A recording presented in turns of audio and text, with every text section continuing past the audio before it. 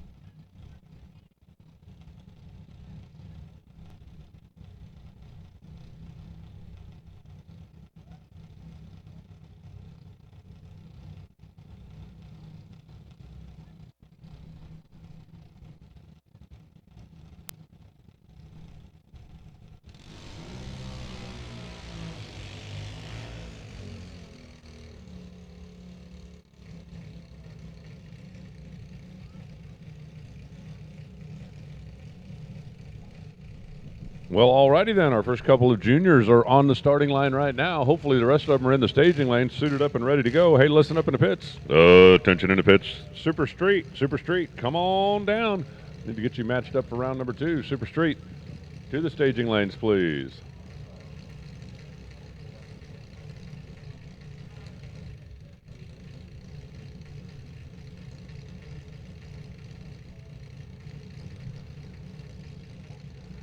We're starting with the youngsters with Victoria Briner in the left side and Waylon Bennett in the right.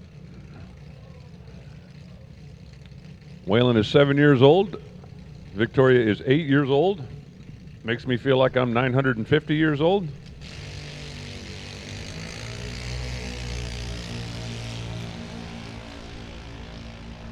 Victoria hits the tree on the red side. Good time to get that out of your system, since the next time we see them.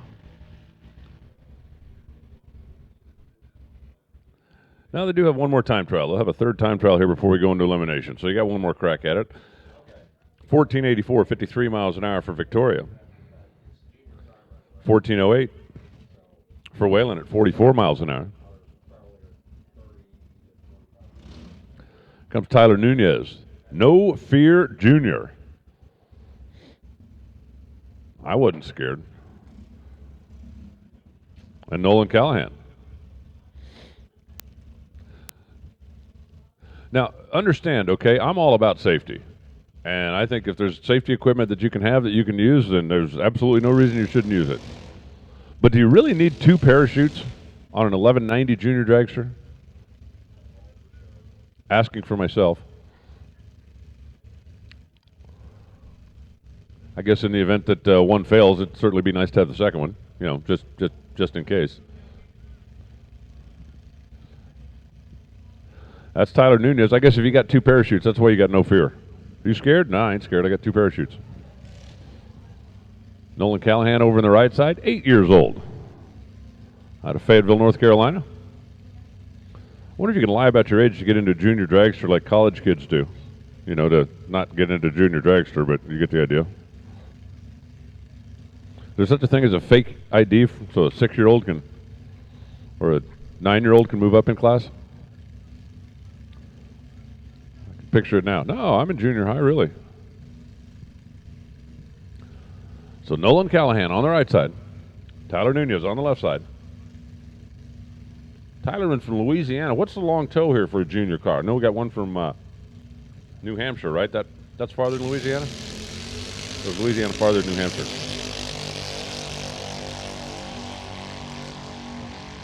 I got to be honest with you. I couldn't tell you if Alaska's farther than Georgia. I don't know nothing about geometry. 12:21, 51 miles an hour for Tyler. 12:19, 51 miles an hour for Nolan. As we're rolling our way through our second time trial session, they finished us off last night, and everybody lost an hour of sleep last night. Now we're up and raring to go.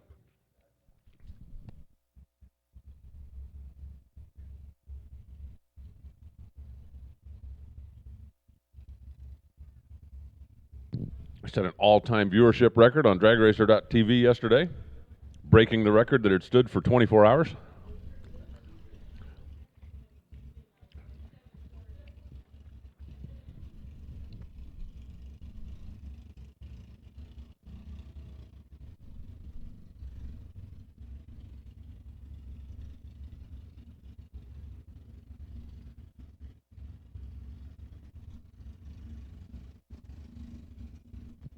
Looks like Aaron Kennedy going to be on a solo run, making his way over onto the left side of the race course.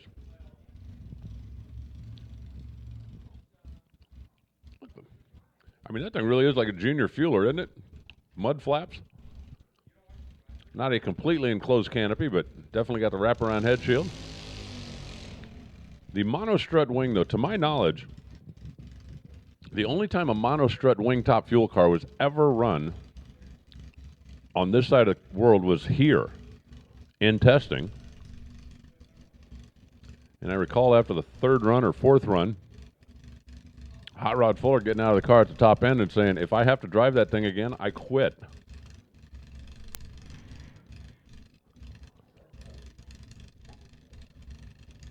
Car ended up getting sold down in Australia, where they said they were going to do some further experimenting, but I don't know that it's ever actually hit the track again. Yeah, Rod said that the wing was trying to drive the car. He said if it would kick a little bit sideways, that the whale tail would make it impossible to get back under control.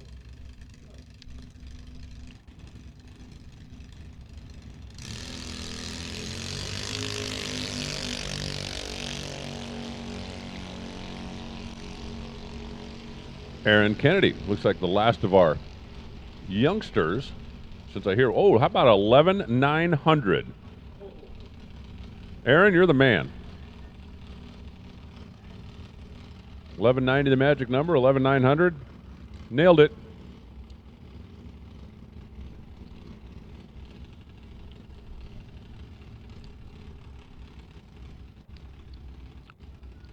He should get out of the car at the top end, stand up on top of the cage, beat on his chest, and yell, I'm the man.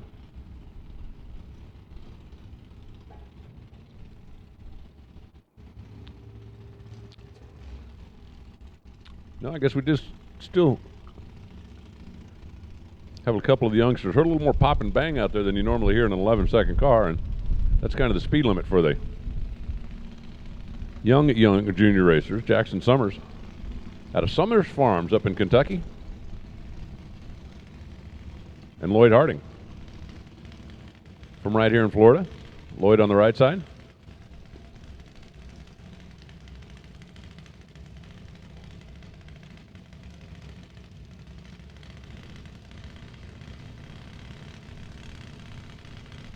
What a great program. I've got a couple of friends that have kids that went through the junior thing, and I can tell you that there's an awful lot of motivation when there's a junior dragster sitting in the garage that's not going to move until the grades get a little better. A lot of motivation.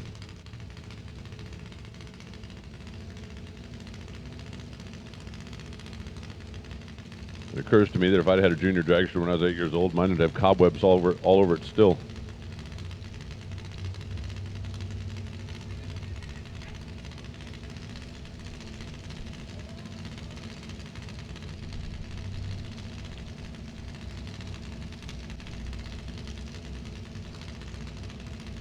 So Lloyd Harding and Jackson Summers.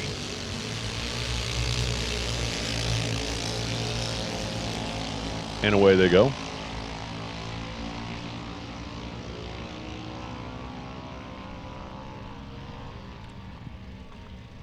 Lloyd Harding goes 1188 at 52 miles an hour, so a tick quick, but you can deal with that. That 509 light, though, man, we're gonna need to snug that up a little bit. Jackson Summers goes 1208 at 53 miles an hour.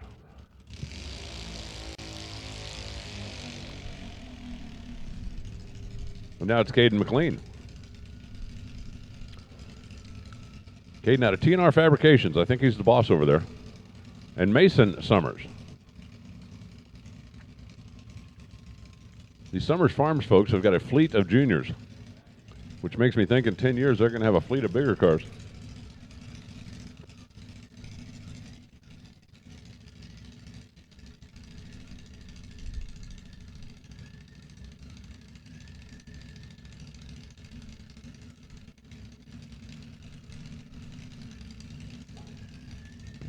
Not sure if all these Summers kids are any relation to stock and super stock guy Gary Summers, but it's very possible.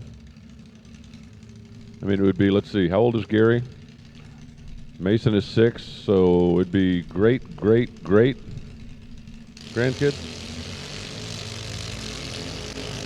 What? One too many grades? One not enough grades?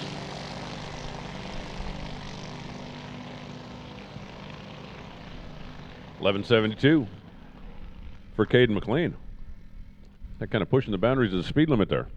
$13.92 for Mason at 35 miles an hour. Hey, Super Street. Attention in the pits. Super Street, I need you headed this way, please, so we can get you paired up and ready to rock in round number 2. Super Street to the lanes.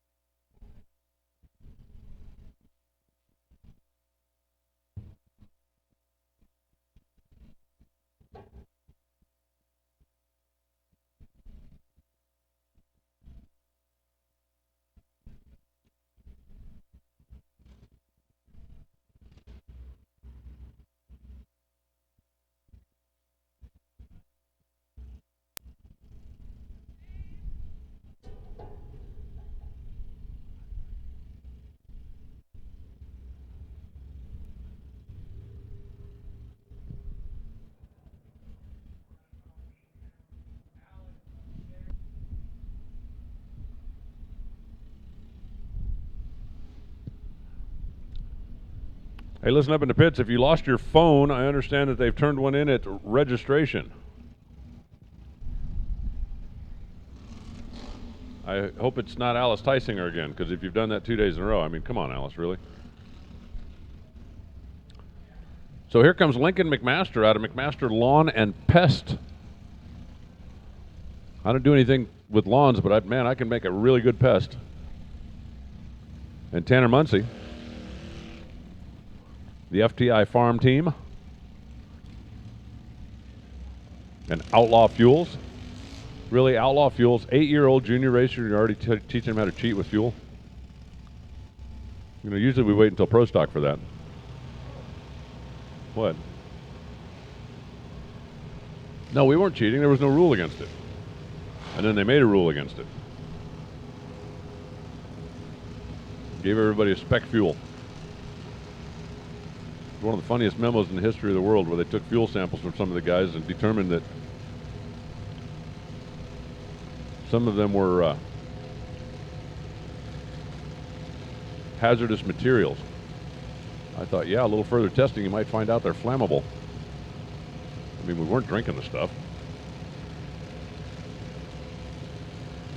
But I digress. Tanner on the left side, Lincoln in the right. Both of them roll in on the deep side. Let's see what we get for reaction time. Oh, and they both end up red. Lincoln's way red. Tanner's not quite as red. The only time it's good to be not quite as red is when the other guy's way red. Or at least a little more than you. 12-13, 51 miles an hour for Tanner. 14-11 at 45 miles an hour for Lincoln. That'll bring up blade and core. Sponsored by Beeline Racing Engines. Now we're getting into the kids that are a little bit older. And Brody Callahan for Black Ops. Really? 10 years old, he's into Black Ops? Oh, Black Ops paintball. That's probably a different thing. Okay. You know, paintball's something I've never done and always wanted to do.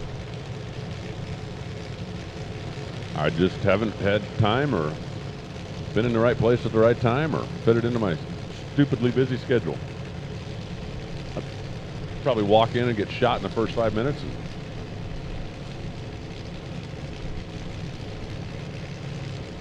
You guys ever see The Big Bang Theory where they played paintball? I was laughing so hard I was crying. Black Ops paintball in Fayetteville, North Carolina. Maybe I'll look it up because I'm going to be staying after Charlotte for the week. That might be the time. See, Brody, your sponsor is reaping dividends. He's sponsoring you. You can tell him that.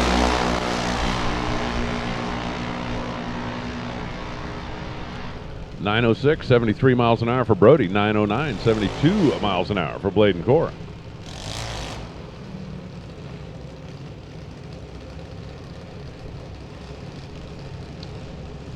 Now it's Briley Sexton.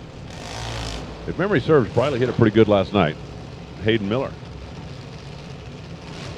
part of the FTI group.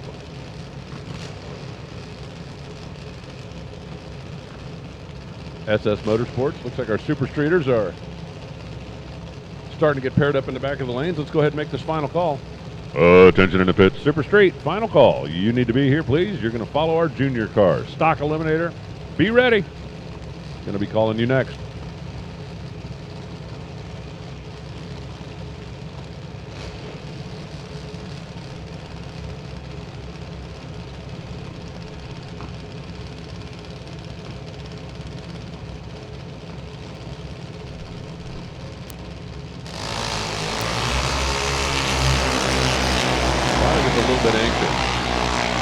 This morning, turns on that red bulb.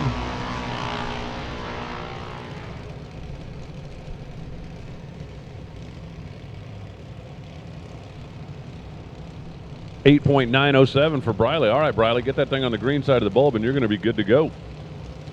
Dead on 7. Hayden Miller goes 918. I'm sorry, but I just can't help it. The two in the water box, the one in the right lane's bad to the bone and the one in the left lane is Ms. Skull Crusher. She'll go all the way to his bone and then break it.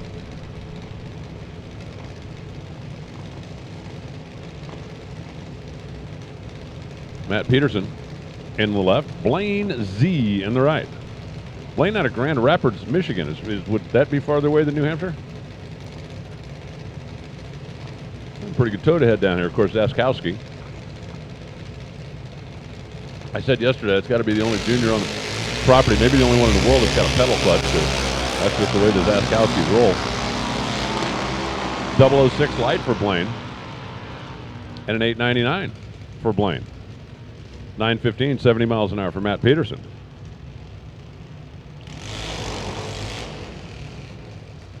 And now it's Elena Carden. That's Ms. Skull Crusher to you. And Lucas Clark, the Bad Daddy Racing Team, who's bad to the bone. I'm only bad skin deep. I'm not bad all the way to the bone. Once you get under my skin, I'm not nearly as bad.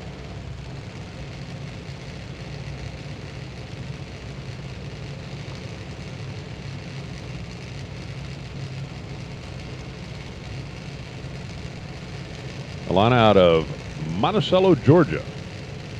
Making a short trek down.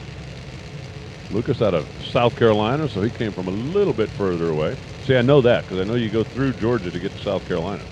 I'm learning.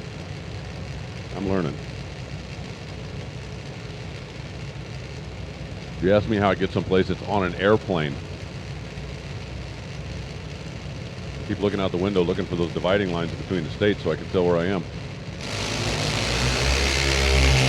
A lot of stuff in the map that looks like an aerial photo, so the lines have got to be there somewhere, don't they? 895 for the Skull Crusher at 73 miles an hour. Lucas goes 931 at 66 MPHs. Now it's Cooper Hancock, the FTI farm team out of Commerce, Georgia. He's got a racetrack right in his own backyard. And Alexander Kelly from New Brunswick. We may have a winner. Because New Brunswick is a hike from here. Maybe a 2-day hike.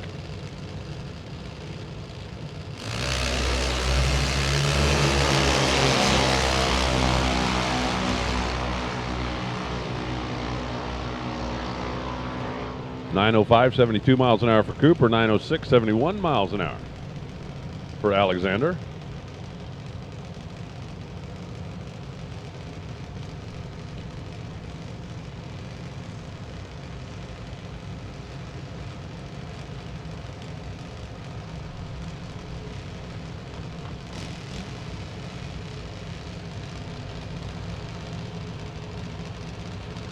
Johnson Anderson now on the left side for High Five Energy, and on the right side, Steven Skelton. Skelton grading. Just a quick reminder for those of you that are watching on dragracer.tv, if you're watching in church on your phone, please make sure your earpiece is in.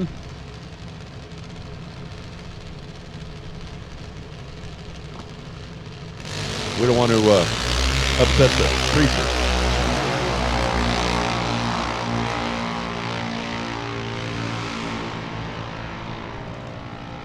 9 flat for Team Skelton. 906 for Team Anderson. And now it's Haley Peterson and Andrew Grayson.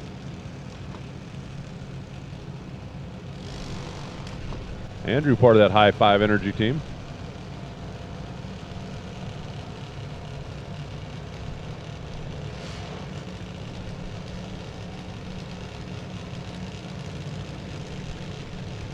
We work our way on through the second time trial session for our miniatures. Holy smokes, I didn't know they made 16-ounce Diet Coke in a can. Wow. I knew they did that with other beverages. Didn't know that Coke was doing that.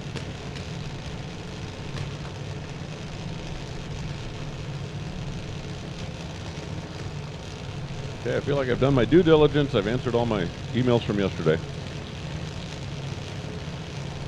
How many people are watching in church? Do you have a chat box open? If you're watching in church, send me an email, announcer@nhra.com. Give me the name of the church and tell me what the subject of the sermon is today. 917, 70 miles an hour for Haley. 925 for Andrew at 67 miles an hour.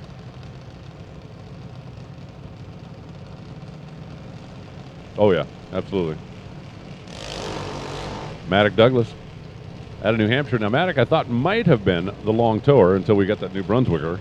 The guy from Canada. Alyssa Raybon on the right side. Rock Batteries. Baker Toe. South Carolina.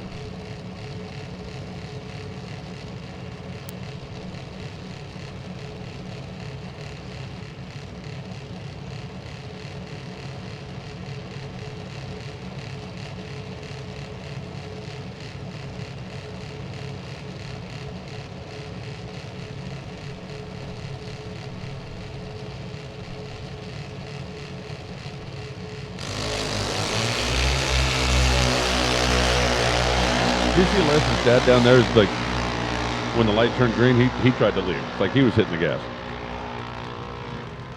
895, 73 miles an hour for Alyssa. 913 at 70 miles an hour for Maddock. And here's Dylan McNichol. I'm telling you, that FTI farm team, they've got it going on.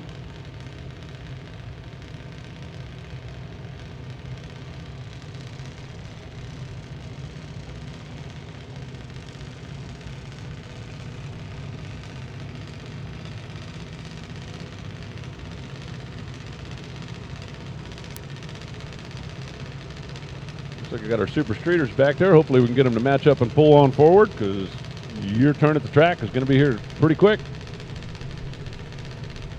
Dylan McNichol lights the red light.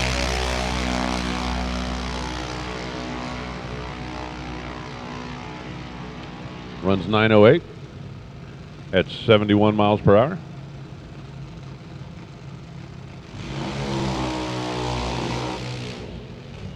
And now we step up in A-Gen Performance with Jace Clark, the Bad Daddy Racing Team. I mean, Jace really is out there helping you out, pushing the car back, and you call him a bad daddy? He looks like a pretty good daddy to me. Wesley Clark, also part of the Bad Daddy Racing Team, so the Clark family feud. How about Uncle Roy Hill down there watching the juniors? I don't know if any of his cars are here or not, but I know that he's got a couple of junior cars that leases out up in the Charlotte area.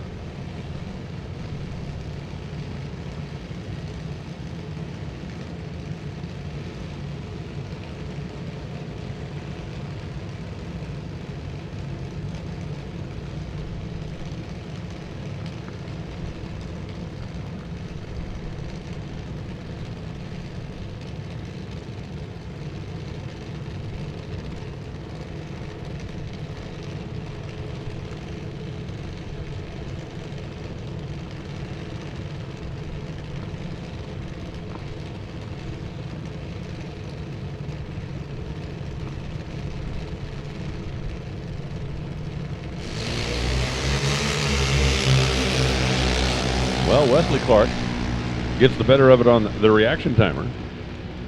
And a 793, 81 miles an hour, that's not too shabby a run on this class where you're not allowed to run quicker than 790. Jace was a little tardy in 814 at 79 MPHs. Brings up Jordan Triana and Haley Shook. What's that on the side of Haley's car? Toxic something?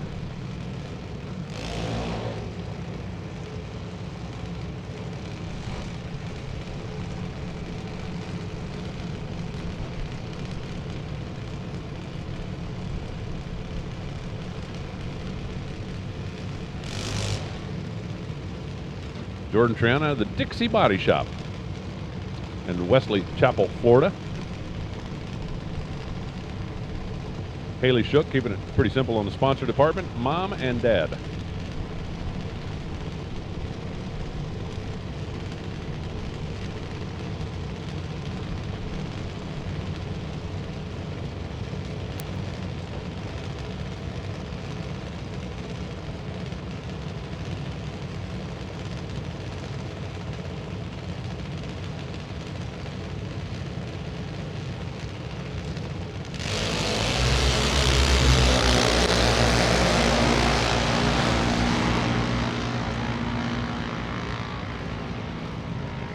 .803 for Haley, 80 miles an hour, 833 for Jordan at 77 miles per hour. Dominic Corsetti and Benjamin Kelly, the next two.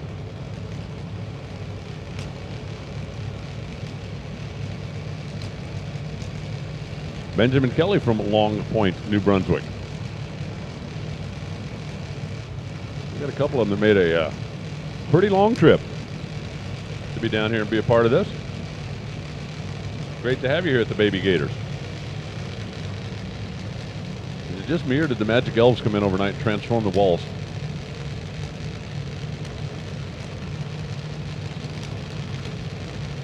I love Magic Elves. They show up in my hotel room every day, and I'm trying to figure out how to get them to show up at my house. 788, 82 miles an hour for Dominic, just a tick quicker than the class is allowed. Benjamin Kelly goes 779, which is even quicker ticks more than what it's supposed to be.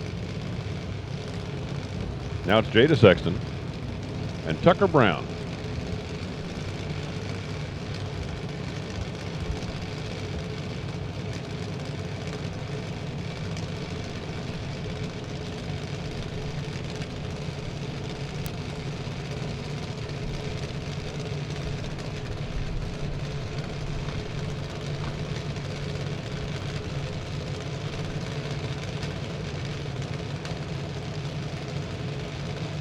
and they're set, they're ready, and they're off.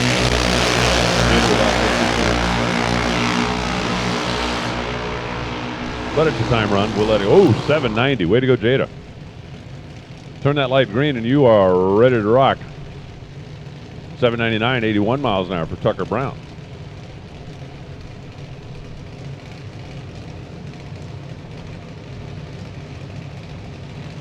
And here comes Sarah Allen. Out of Allen's Speed Shop in Jacksonville, and Peyton Shook.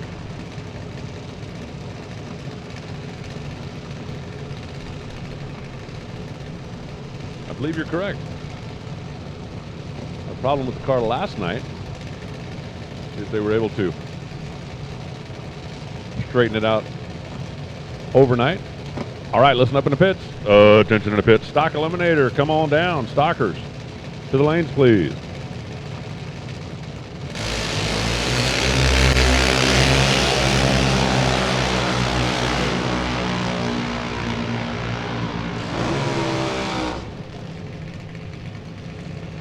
$795 for Sarah Allen, 82 miles an hour. Peyton Shook goes 819 at 80 miles an hour.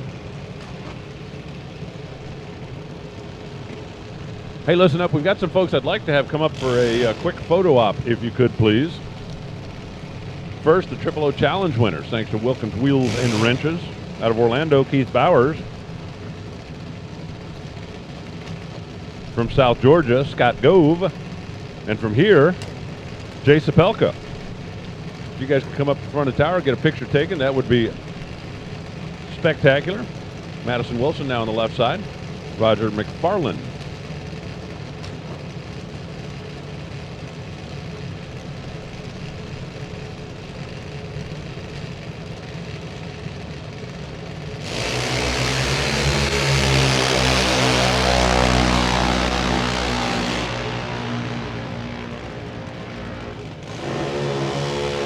Actually, you know what? That is actually Jackson Earwood. Ah, yeah. Picked up an old number from the computer. No, that's Jackson Earwood. Out of Georgia over there in the right lane. 792 for Jackson. Madison, dead on 8 with an 058 green light. Also, our Hughes Performance #1 qualifiers, that would be Tommy Turner, Gary Summers, Brad Plord, Brian LaFlamme, and Holden Larice. If you guys could come up here for a quick photo op, that'd be great, please. Don't need your cars, just need you, Tommy Turner, Gary Summers, Brad Plord, Brian LaFlamme, and Holden Larice. Cody Owens left. Braden Davis right.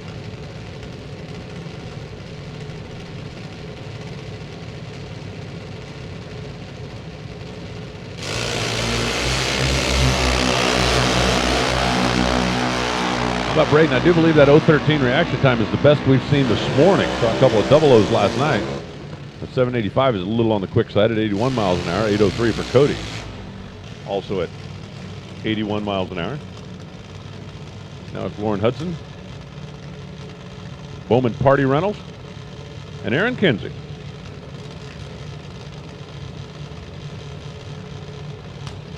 Aaron, part of the KKR, Kinsey Kids Racing Team.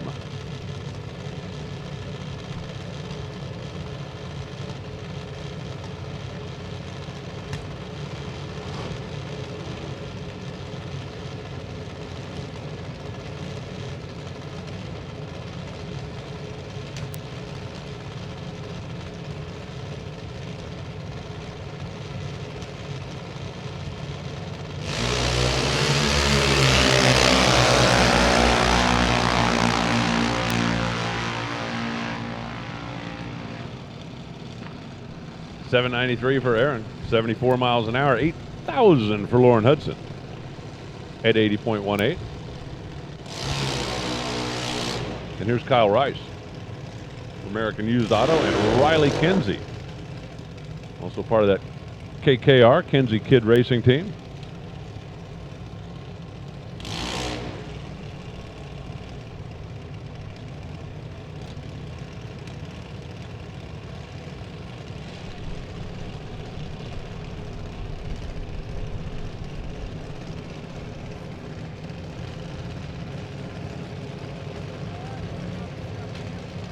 Stock Eliminator, stockers, come on down. We need you to the staging lanes, please. Attention in the pits. Stock Eliminator to the lanes, please.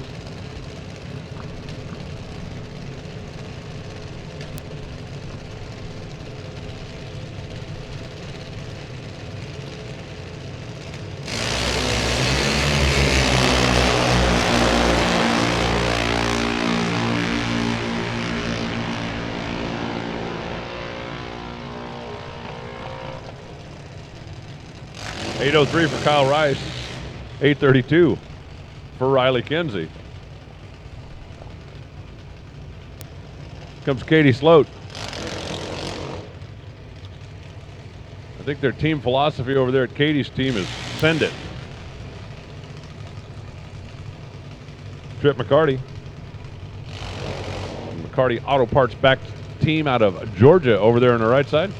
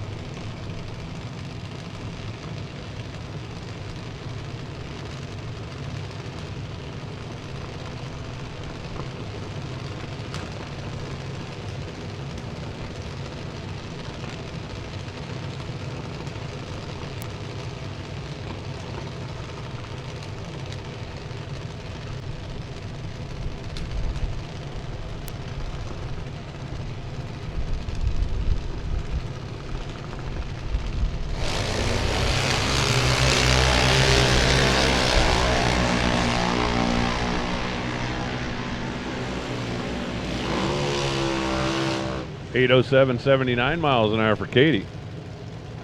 Trip goes 833 at 80 miles an hour. Looks like we've got a half a dozen of them left. And we got our Super Street drivers getting strapped in. Stock Eliminator needs you, please. Stock Eliminator, come on down. Tyler Vanaco. The DK Corporation car on the left side, and Aaron Reynolds. Space Coast Speed and Custom. Mentioned it yesterday, I'm telling you. You got NASA helping with your junior car, you got it all going on. The other kid thought he was an outlaw with fuel, huh? Yeah. Put a rocket on the back of one of these things. You know, just a little booster rocket, you know, not a huge one, that would be silly.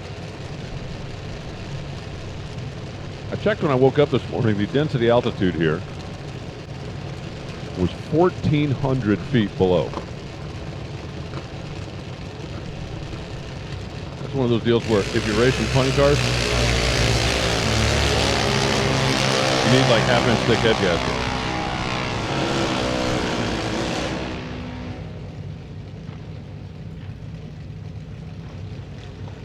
.811 at 80 miles an hour for Tyler. Aaron was having a problem down there on the starting line. I don't think they got the car staged in time.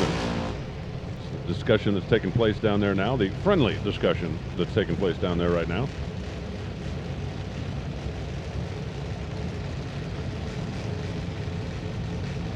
.623 below sea level right now.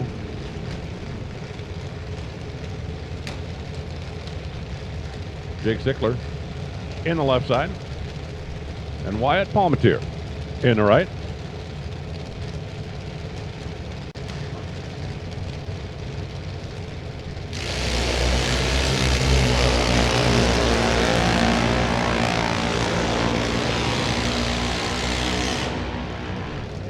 .793 and .793. Jake got .793.2 with a red light. Wyatt got .793.9 with a green light. Now it's Maverick Palmatier and Bailey Mize, and I do believe this is going to be our final pair. Well, since this is our final pair and our Super Streeters are loaded in and ready to go, we're going to make this final call. Attention in the pits, final call. Stock Eliminator, need you to the staging lanes, please. Stock, last call. You should be here.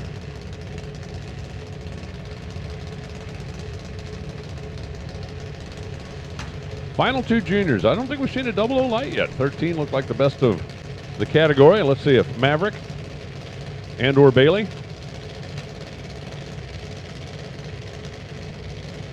can throw up 2 zeros. No, Maverick couldn't swing at it. Came up on the red side just by a bit.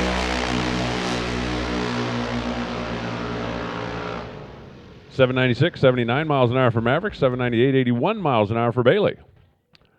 And we will see them again a little bit later on for a time run. Then they'll go into eliminations. Hey, one more time, while it's quiet, if it's possible, Tommy Turner, Gary Summers, Brad Plord, Brian LaFlamme, Holden LaRace. If you guys could zip up here in front of the tower for a low qualifier award presentation and quick photo op, that would be great. We also have our 00 Challenge winners. Keith Bowers won from Orlando, Scott Gove from South Georgia, and Jay Sapelka from here this weekend.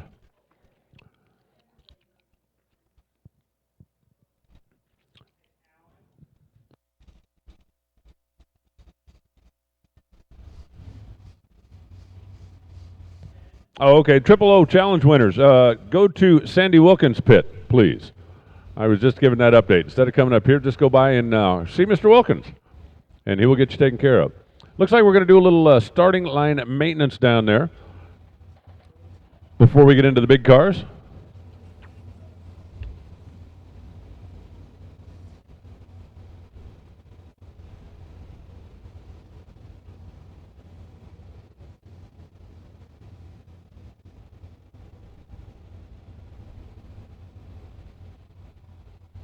So we're just going to do a little starting line maintenance down here, which will also give the track a chance to get a couple of more degrees in it while our stock eliminator cars get matched up and pulled forward. Super Street is at the ready line.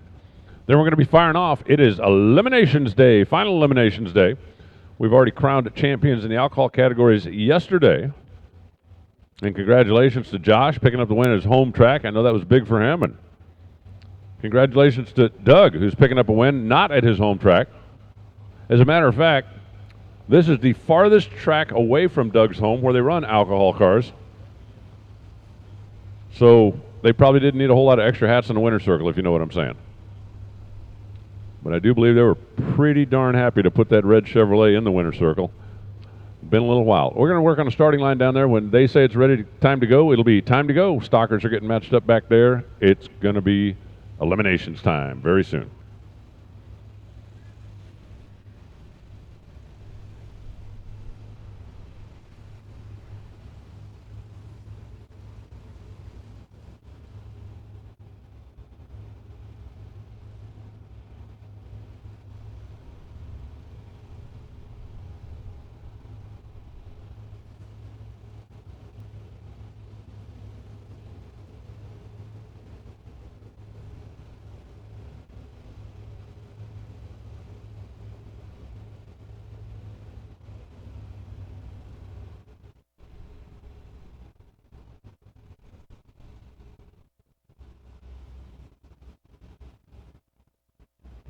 Closed circuit for Terry Snyder.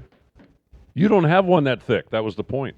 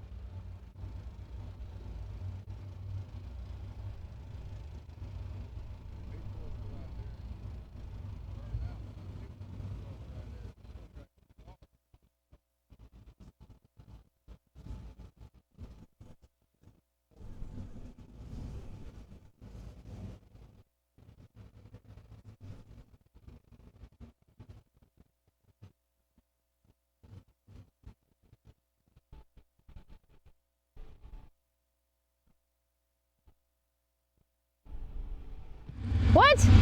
150 Let lot? everybody know who's out there. In the I thought pits you said and, you could those of drive. that are watching online.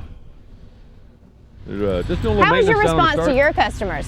For a free evaluation, call us 412-651-2356.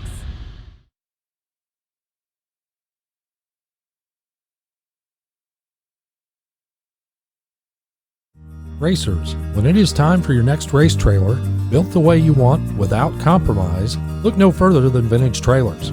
Troy Stone and the entire Vintage team has been in the custom race car trailer business for over 27 years, and for over 22 years racing alongside you using the products they build and sell. Vintage Trailers can put you in exactly the right equipment, whether it's with living quarters, bath facilities, traditional rig, or a stacker, with over 24 designs in-house or built to your specifications. No matter what the need for you, your team, or your entire race operation, Vintage Trailers has what you need. Just look for the slime green rig at the next race to see the quality, vintage manufactured custom stacker, or check them out on the web at vintagetrailers.com. Vintage Trailers, quality by design.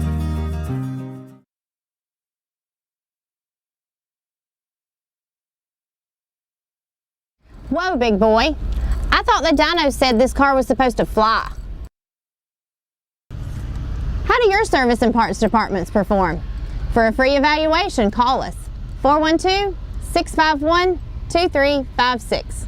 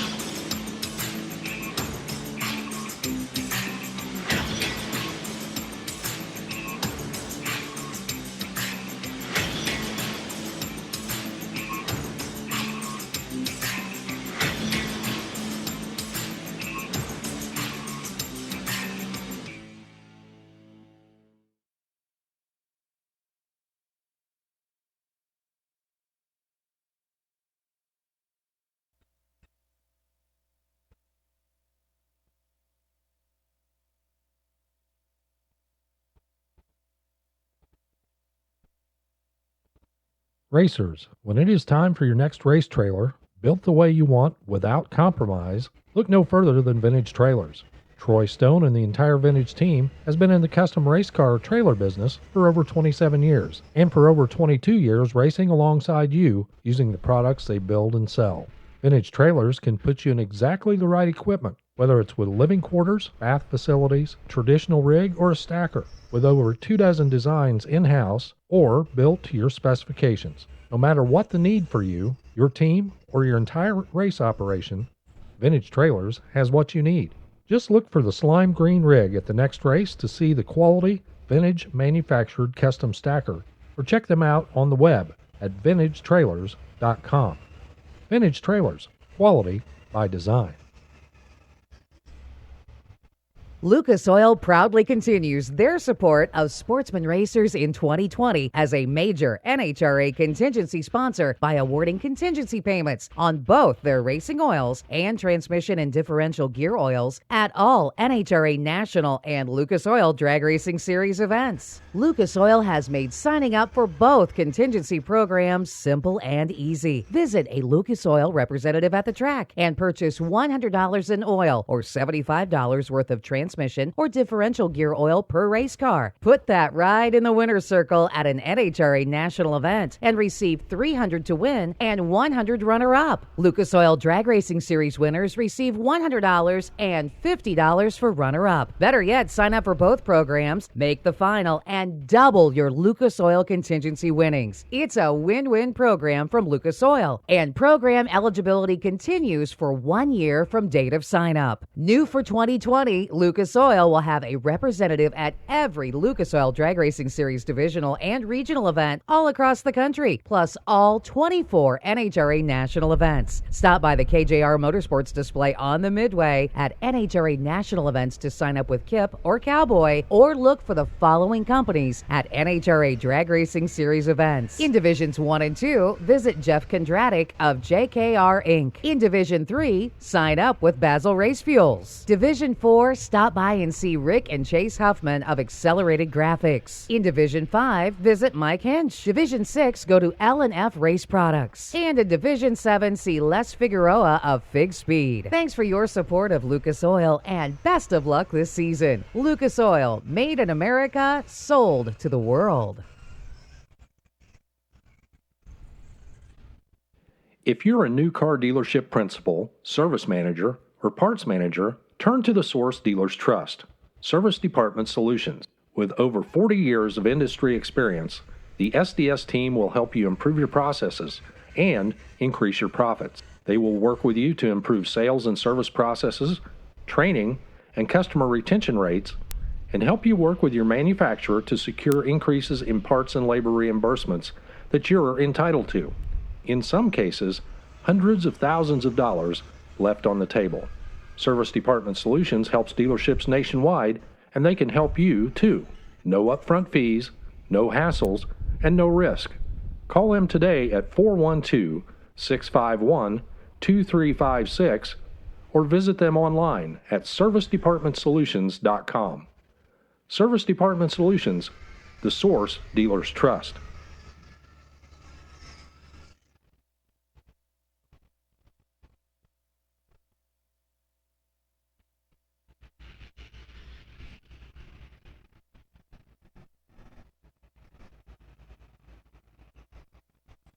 Mosier Engineering has been racing across 4 decades with 3 generations, and we are proud to be an official NHRA sponsor here today. Everything we make, from our rear ends, axles, suspension, and even our brakes, are made with one goal in mind: so you can finish first. We offer standard 2-day turnaround on custom axles, housings, and center sections. Visit us on the web at mosierengineering.com or call and talk to our knowledgeable and friendly technicians. Remember, whether you are a weekend enthusiast or a serious racer, Mosier Engineering has the highest quality made in the USA products for all of your extreme street and racing applications. Finish first with Mosier Engineering.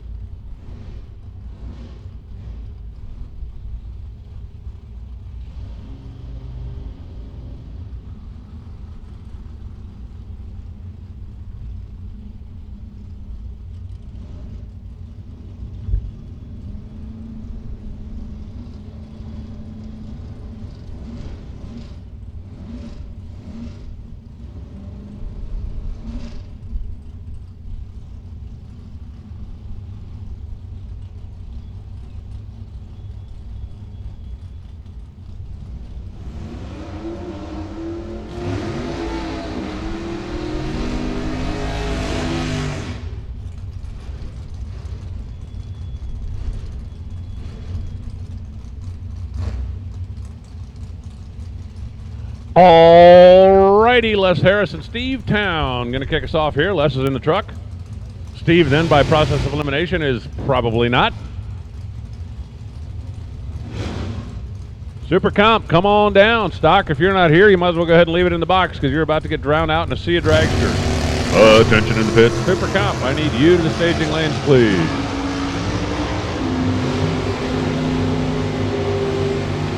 We're clean, we're green, we're hustling down the old freshly prepped 1320, and how about 1096? Beats 1096. Les Harris actually left second by 3 thou. And then he ran 10.962 to Steve Town's 10.968. Margin of victory 003 in the winner. Les Harris. Rudy Matthews and Lamar Stevenson. There's a couple of guys that have been doing this a while. There's a couple of guys that are pretty good at it. A couple of guys that have multiple wins. A couple of guys that are waiting to stage. A couple of guys that are waiting to see how much more I can say about them. A couple of guys that are beginning to annoy me. There we go. Lamar Stevenson in the right side, in debt indeed. Rudy Matthews down from Ohio. Wow, Rudy, tick, tick, tick. He finally gets in. And they both leave on the green. Now we'll see who did the better job with the box. A couple of big block Chevy 69 Camaros down to the stripe. Winner picker says give it to Lamar. He goes 1092 at 121 miles an hour. Rudy goes 1095 at 141 miles an hour. Reaction was 100 to Lamar, and he wins it. Now it's Charlie Owens in the Ventura and Mark Smith, the attorney, in the Mustang.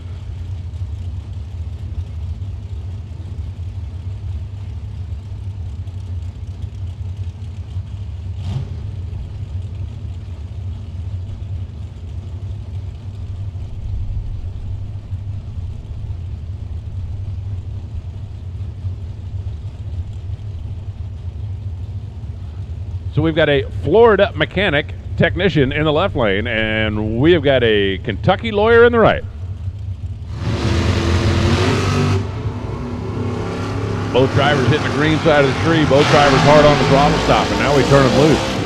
Wide open down to the stripe. Ventura is still out in front, still out in front, still out in front, but no, 1091, 153 miles an hour for Mark Smith. Blows right on by him. Charlie Owens goes 1093. At 132, 20-mile-an-hour difference in finish line speed, and Mark Smith sneaks the nose of the pony by. Trent Thomas now. He's in the Nova left side. Landon Neely, he's in the wagon right side. 434-inch stroker small block for the student out of Neely's Electrical. I guess you can race your way through college. I've seen a couple of people do it. Well, Brina Splinger comes to mind. She's like got a PhD in doctoral engineer science. I don't know. She's just way too smart. Paid for it all with her racing. That's the story I heard anyway. Red light for the wagon. That's not going to help. 1086, 148 miles an hour for Trent Thomas. He had the automatic win. 1089, 132 miles an hour for Landon. It looked like Trent decided he already had the win. He was just going to do a little practice and down at the finish line. Driving the stripe 1,000. Didn't really matter in the race, but hey, you got to practice when you can, right? Bruce Burnson now. Mustang left side, the 1970 model. Scott Fifield on the right side. Big Ventura. A couple of Pontiac Venturas battling it out in the field here today. Down to the stripe they go. Is it the Ford? Is it the Pontiac? Give the nod to the Ford. Wins it on a hole shot. 1091, 138 miles an hour. Gets there in front of a 10.908. Also at 130 miles an hour, but Scott was behind on the reaction timer, and Bruce made him pay for it on the elapsed timer. That'll bring up Victor Adams on the left side. Cue ball Laddie on the right side. It's 2 for one. A Wogo. Win one, get one. The winner of this has a bye run next round and will advance directly. Without pass and go, without collecting $200, all he has to do is come up and stage next time. 1/4 of a mile for 2 win lights. What a bargain. Ooh, front row. If you were watching the cars on the starting line, I'm assuming you saw what I saw, right? It was relatively obvious, and it shows up down on the scoreboard too. Victor Adams gets the win as 10.95, gets there in front of a 1088. Cue ball was a little bit late when it was time to let go of the button and couldn't get it at the finish line. Now it's Alexis Whitaker. Now Alexis kind of muffs the burnout a little bit. She's done a couple of dry hops over there in the Nova, and it appears for all the world to be pointed to the right from where I'm sitting. Ryan Barnes in the old Zachiva over on the right side. His routine looked, well, routine. One more time, Super Comp. Attention in the pits. Super Comp, I need you to the staging lanes, please. Super Comp, come on down. They ease them in.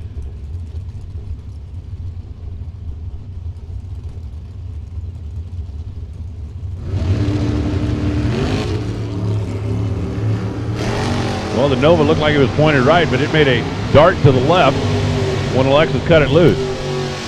Even though the burnout didn't exactly look like it was perfect, the run didn't look bad, but she gave up the stripe, and man, that's going to be painful. Ryan Barnes wins at 1094 at 134 miles an hour. Alexis goes 1098 at $132. She was 005 on reaction time and gave the stripe up 3 thou.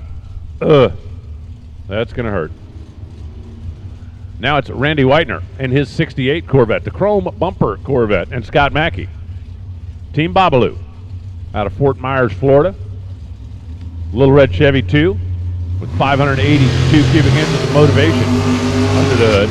Look how far out front the Corvette is. Now watch the big block get unleashed. The difference in speed on these two might be like 40 miles an hour. Check it out, finish line, red Chevrolet, 10.908. for the win, 126 miles an hour for Randy Whitaker. Scott Mackey goes 1091 at 152 and had no chance. 011 bulb for Randy, dead on 8 for Randy.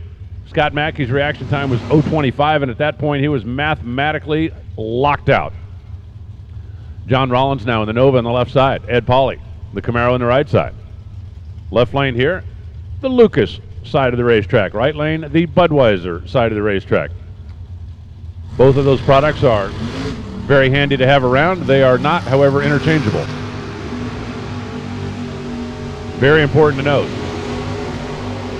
John Rollins just dropped the cherry by 2 thousandths of a second. Ed Pauley with the automatic win, 1085 at 140 miles an hour. Rollins goes 1417, 61 miles an hour, and I'm sure he was muttering words under his breath like darn and rats and, words with about that same number of letters. Now it's Marty Heineit and Alan Cremo. I love the Gremlin. I might have mentioned that before. The Sierra brothers for that 88 Fox Body Ford with a 302 and the 401 powered Gremlin. Aerodynamics? Nah. Who needs aerodynamics? Timeless design? Nah. Who needs timeless design? Love the guys that do it a little bit different. Let's see what happens. Closing in, down on the stripe. Winner says 1096 to a 1097. Marty Heineit wins it. They were 2 thou apart in reaction time. Call that a coin flip. And then Allen was back of the dial by about 7 hundo, and Marty just backed into him. Hung a 6 thou wheel on him and takes the win. Now it's Mike Griggs in the Camaro out of Ocala, and Vic Singer in the Monza out of Summerfield. The Monza with 383 on stroker small block. Mike Gibbons with the triple nickel big block. Super Comp, final call. Attention in the pits. Final call, Super Comp. Need you up here matched up and ready to go, please. Final call, Super Comp.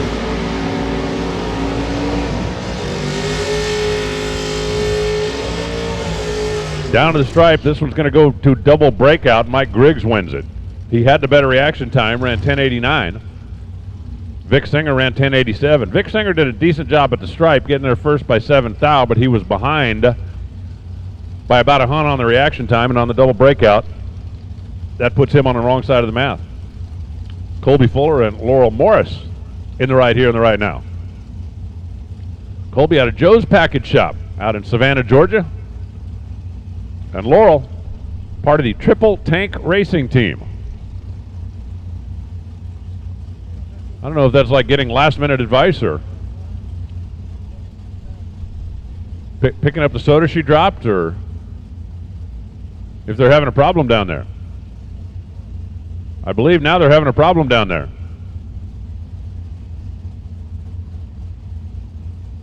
Yes. You saw the brake signal from Team Tankersley. Colby Fuller get the signal that you got a solo.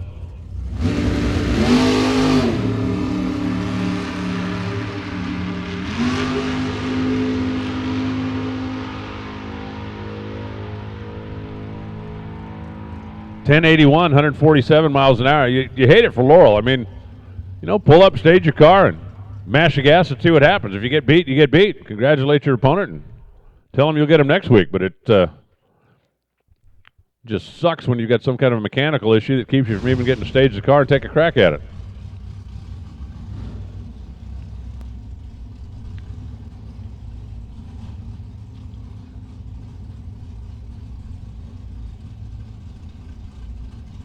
Laurel gets pushed back, and I don't know if they'll be able to fire that thing up and drive it back to the pits, or if they're going to need a little assistance, but we'll figure that out here.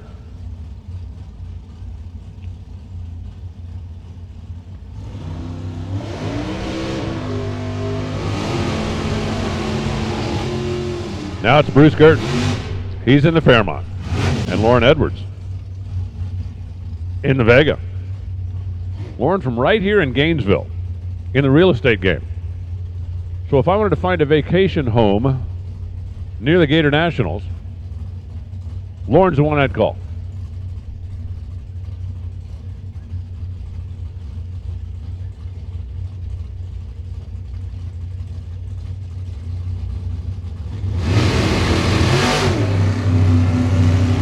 Lauren is hoping not to go back to the office today. Would like to be here and continue racing late into the evening.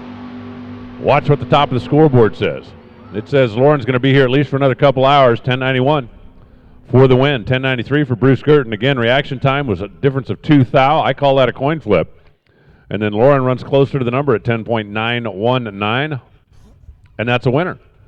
And that's going to take care of Super Street, as we've got Stock Eliminator getting ready to roll around the corner, and a guy who almost never has to chase is about to start chasing.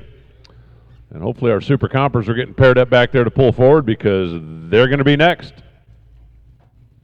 But Stock Eliminator getting ready to roll out here for second round, touching up the starting line down there real quick with a little rosin, and then we'll get into the Stockers. This ought to be fun. Picking a number to put on the window cannot be an easy thing this morning because the weather is ridiculous. Of course, having said that, I guess it's been like that all weekend, so they should be used to it by now.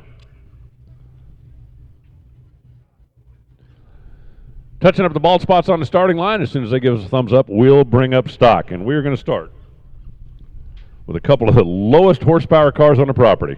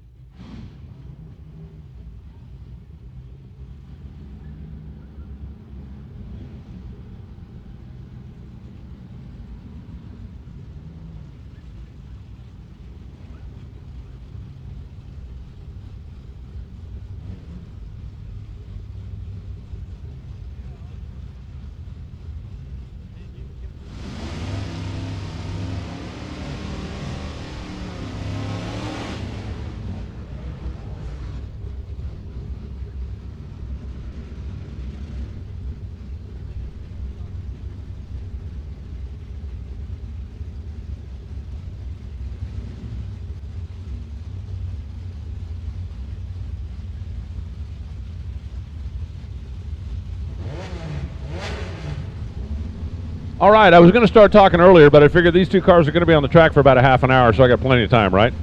Gary Summers on the left side, Ellis Booth on the right. When's the last time Gary Summers was chasing somebody? It might have been the last time that Gary Summers raced Ellis Booth. the W-stick 4-cylinder Pinto, and the lowest horsepower Mustang maybe ever with a 5-liter.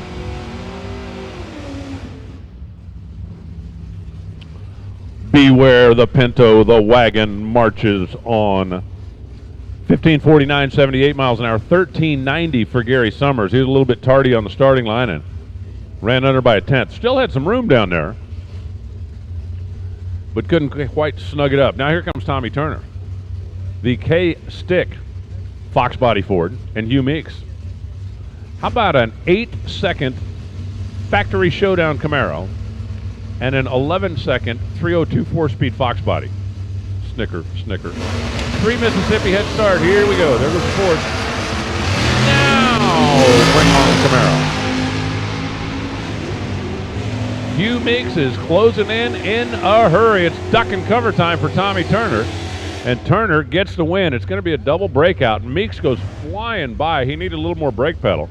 867 on the 70 is under by 3. 65 on a 67 for Turner's under by 2, and that was the margin of victory. Hugh got down there, went flying by, and Tommy just dropped the nose and fed him the stripe. Here, have some stripe. Have a whole bunch of stripe. Take all the stripe you want. And he ended up coming out on the right side of a double breakout. Now it's Lee Tuttle in the R automatic 78 Camaro against the B automatic. This isn't quite, actually it is pretty darn close to the same handicap we had last time, about 3 Mississippis. There goes Tuttle. Not yet Rich. Now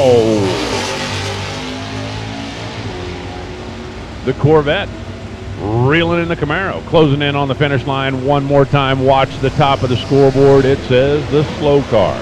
I'm telling you, team head start is kicking tail today. 13:47, 95 miles an hour for the win. Rich goes 10:24 to 118, and Rich looked like he got down there and backed up too much. Rich tried to do the stripe feeding at that time, but he fed to a guy who was on the plus side. Beware of team head start. They're getting it done here this morning. This time it's going to be Gary Glazner getting a head start. And Gary Russell on the chase. A 351 Ford Mustang against a 396 4-speed Camaro. Not nearly as big a handicap as we've had the last couple of times, but still a pretty good. Whoa, man, I got to get me one of them. Gary Russell got second gear while the car was in the air. Then it came down and had sparks flying everywhere, and he did not take his foot off the gas until the wind light came on. Gary Russell goes 10:01 at 127, and I guess Team Chaser puts one in the books. Gary Glazner, that is, goes 10:89 at 119, and Russell's going to come back and try another one of those wheel stands or moon launches or whatever it was. That was awesome. Here comes Autumn Green. Small block, 4-speed, 76 Nova, Jeff Harrington. 302 Cobra Jet, the reigning division champ in the Cobra Jet on the right side. Factory stock E, naturally aspirated 5-liter. In the left side, Autumn Green, 19 years old, rowing the 4-speed.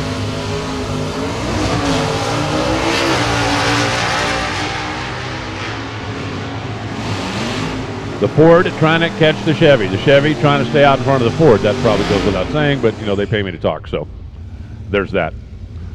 10-12 for the win for Harrington. He was better on the reaction time, runs 1 over the dial. You think he was off the throttle? 10-12 at 113 miles an hour. Autumn Green's run comes to an end here in round number 2, and the reigning division champ continues his defense. Now it's Roy Hill in the Cobra Jet and Jeff Strickland in the Copo, a 427 naturally aspirated 20 model Copo Camaro. That thing's still got the plastic on the seats. And Roy Hill in the Cobra Jet with a blown 302. They are both away on the green. Strick is looking over. Roy is closing in. And Strick is taking care of business. He goes 9-12 at 135. Roy breaks out by a tenth of a second. As incredible as the air is, Roy qualified 863 and dialed an 872. And then ran 862, and that was too much. So Strick takes care of Uncle Roy, and that'll bring up Reggie Winkles. Oh, which one of these cars do you like better? An 84 305 4-speed Camaro. When's the last time you saw one of those third-gen cars with a clutch in it? And Barry Parker, the SS396 1970 Camaro. That's kind of the last generation of the hot rod, wasn't it?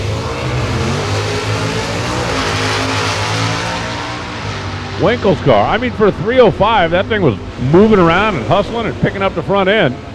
Barry Parker, however, closes him out at the finish line by running 10:05 at 119. Reggie was a little bit late getting his foot off the clutch, and all of a sudden, Team Head Start is not having the good fortune that they had when we started the round. Here's a couple of classic Chevrolets. Dick Kincaid in the 67 327 Chevy 2, and Jim Roberts, 69 small block 4-speed convertible Chevrolet.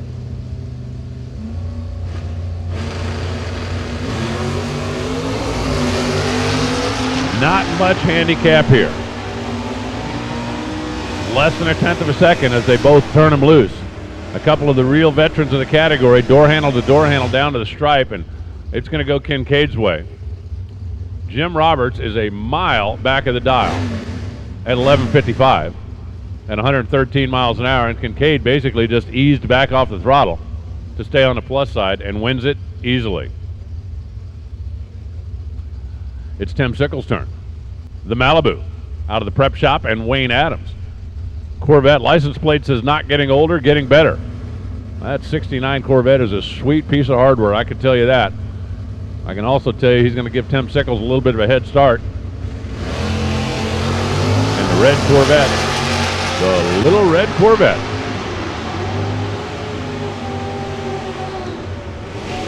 At the finish line, Corvette, no, got there first and got too much. Tim Sickles, 12:08 on the 12:04, and that's going to be a winner. Wayne Adams got there first by 4 hundo, and he broke out by 2. Little too big a bite at the stripe. Wayne Adams couldn't back up enough. Tim Sickles gets the win, and George Warren brings up his F-Automatic. Fairlane, 390. Vintage, 1967. And Jim Marshall in the wheel-standing Nova. Jim, who was on his 50th wedding anniversary tour.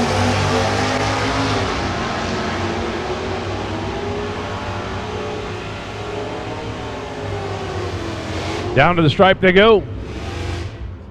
And Jim Marshall making it happen. How about dead on 4 beats dead on 4? You probably don't need a PhD in stock eliminator to know who had the better reaction time there, right? Jim Marshall, 014. George Warren wasn't, and dead on beats dead on. Jim and Pam continue the anniversary tour with at least one more win light. Now it's going to be Mike Bullris in the Corvette in the left side. Jerry Bennett in the right side. That D-Automatic Duster out of Kentucky. They're in, they're set, they're ready, and the Corvette gets, whoa, the Corvette was supposed to get a head start. Front row. For those of you that aren't familiar with stock eliminator, let me put it to you this way. When you are allowed a half a second head start and your opponent moves first and still has a green light, you got a real problem. And Mike Bullers had a real problem. He was 2 above the dial and got there behind a guy who was half a second above the dial. Yeah. I don't know what happened. Sometimes you flinch, sometimes you blink, sometimes you just lose concentration, and most of the time it cost you the race. Now it's Ricky Stevens in the Nova and Gail Pinkston in the Camaro. And it's a red light left side, win light right side. Gail Pinkston will advance via the red bulb in Ricky Stevens' lane. 11:06, 116 miles an hour for the win for Gail, and Ricky is probably talking to himself as he drives down there at a very slow rate of speed.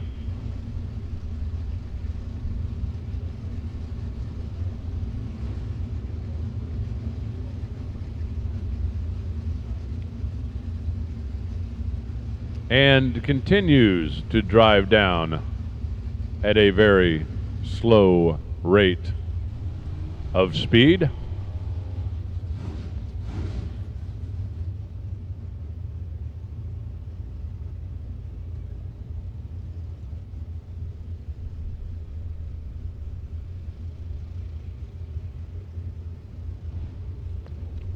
And apparently Ricky has decided, after lighting the red light, he's going to make everybody wait on him while he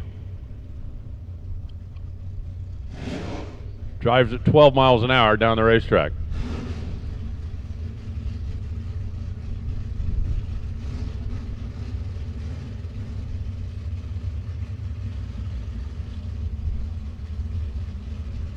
Okay, top end of the racetrack is finally clear, and Corey Alexander ready to go in the 78 Camaro. Adam Stang, 68 Firebird.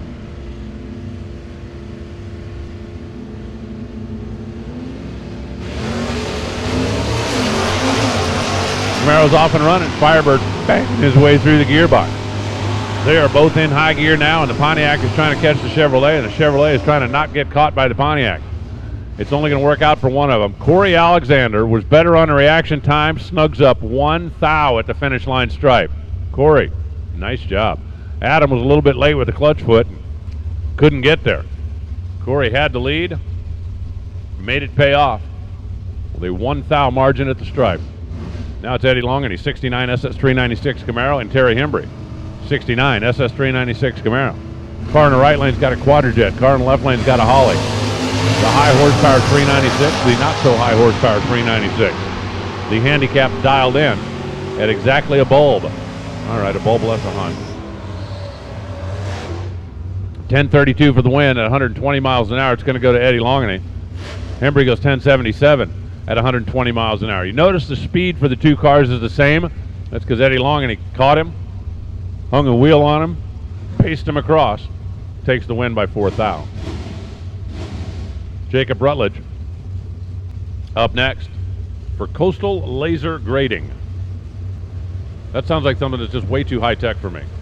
And Sterling Simmons, the 67 Camaro. Now, he's retired. See, I think I could handle that. I probably couldn't.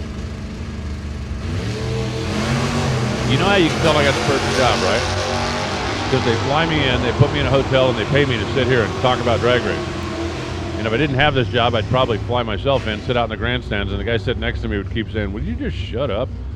11:11, 109 miles an hour for Sterling Simmons, and that's going to be an easy win. Jake Rutledge goes 11:91 at 111 miles an hour. Both drivers missed the tree.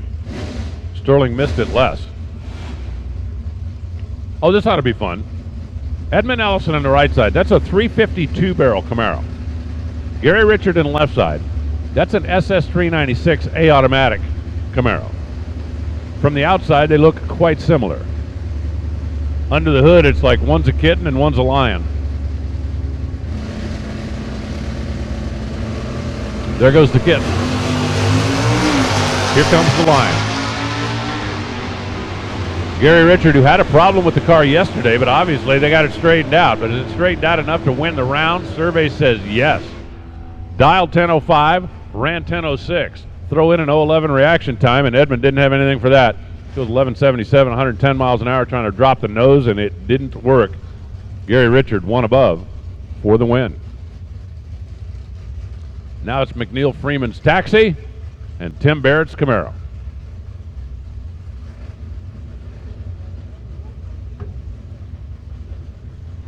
Tim and Linda, been together quite some time. Back window is wishing her a happy birthday. I believe that was yesterday, but it doesn't matter. She still wants a trophy. And Tim Barrett, man, he's got a long way to go to catch that taxi. Long way to go to catch that taxi. Not going to beat the taxi, although he did catch him. Tim got there first. Runs under by a tenth. McNeil Freeman runs under by 5 Hun. 5 is better than 10 in this particular case. And Tim, take your wife out to a nice dinner. May I suggest 706 Leonardo's. You will not be sorry. Kyle Tripp, how about the front-wheel drive Turbo Omni? And Larry DeForest, the 428 pushrod Windsor style new generation Mustang. I talked about before Larry DeForest from Aero Awnings and Billet Specialties. If you're making a billet awning, you're going to have like buckets of chips. Buckets. This is going to be fun though. A little front-wheel drive turbo car against the free-breathing, naturally aspirated 428 Cobra Jet. They're ready.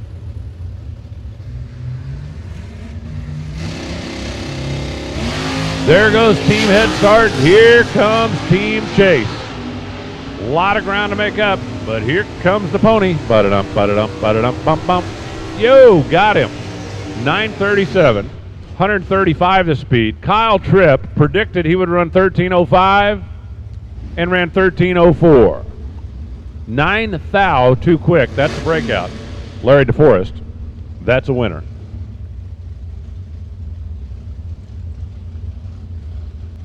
Just about down to the end of our stockers. Looks like our super compers are all locked in, ready to go.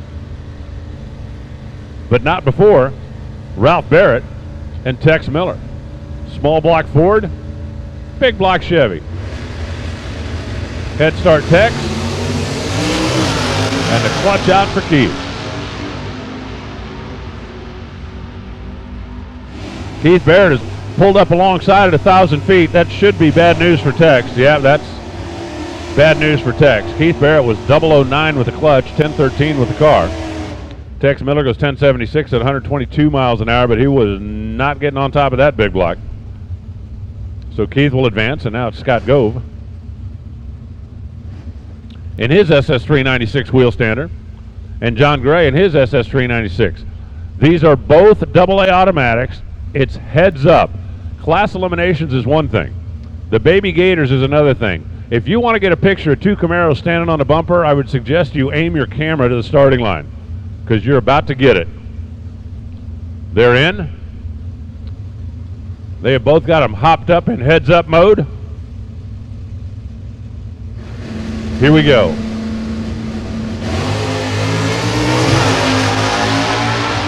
Better wheel stand went to Gove. Better reaction time went to Gove.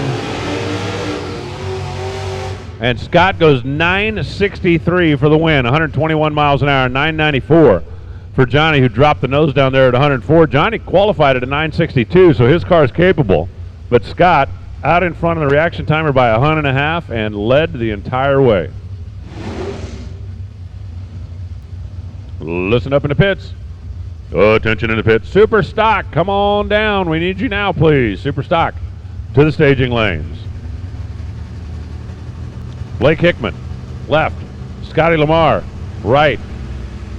83 Camaro, 95 Camaro. What happened to Scott? When it was time to go, he didn't. I mean, when it was time to go, he went, go. Blake Hickman doesn't know what happened to Scott either, but he is not going to let him get away with it. He takes his foot off the gas, slows to an 1160.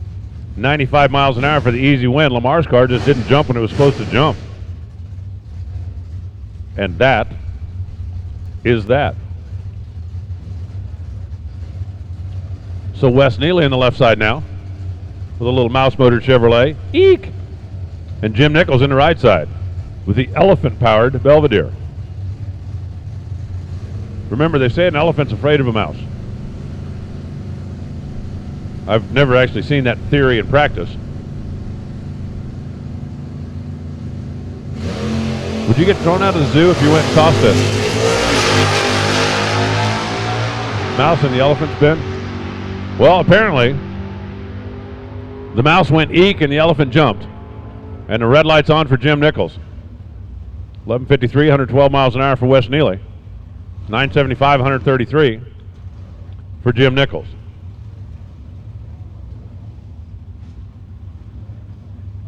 Now it's Steve Foley in the Firehawk, and it's the Corn Dog King in the B automatic.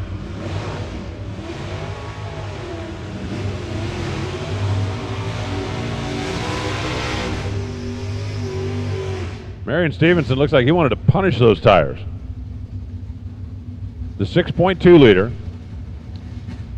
5th gen Camaro and the 350 powered 4th gen Firebird. Handicap head start 1200s.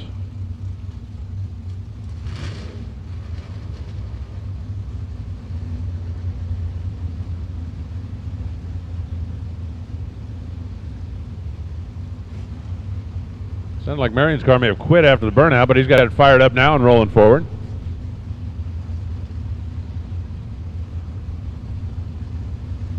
All right, let's see it.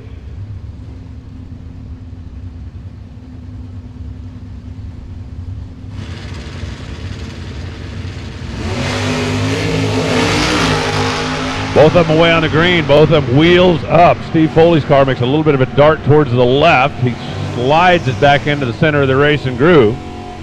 But Marion Stevenson's going to get the better of it down there. 10:22, 129 miles an hour for the win. Steve goes 10:35, 128 miles an hour. They're 3 thou apart in reaction time. And when Foley's car made that little jaunt off to the left and back, I think that left the door open. Marion, 5 thou at the stripe. And our final pair, it's going to be Merrill Shrimsker, 69 Camaro small block, and Randy Wilkes, AA automatic, double-aught Firebird.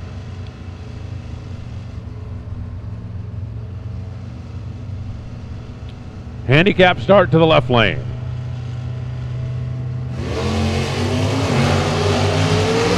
Red light start to the left lane. Merrill jumped too early. By 19 thou, the red light's on, the 69's gone, the Firebird goes on. 988 at 132 mphs. 1341 at 68 miles an hour for Merrill. But he initiated that a couple of hundredths of a second before he was supposed to and fouls away his shot at fame and fortune and the Baby Gators trophy. I want to say welcome again to everybody who's here on the property, and especially everybody who is following along online, either on dragracer.tv, where we set a new record yesterday, or on nhra.tv. Welcome to Gainesville. It's crisp, it's brisk, density altitude is well below sea level, it's fast and it's fun. Super stock. Oh, attention in the pits. Super stock. I need you to the staging lanes, please. We're once again touching up the bald spots out there on the starting line. Looks like a little gold dust rosin going down. Super Comp is at the ready line. Warren Evans is going to pick up the microphone here in just a second. And we'll continue on with Eliminations Day here from the 2020 Baby Gators.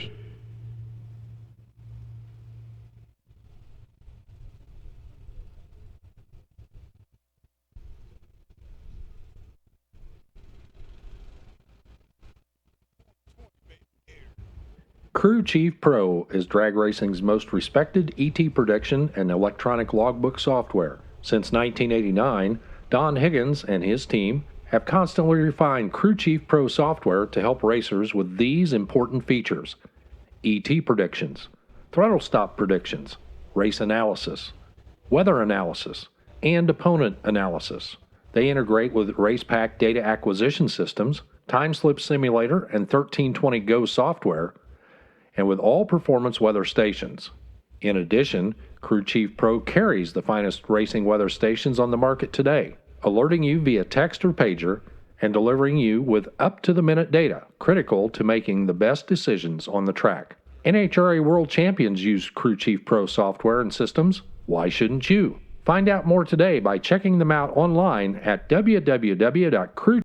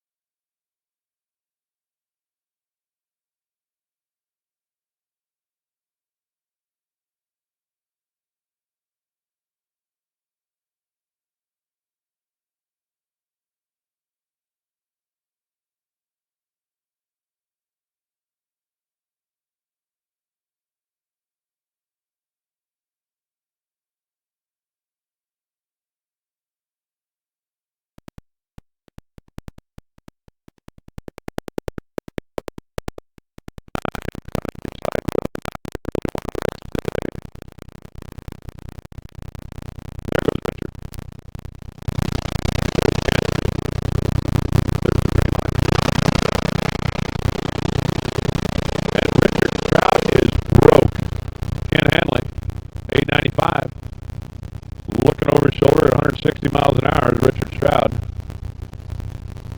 lost motivation and is slowly rolling down the track. Listen up in the pits.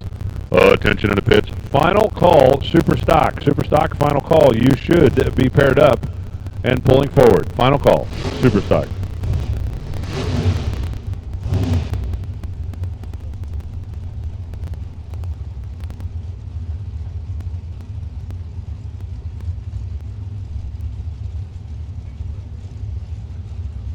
Top end of the racetrack is clear, and Kevin Brannon, the engine builder, rolling up next on the left side. Lauren McMaster, Lauren McMaster out of McMaster Lawn and Pest. Brought the youngsters here and the little cars as well. Mom trying to show them what it's all about, and Mom shows them dead on 2. Come and get you some of that. She left second by 3 thou and then runs dead on 2. So a 5,000th window was what Kevin Brannon had, and he didn't get there. 891 at 172 miles an hour for the L. Lauren, dead on 2 for the W. Now it's David Long and David Morris. Pennsylvania against South Carolina. Division 1 against Division 2. Big block against small block. I don't know what the official count was, but I saw at least one Ford car and a couple of small block machines out there. Morris is one of them. He's over there on the right side of the racetrack. They are down and away. Finish line winner says, this time it's the big block, 894. Beats 894. Wow, wow, wow. David Morris is 016 and left second. David Long goes 8.949 and got there first by .0002. 2 ten-thousandths of a second. The margin down at the stripe. Both of them trying to like snug it up. And David Long wins it by less than an inch. Now it's Davey Markle and Chad Taylor. Go ahead, boys, try to top that. The JRO design team on the left side. The Mickey Thompson and Weisco boys on the right. Markle out of New York, Taylor out of South Carolina. As they're in, they're locked, they're loaded, they're off. So the last one was 2 ten-thousandths of a second, as I said. Try to top that, boys. Nope, no need. A 003 reaction time for David Markle, and 893 for the win, 158 miles an hour. Taylor was a couple hundred behind at that end, and 896, and Markle had all kinds of room. Now it's Alan Evans, the plumber, in the left side, and Jim Morrison. And that Spitzer car. Is that the tallest wing in Super Comp? If it's not, it's got to be close, right? That is a big old double strut. Looking at down there on the right side of the racetrack.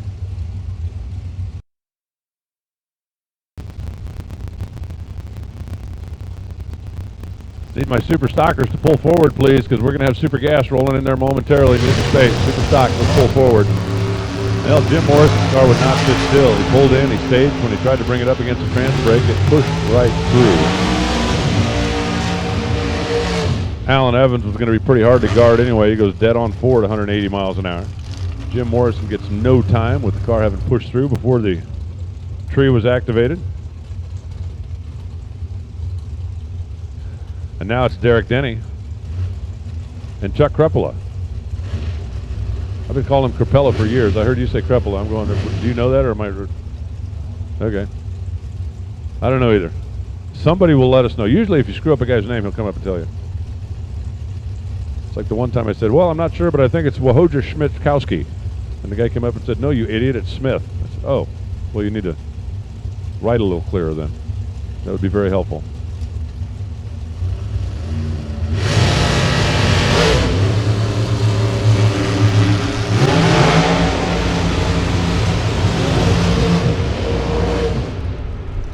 Down to the stripe, you can hear the throttle being worked, and ooh, Chuck, 005 on the bulb and gave up the stripe. 892, 179 for Derek Denny. Wins it by 0.06 of a second. Chuck goes 895 at 182 miles an hour. He had a 005 bulb, which was pretty strong. Derek wasn't really late, but he was able to sneak the nose out in front and make it pay. Don Higgins in the left side, Greg Camplain in the right. The crew chief pro guy. Need to figure out what to do with this air? Crew chief pro can tell you.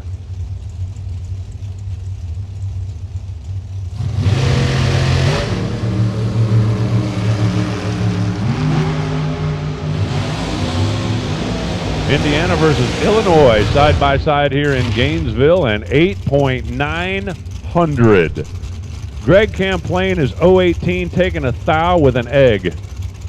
Nice.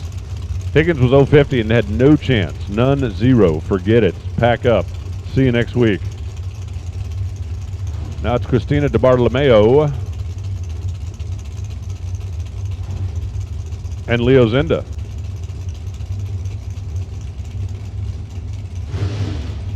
Leo, the wily veteran out of the Ring and Pinion shop up in Michigan. Christina, the second gen young gun out of Beaver Springs, Pennsylvania.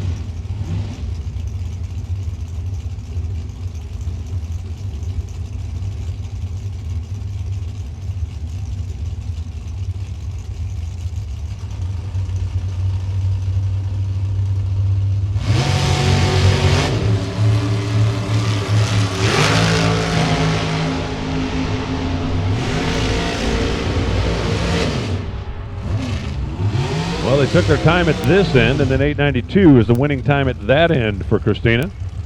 889 for Leo Zinda. He got there first by 200. He broke out by 5/1000ths of a second.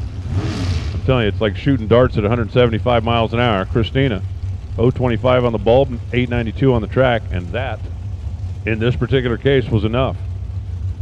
Now it's Crystal Weber, the photographer, and Lauren Freer, the radiation therapist. Radiation therapist. That's two more words I can't spell. Lauren out of North Carolina. Over there on the right side, Crystal Weber out of Palm City, Florida. The Weber family travels in packs with mom, dad, and Crystal, all involved in competition. Look at the winged machine versus the non-winged machine.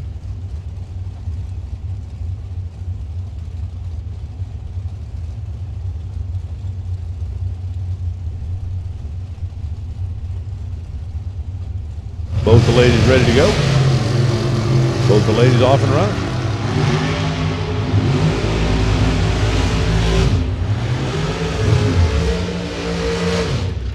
$894 for the win, 177 miles an hour. It's going to go Lauren Freer's way. Crystal Weber goes 896. They were both very good on the tree. Lauren Freer at 894 was a little closer on the track, and she gets the better of Crystal here in round number 2. Trenny Crisani now in the green machine over there on the left side. Part of that team, LODRS. And in the right side, here comes the champ, Ray Miller III. The chassis builder out of Tennessee, sitting in one of his creations. Neither one of these teams was shy with the graphics, were they? That's a couple of really, really nice looking race cars down there. I'll never forget what my predecessor used to tell me all the time. It's a drag race, not a car show. I happen to think it's a little of both. Down to the finish line, 8.904, Trenny. Trenny had a reaction advantage of 2 Hun runs, dead 4, and that's just kicking sand in the champ's face. Ray Miller got there second and ran under by a couple of thou. Now it's Marianne Muller out of Pinellas Park, and Kyle Forbes out of Nova Scotia. I believe that's farther from here than Pinellas Park. Kyle Forbes, a TV producer, is that true? Does anybody know what he does?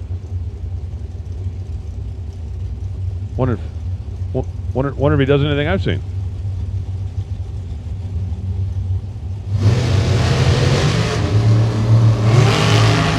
Oh, red light for Marianne. She let the button go exactly 1 Hun too soon. It's a red light for Marianne. It's a win light for Kyle. 894, 158 miles an hour to an 892, 177 after she lit the bottom bulb. That pesky, annoying bottom bulb.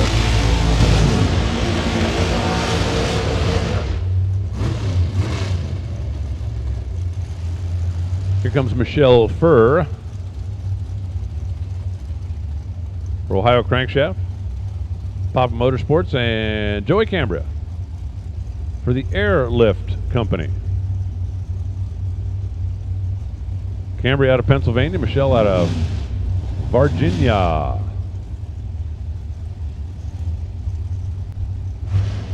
A couple of pretty accomplished players into the field.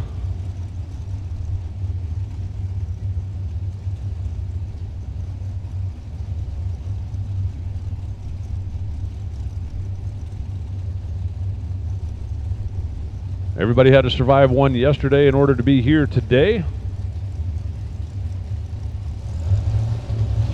And today's the day we give out trophies. But everybody doesn't get one.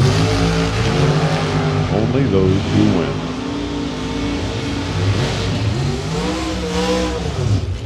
Joey nails the reaction time at 009 and then the quarter mile at 892. Michelle went 893, 175, was never really in the race. She was 3 hun behind at the start with a 92-1, and Joey Cambria at the finish line was not going to allow Michelle any opportunity.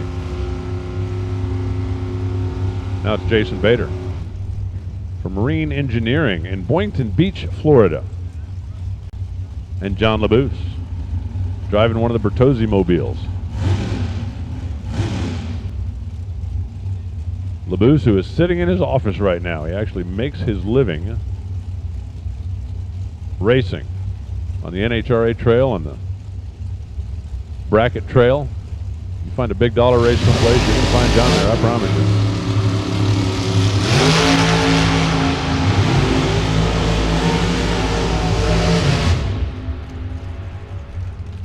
.901, 183 miles an hour for Jason. Jason just threw a 12-pack at John LaBouse, and he didn't have nothing for that. 891, 167 miles an hour, and he'll be putting that car away. 12-pack from Jason Bader. That's playing pretty serious. Listen up in the pits. Attention in the pits. Super Gas, come on down for round number 2, please. Super Gas, need you to the lanes now.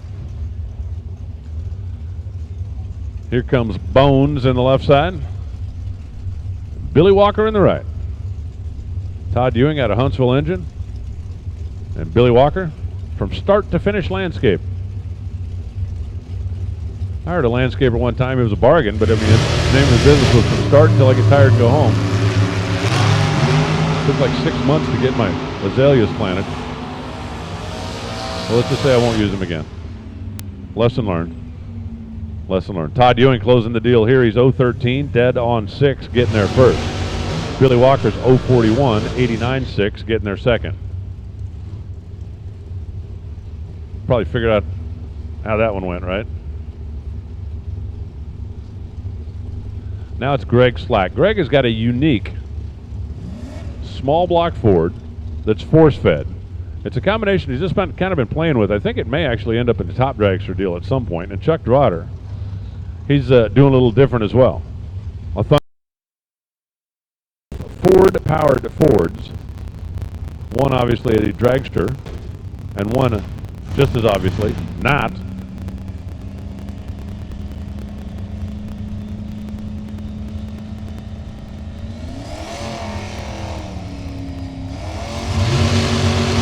Here Greg trying to build a little boost with a turbo. They're way on the green. Now watch that small block Ford start really making some hay out there in the middle. Big mile-an-hour run, but not big enough to catch Chuck Trotter. 895, 163 miles an hour for Chuck. Greg Slack goes 901 at 171 MPHs. And the Thunderbird marches on. Now it's Phil Molicella and David Markham.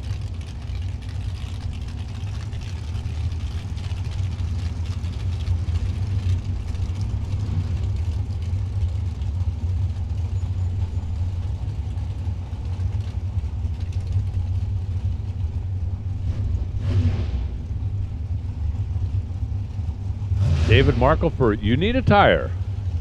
Well, matter of fact, I need more than one. He can help you with that.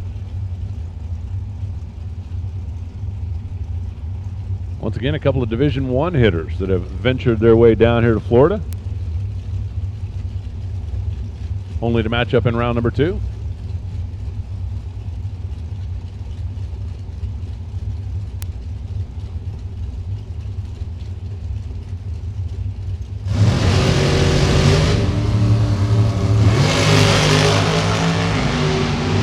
Off on the green. They are throttle stop on. They are throttle stop off. They are closing in on the stripe, and there's your wind light. 896, 166 miles an hour. I'm not sure why Phil was so far back of the dial. 902 at 184. Both drivers did a very nice job on the starting line, but Molicello's car is back of the number a tenth of a second plus, and Dave Markle took advantage of that.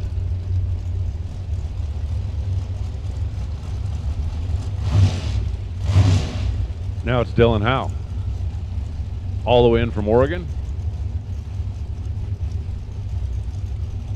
and Allison Holloway, all the way in from Inverness, Florida.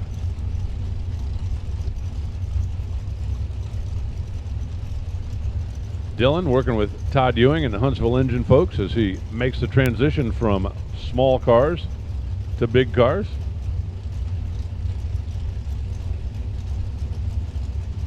And Allison, the wily veteran at 26 years old.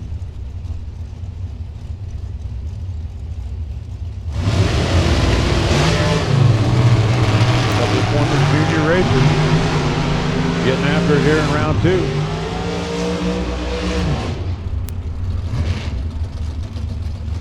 2. It's going to go Allison's way. She goes 893. 155 miles an hour, 889 for Dylan. He was kind of on the back foot here on the reaction time. We're leaving 3 behind, but he had a little room. Got there first by 13 thou, broke out by 5 thou. Allison 893 for the win at 155. That'll bring up Troy Williams and Colby Fuller. Troy's pretty darn good at this too. And Colby, next generation driver. Easing up over there on the right side. These young guns coming out of junior ranks, they ain't scared of nothing. And nobody. 8.904 beats 8.91. Troy Williams just went 0-10 dead on 4. Colby Fuller had a 14 reaction time.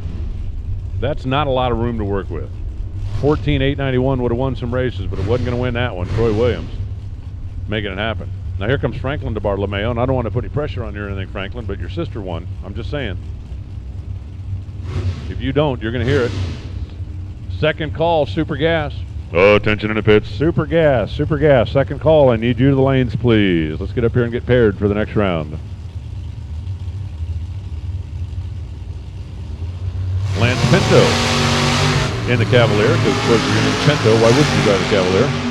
It all makes perfect sense to me. Ish. 891 to an 891. Franklin DeBartolomeo wins it. He'll join his sister in the next round as an 8.917 gets the better of an 8.915. 28 to 48 on the tree advantage, Franklin, and that made it happen down there. That'll bring up Dan Bisbano. They call him Mr. Happy. Well, he's happy right now because he doesn't have to race anybody. He was supposed to race Jonathan Anderson, and when you are supposed to race Jonathan Anderson and you don't have to, you should be happy. Because Jonathan Anderson is mean. He looks friendly and everything, but he's mean. Put a helmet on. He's mean. So Bisbano, 893 at 171 miles per hour. And that'll bring up our laddered by run for the round. Chris Coe. Out of Morrison, Florida, because he ran dead 1 in the opening round, we decided to give him a bye. Also because he's got a Ford motor in the car. Doing things a little different. A little different. Super gas, you need to be rolling. Super gas, come on.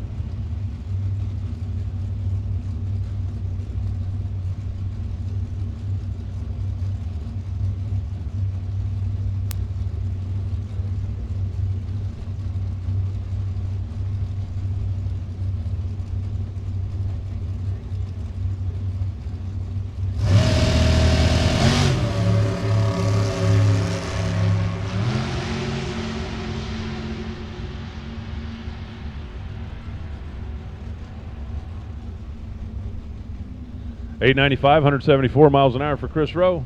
And that's that. All right, we've got Super Stock already rolled into the water box now. They're going to be high flying, handicap starting, having a whole lot of fun, and cutting the field in half again and looking to try this. We're going to try this one more time. The next voice you hear will be Warren Evans. See if it works this time. Well, the microphone works. We got that part figured out. You actually have to stand behind it and talk into it to complete the circuit. Super Stock coming at you now. Mark Nowicki already picked up a trophy this year down at Orlando. The M&M Express Avenger. Factory GTH combination. 360 Dodge alongside the Hemi car. For Wendell Howell. Nowicki. 001 on the tree. 981 at the stripe at 126. Had some room to work down there. Howes gives him a 10th plus back here at the starting line. That's all Mark needed to move on to the next round. Howes 974 and done at 132. Brad Zaskowski. I've heard it said the best three-pedal driver in the country. He'll drop the clutch there on the 86 Camaro. Super Stock J alongside the Stock D. 2018 Camaro for Hugh Meeks. Zaskowski too early. 007 on the red side. Meeks moves on. 892 at 148. Zaskowski. 985 on the 983, but the red light got him. A little too itchy on the third pedal. Bobby Dennis. Oldsmobile Calais for the GTP automatic. 350 Cadillac motor under the hood there of the Calais. Lloyd Wofford for Engines Inc. out of Jonesboro, Arkansas. Factory Super Stock K Challenger. Wheels up, golden metal beams. Give and chase. When the green car gets there, the yellow car hold him off, it's going to be Wofford. He was better at the starting line by 0.08 of a second. 966 at the finish line, 132 for the win. Wofford went down there, drove by him, then just hung out, took him across. Bobby Dennis, 1073 at 109. Not the ticket he was looking for. David Barton, how about the Factory Super Stock D Cobra Jet for the engine builder out of Reading, Pennsylvania, alongside Randall Weisinger. 64 Savoy.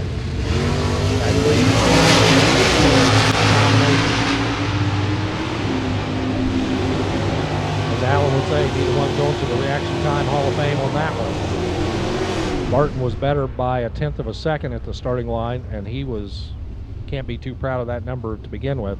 910 at 127 on his 9 flat. Gets it done. Weisinger 2 over 1010 at 127. But if your reaction time starts with a 1 and you're still 1/10 better than the other guy, yes, right place at the right time. You're not going to frame that time ticket. Ernie Neal. How about this little Cavalier? This will be the starting line violently.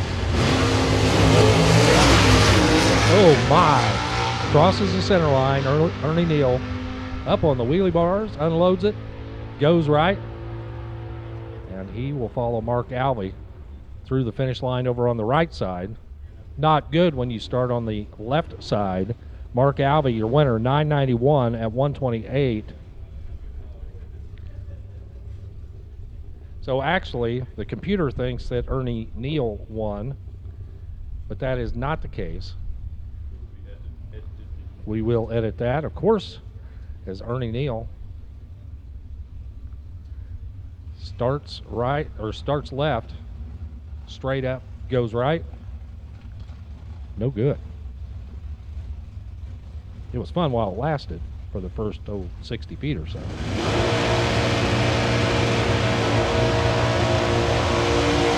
Chuck Nagy coming up now, the Super A Super. It's a modified stock. Okay. And Lisa Stevenson, the Corn Dog Queen. You see the Stevenson clan behind the car. Nikki back there with some moral support. She'll get into it as much as Mom does. GTL Automatic Sunbird over here on the right.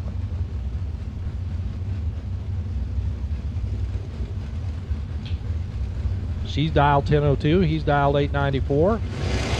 She gets the head start. There she goes.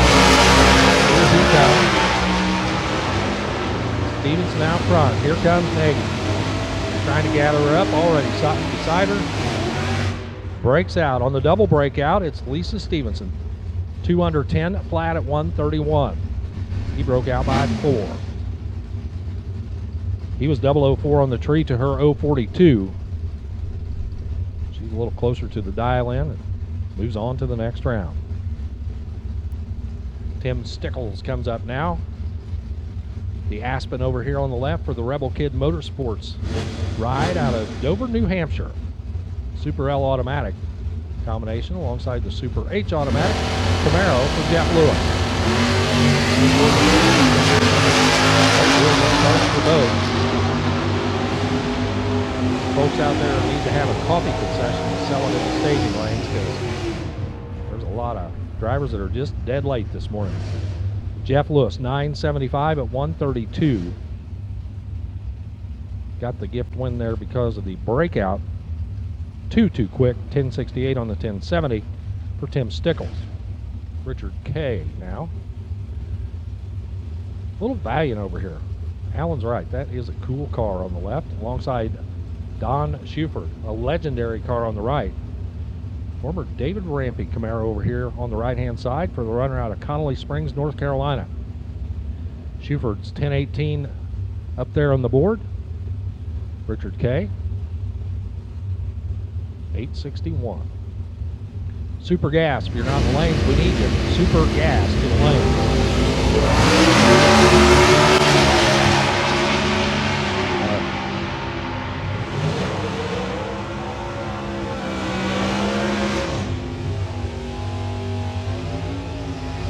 So Don Schufert, 1017 with a 3.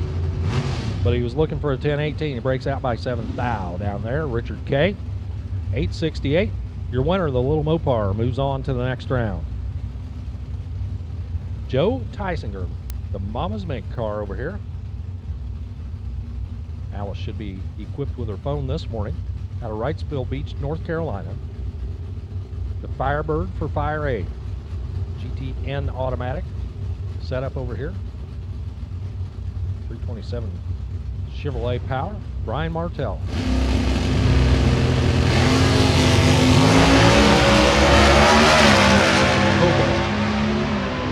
Give and chase. Tysinger out front. Sitting out there. Here comes the Cobalt. Cobalt gets it done. Better at the light. By about a tenth. I know you've heard that before. 914, 130 for Brian Martell. He'll advance to round 3. Joe Tysinger ends here in round number 2, 1042 on the 1041. Gave too much of it back right here at the starting line. Joe Gallucci. How about that Camaro over there? Super stock D automatic Camaro. For KB Trailers. And Parma Laser Wash. Tyler Kahele. Right there.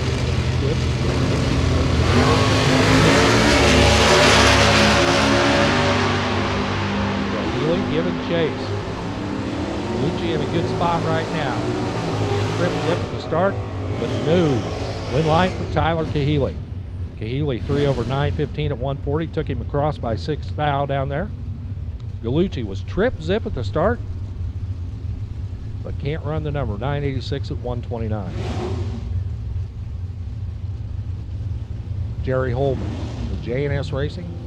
31W Insulation Firebird. Super J automatic left, Super I automatic Camaro over on the right for Kevin Craddock. Scott Lamar own drive over here on the right. Difference at the starting line, 10:39 to 10:29. At the finish line, how about dropping it on the number? 10:29 with an O, dead on with an O for Jerry Holman, gets the win. He was second off the starting line, but runs dead on the number. Kevin Craddock, 10:52 on the 10:39. He had 400 to work with from the start, but behind the finish, not going to get it done. Merrill Scrimshire comes up now. The Trippy Motorsports 66 Nova. Super H automatic combination alongside Eddie Longanese Sr. The Duster on the right. 002 too quick out of the beams. Scrimshire will drive it out, pick up the win light. He's off the throttle, saving it down there. 10:53 at 103. Longanese heads for the trailer with a 10:42 at 124. Now it's time for Kenny Schindler for Arts Used Parts. Picks up the Best Appearing Award this weekend, and why wouldn't it? A gorgeous Corvette on the left, alongside Emily Volkman. Volkman's high-flying Camaro over here on the right. Part of that Service Department Solutions team.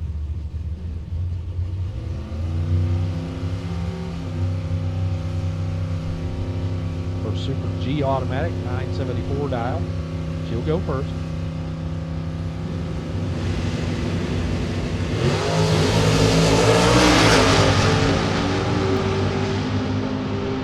Camaro out front. Here comes that Corvette. Coin flip at the start. Win light for Emily Stott Volkman. 974-2 on the 974. She runs number with a 2. Schindler, 920 with a 7. He's dead on 7. They were 036 and 037 on the starting line. Great drag race. 46 10,000ths decides it at the stripe. For the car in the right lane, Emily Volkman. John Cera comes out of the water box right now, the 71 Nova. Final call for Super Gas. First call for Hickory Enclosed Top Dragster. We need you to the lanes. Hickory Enclosed Top Dragster. To the lanes, please. Hickory Enclosed Top Dragster. To the lanes. John Cera, Jim Schechter coming up now. Schechter, the 3-pedal car on the right, GTG Cavalier. Schechter thinks he's going to go a 918. For John Cera, got it dialed up to a 1033.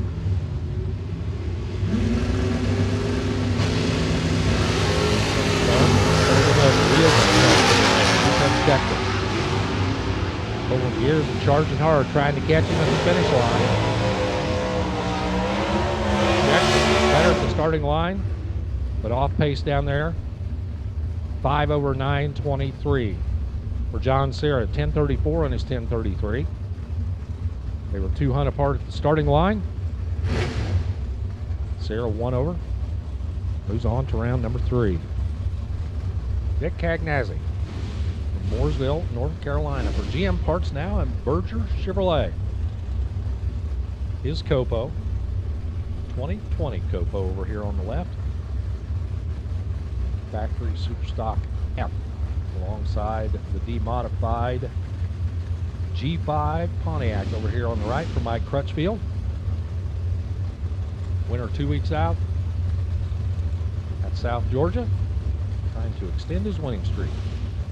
878 the number for Crutchfield, 921 for Cagnazzi. Hickory Enclosed Top Dragster to the lanes.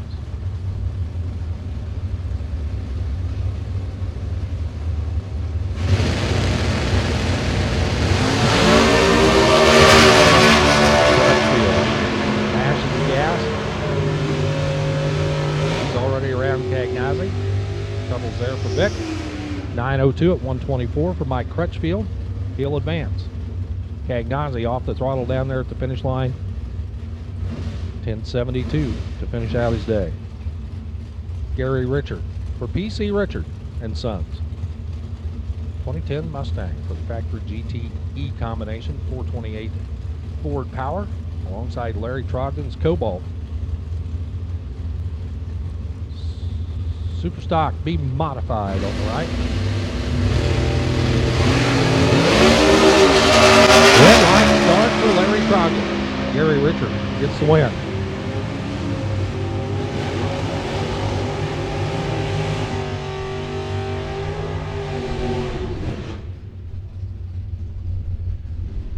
Richard 905 at 146, Larry Trogdon 811, and the red light start, Gary Richard comes back.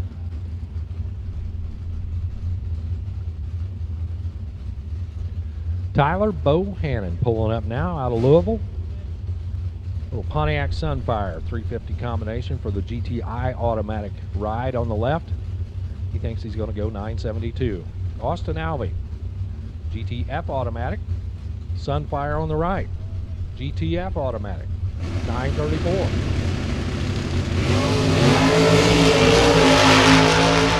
Both of them hanging them high in the air as they head down track. Bohannon, Alvey. Bohannon, how about a trip, zip, perfect light for Tyler Bohannon. Moves him on to round number 3. 974 at 124. He's 2 over. Perfect light. Austin Alvey, not a perfect light. 937 at 129. And the Kentucky runner gets to put it back in the trailer. Don Bells and Steve Zupka.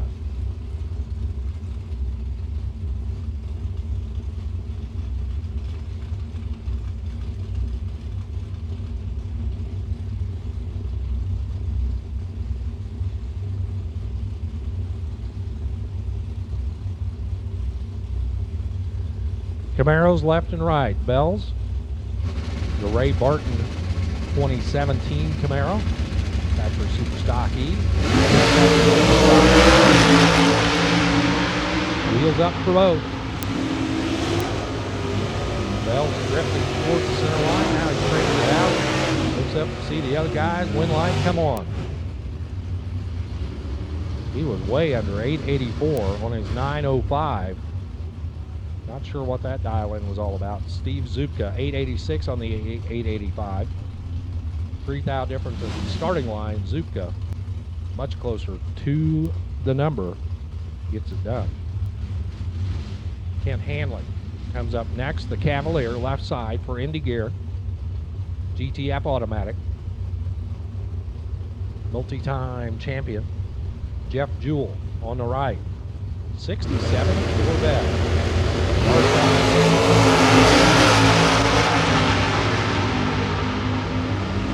Jewell Super C automatic Corvette.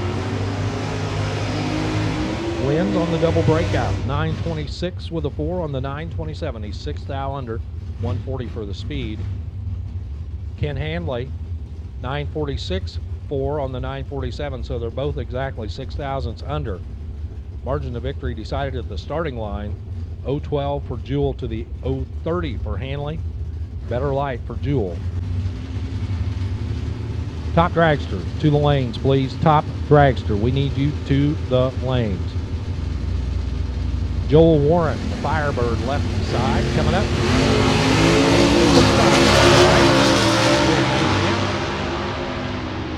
And giving chase here. 895 for Bertazzi. He'll move on to the next round. That's your final car in super stock, super gas.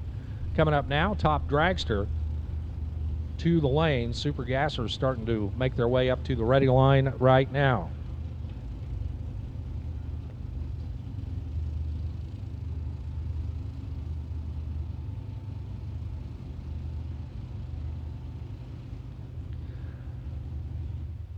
Reminder from DragRacer.tv that we'd like to thank Tyndall Trucking, TJ Tyndall, TJ and Chelsea, and the Tyndall Trucking team. They are a presenting sponsor for DragRacer.tv coverage of the Baby Gators this weekend. Big thanks to them for their support and for all of the NHRA Southeast Division races in the 2020 season. Also like to welcome a new sponsor this year, Weldon High Performance. Weldon Pumps. If you're looking for fuel pump technology that is reliable, dependable, aerospace quality fuel pumps, check out their 16,000 series pumps. They are high flow, precision made, reliable performance products from Weldon Pumps. Stop by and see Jim Craig at divisional and national races around the country. I think Jim should be out here this weekend. Or if you don't see Jim, stop by their website at weldonperformance.com.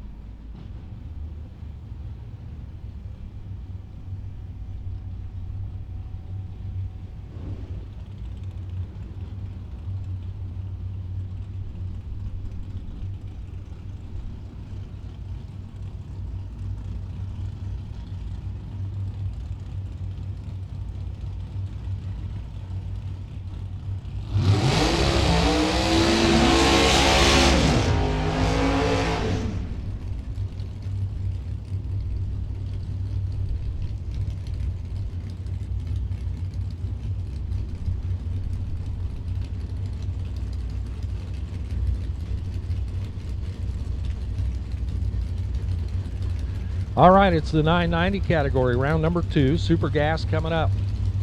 Last round they got to pick their number. This time we get to. 990 up on the boards for both cars, left and right. So you can do a better job putting the package together.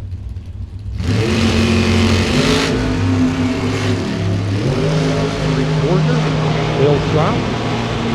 Trump of the Camaro heading down track. Borger. Win line says it is Trump for the win. 1 over 991 at 138. Borger just didn't get it done down there on the other end. He was better on the starting line by a ton, but 10:08 at 152 gives it back to Bill Trump. Ron Orban, the little Vega wagon left side out of Pennsville, New Jersey. Phil Roush alongside the 79 Monza. Big block Chevy Power on the right. That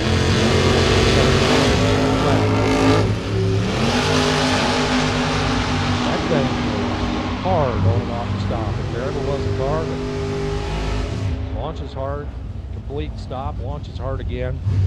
But for Phil Roush, didn't have all the timers set because he was 9 under 981 at 148.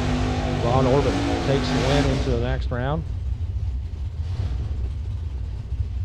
And I will say, maybe Alan Reinhardt, you need to set up out there in the pit area and give them a reaction time school.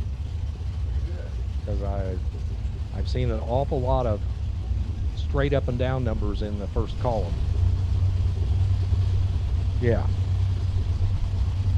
Jason Kenny, very close. Kenny's toward that left side. Norton's little T-bucket on the right. And another win via breakout. Norton was better at the starting line, breaks out by 4. Took a 10th plus down there. Jason Kenny, 995 at 152. I have to say, maybe the time change is screwing with people's heads. Frank Altilio and Larry Bernshausen. Altilio left, Mustang. Bernshausen right, Vega. Ford Chevy.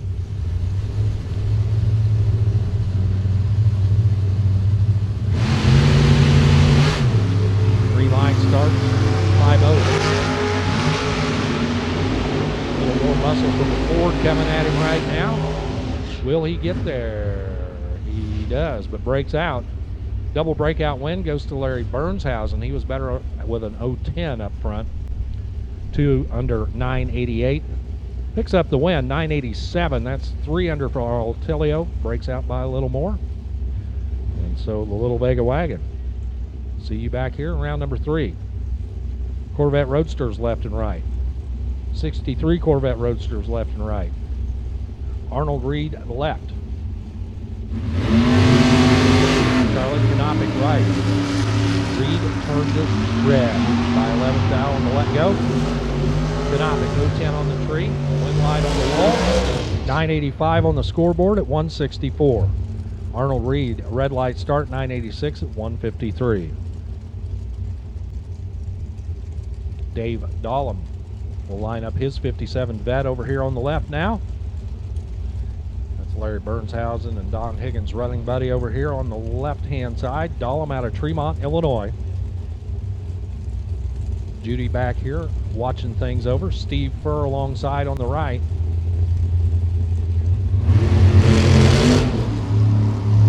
Green light starts for both. These two look like they were ready. 9,000 separated them at the start. Wind light to Steve Furr. He was 011 on the tree, 991 with a 4 at 158. At the finish line, Steve Furr picks up the win. Dave Dahlem, 002 on the tree, 992 at 159. Better package by 5 thousandths of a second goes to Steve Furr. Tommy Turner comes up. The Turner Construction Corvette over on the left. A little Ford Roadster over on the right for Tony Thompson. Both of them out of Naples, Florida. Home to Mines want to know if they still do swamp buggy races. You need to ask one of these two fellas. What they could tell you. 997 at 145 for Tony Thompson. He's your winner. Tommy Turner, 10 flat at 173 and done here in his Corvette.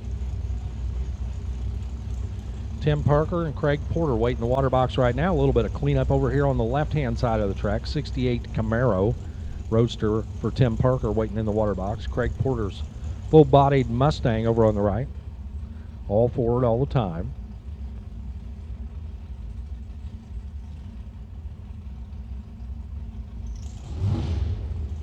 Attention in the pit area. Final call for Hickory and Close top dragster. Final call, Hickory and Close, top dragster. If you are paired and ready, please pull up. We could use the space back there. Again, final call for Hickory and Close, top dragster. And if you are paired in top dragster, please pull up.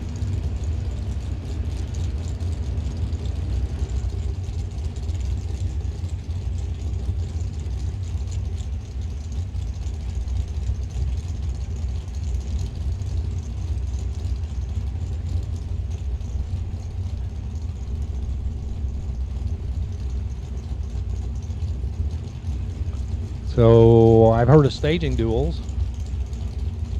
This appears to be a pre-staging duel.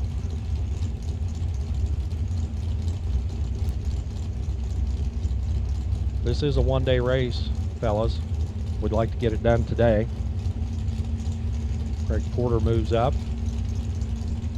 Tim Parker is there.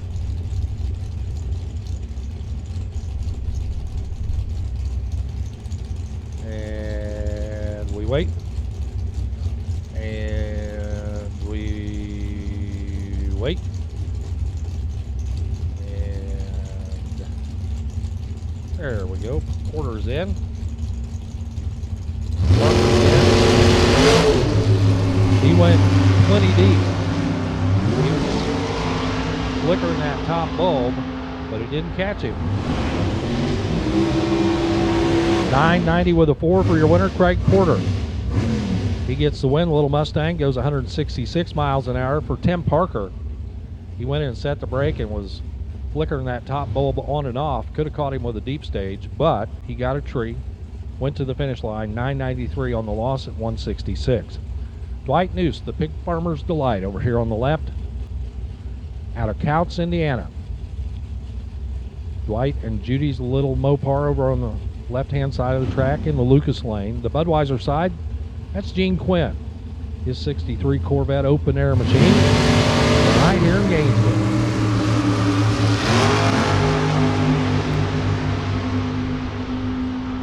Too close to call on the starting line. Finish line says on the double breakout it goes to Gene Quinn. He was 008 on the tree. Dwight 009. Gene Quinn 989 at 162 gets the win. Deuce got there first, took him across. Broke out by 2 more than Gene Quinn did, 987 at 150. Dale Harrison and Leo Zinda will be your next pair. Harrison with breeze in his face there, the little Camaro SS open cockpit car on the left, Leo Zinda on the right, 90 Cavalier. Looking down at the Bud scoreboard.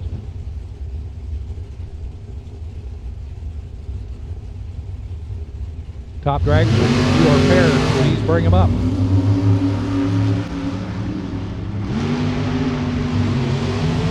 Zinda playing a little catch up, trying to get down there. Finish line, it's going to be Zinda, dead on 990 with a 6. He was better at the starting line as well. 22,000 total package there for Leo Zinda as he's 016 and dead 6. Dale Harrison got down there first, broke out by 3, 987 at 161. Darius Portier, his Trans Am sits alongside Ray Miller III. Number 4 in the world last year with a fully taillight equipped 68 Camaro.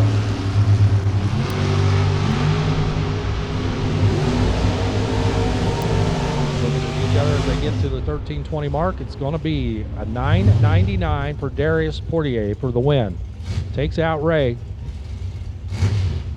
10:01 at 158 for Ray Miller, and he gets to head back to the trailer. James Cowie, Sherman Adcock Jr. This is a twofer. Winner here gets the bye.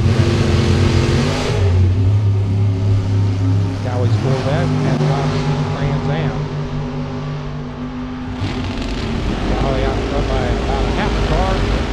It's going to be the double breakout win going to Sherman Adcock. He was 5 under 989.5 at 160. Gets it done. Cowie 988. He'll be done. Adcock gets the bye in the next round.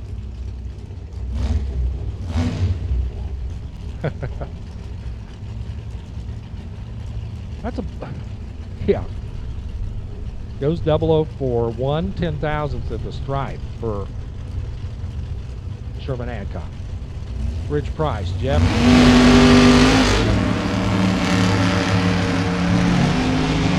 Side by side, Chandler out front. Price comes on the stop, tracking it down. 993 for your winner, Rich Price. Price 993 at 161, 5 thou margin of victory down there. Jeff Chandler 992 and out at 156. John Sickish, Charlie Stewart come up next. Sickish, the advanced chassis Corvette on the left. Charlie Stewart in the Charlie Stewart Race Cars Corvette. This is a new customer car, shakedown weekend. With the chassis builder out of Hazel, Texas. Little cars come off the stop, making big power at the finish line. It is Sickish for the win, 994 at 167. A little better job on the starting line. Gave him a couple of hundred to work with down at the finish line. Charlie Stewart 993 at 165, and his testing weekend is over. It's Ricky Hall now, full-bodied 68 Camaro for the Virginia runner, and Michelle Furr out of Galax, Virginia. ATM Innovation, Papa Motorsports, Ohio Crankshaft, and a whole bunch of others for the young lady on the right. Here, 27.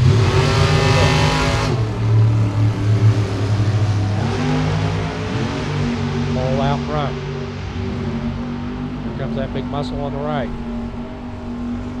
And Michelle gets it done. She pushed him out. He was 3 under 987. He took 6 down there and broke out by 3. Michelle 994 at 164. Was better at the starting line, but got behind him. He took the stripe and broke out by a little too much. Larry Rodell gets the bye run here in round number 2. Rodell earned it by performance in the last round.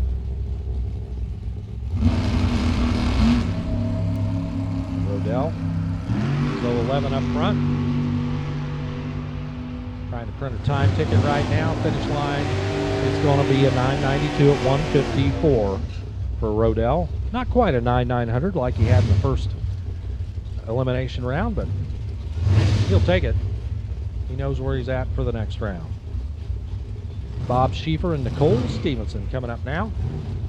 Schieffer left side, the Schieffer's Adirondack Builders 57 Corvette. Nicole over here on the right, Nikki, the Corn Dog Gypsy. Makes her home in Indiana, but spends most of her time on the road with the Stevenson family operation.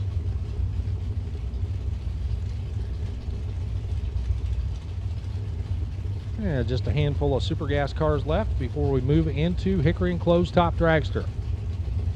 Like I said, Top Dragster, if you're paired, pull them up.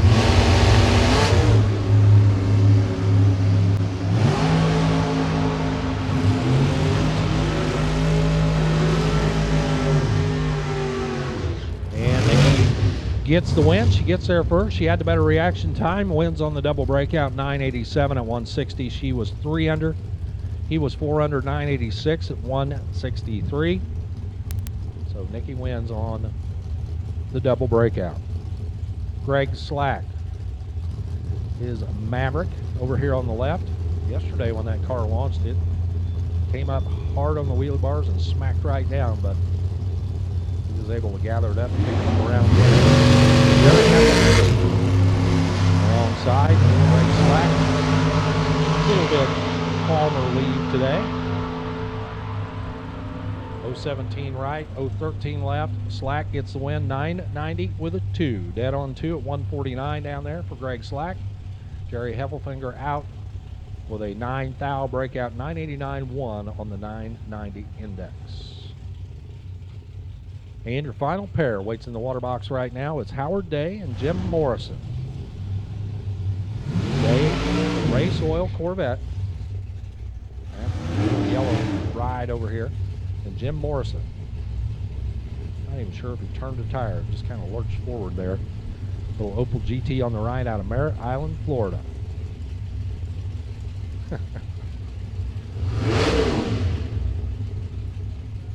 This will complete round number 2.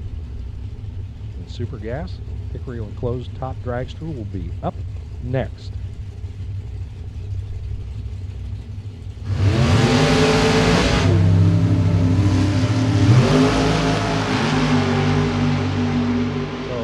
Not sure where little Opal is going. Home. That's right. Started in the right lane, but sure wanted to go over in the left lane. Howard Day. It is his day. 995 at 156. For your winner, Jim Morrison. 1004 at 146. The tourist route out there to head back to his trailer and load it up and head out of here. And with that, I'm going to step out of here. Turn the microphone back over to Alan Reinhardt to tell you all about Hickory Enclosed Top Dragster. Well, they're Top Dragsters, and they're sponsored by Hickory Enclosed Trailers. Back to you. I said I was going to tell them all about them. Pick your favorite power adder, put a number on the wing, and have at it, boys and girls. We're going to do a quick touch-up out there on the racetrack, and they'll be up next. Competition Eliminator. Attention in the pits. Comp Eliminator. Need you to the staging lanes, please.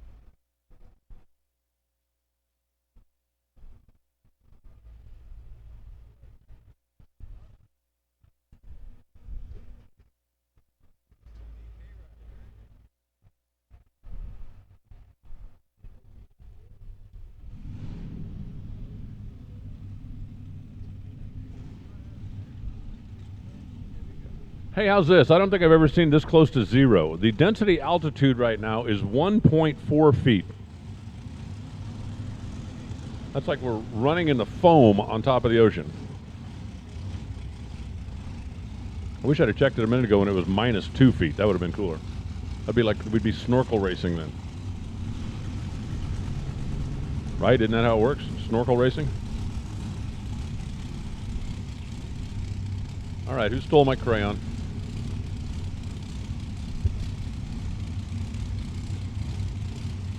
Which one of you louts stole my crayon?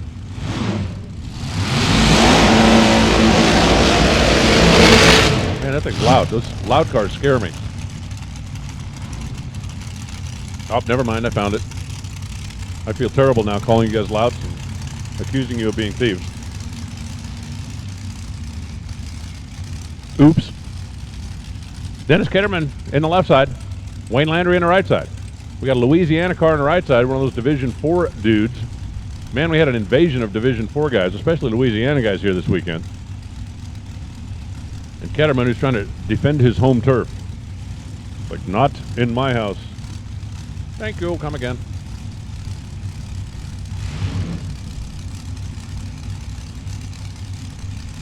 And a full 32-car field, so no freebies we go through here. Everybody's going to have to race somebody every step of the way unless something odd happens. A couple of big Chevrolets inching their way in. Wayne Landry is dialed 614, so Dennis Ketterman is going to move first, even though both top lights come on at the same time.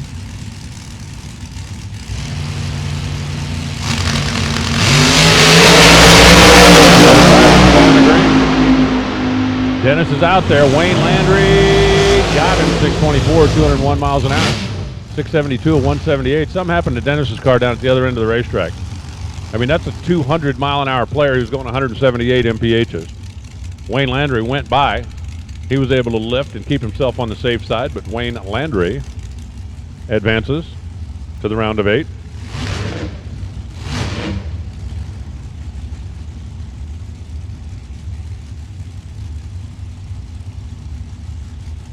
And now it's Alden Miller out of Maryland over there on the left side, and Fred Perkins. Pro Charger tucked down in front of his 540.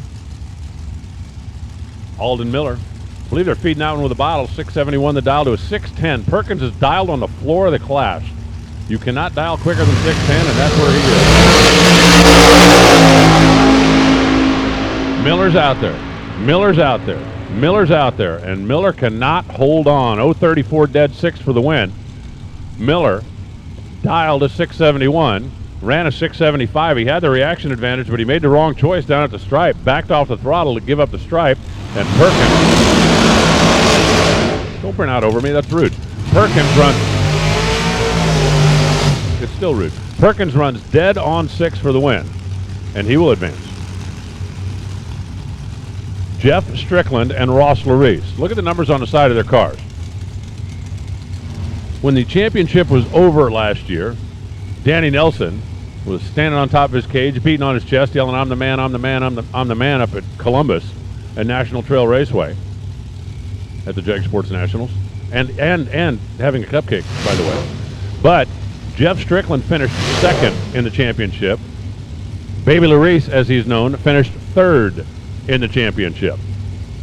These are a couple of big-time players, and one of them's going home here in round number 2. Larice, the insurance man for Larice Motorsport Insurance. He can cover your stuff on the track, off the track, on the road, in the shop, wherever you need it covered. And Strickland can cover your stuff too, because he's part of the sticker punk group. They'll put stickers all over everything. Pro Charger down front for Larice. Pro Charger off the track.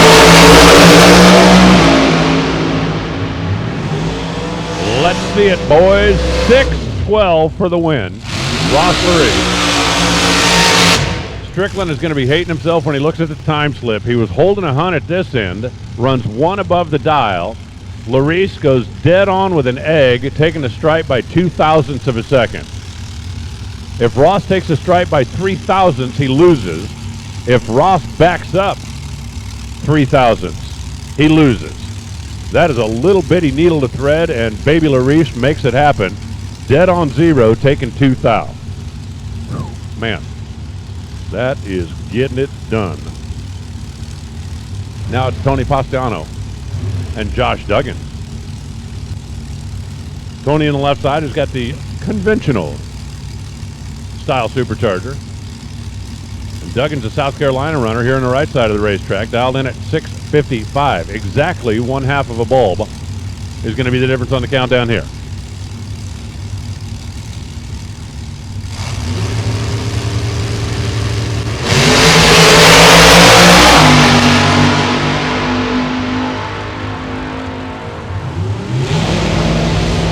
.635, 199 miles an hour for Tony. You can kind of see that one coming. When Josh let go, his car kind of torqued around and leaned sideways.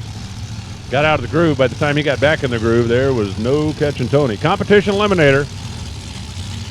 Come on down. Final call, need you in the lane. Oh, attention in the pits. Comp eliminator. Final call, need you in the lane.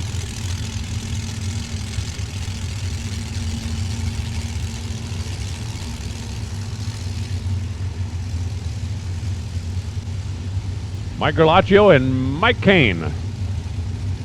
Now, Gerlaccio's got the bottle. Kane's got the blower. Extra oxygen is essential no matter how you get it there. You can force feed it in or blast it in from a pressure vessel.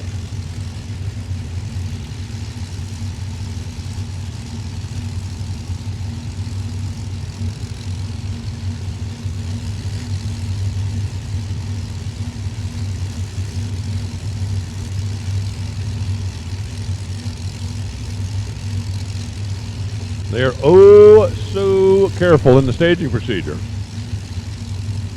because you definitely want that reaction time to be down in the double O zone. If you roll in too far, that double O will turn red and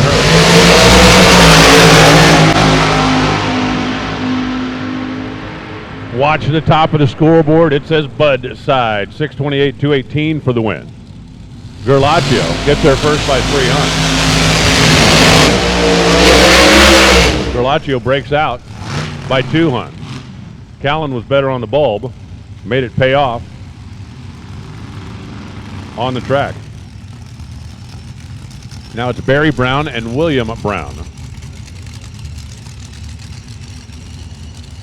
Sounds like an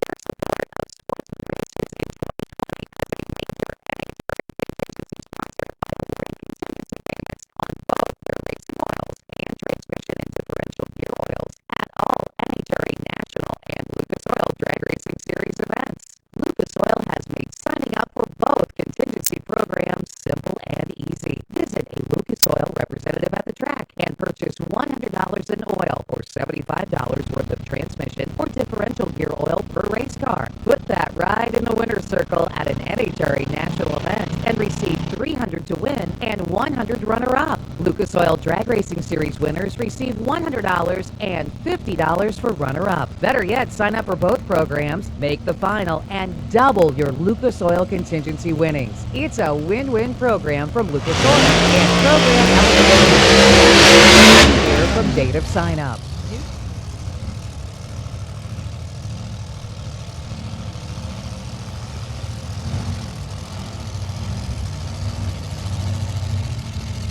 Here we go with competition eliminator. Greg Camplain, the small block. Dragster on the left side, and Brad Plord, the blown, alcohol burning, Harry Schwartz owned monster in the right lane. Handicap is going to go to Greg by a little over one bulb. First one to the finish line with a green light wins. I love comp.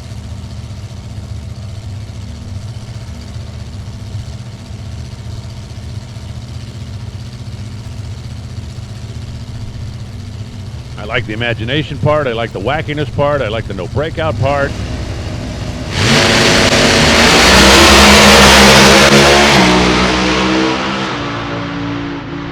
Right straight to the stripe and give it to the Brad. He goes 641 at 173 miles an hour, 707 for Camplain, and 170 MPHs. And Brad Plord rolls on into the round of 8. 53 under the index.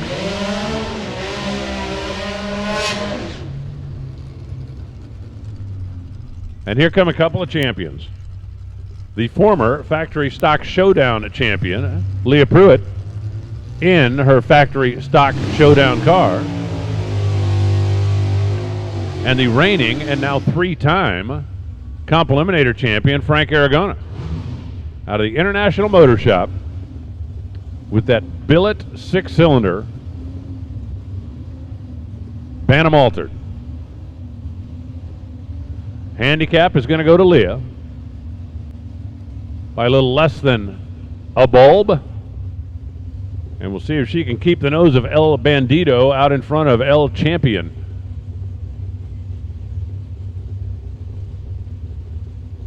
They're really just testing and tuning for next weekend, but it's like, hey, while you're here, right?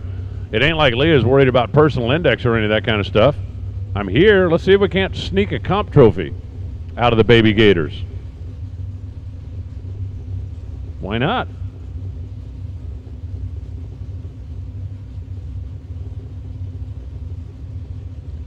Leah's ready. Aragona is ready.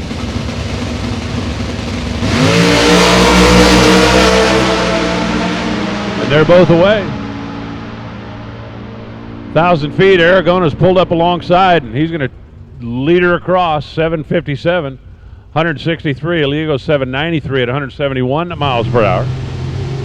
And Frank Aragona continues to advance.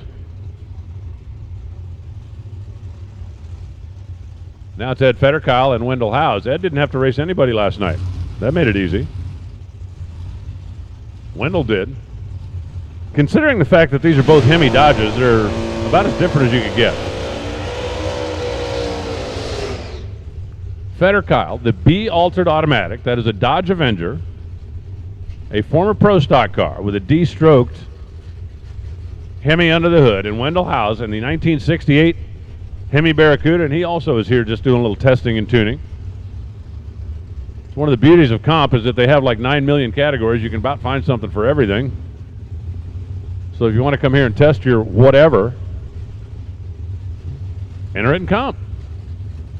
That's what Wendell did. That's what a lot of the Factory Showdown guys did. Fetterkyle for Team Strutmasters.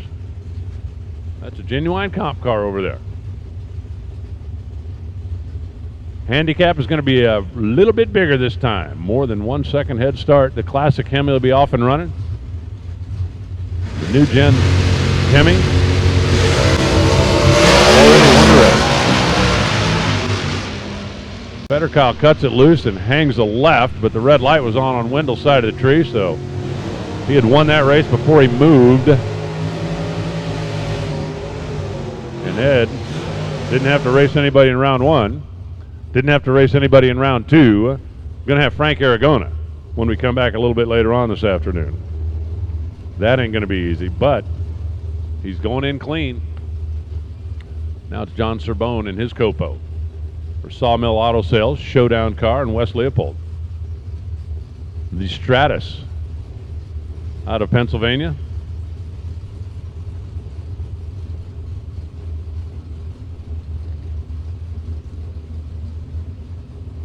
Looks like Ed has stopped on the racetrack down there. He hadn't gotten around the corner yet, so we're, there we go, making the turn now.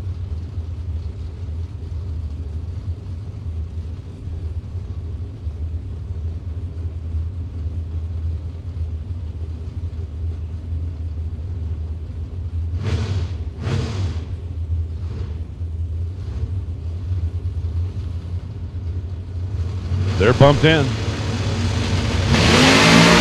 Red light start for John. Oh, man. West Leopold had a reaction time started with a 1. John's reaction time was 001.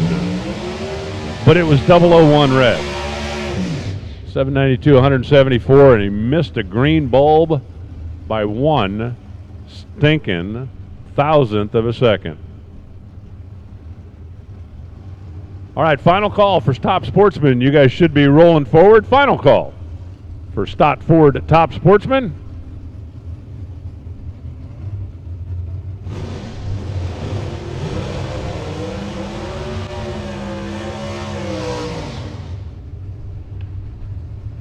And now we've got Frank Affrani and Randy Daniels. The 104 contractors. Out of Ontario, New York.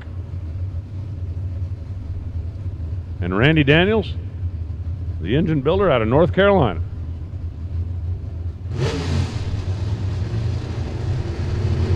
Winner gets to come back and run that rat Ford. Oh, easy. Frank's car went left so hard he should have had the blinker on. And somehow he still gets there in front of Randy Daniels.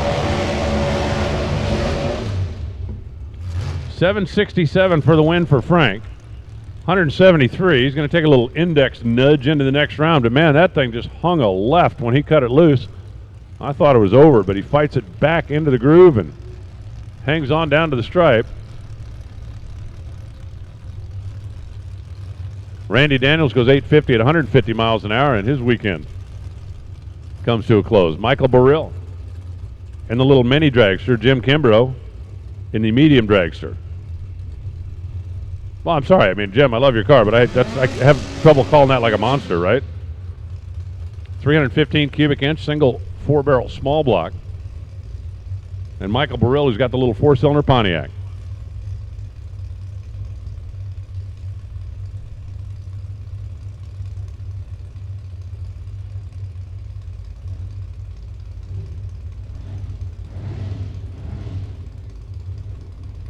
Both these drivers call Florida home, and neither one of them wants to leave here early today.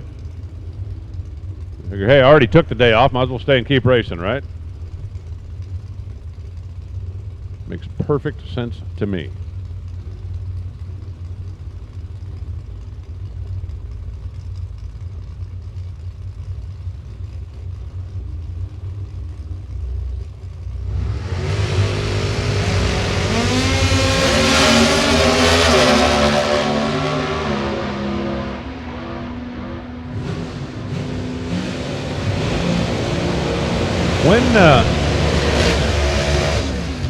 When did Jim start womping? About 500 feet?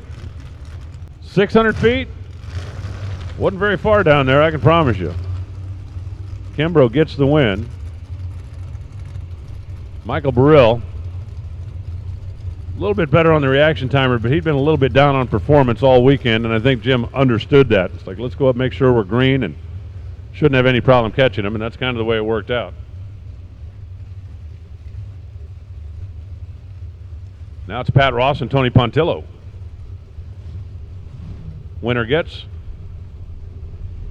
Wes Leopold in the round of 8.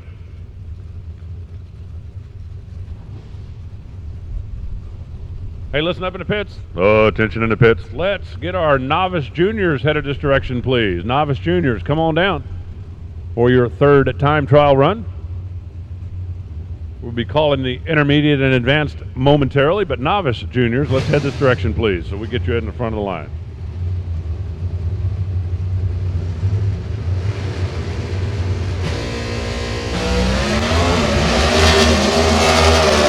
Pat Ross might have been in third gear before the light came on for Tony. But Tony's got a really fast race car over there, 679. 184 miles an hour. He didn't show that in qualifying, but he's showing it off here, 6.794 for the win. 8:15 for Pat Ross. Those guys could both use a little starting line tune-up, as a 1:23 reaction time was the best of the pair. And in comp, you know, hey, knowing you have the performance is one thing, but you hate to chew up index if you don't really have to. So our final pair in comp right here, John Freck and David Eaton. Yet another mini dragster with a 4-cylinder and a 500 cubic inch gasoline burning Bantam altered.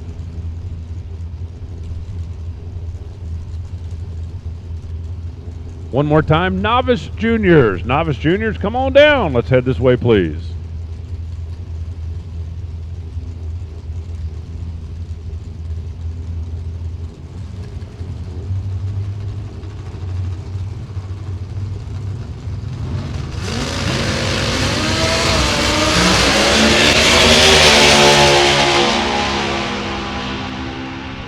That little bitty 4-cylinder holds on. Check it out, 808 at 162. David Eaton was closing in, 668, 208 miles an hour, and came up short. David Eaton passed him, I think, about the 1,330-foot mark. Didn't matter at that point. John Freck for the win.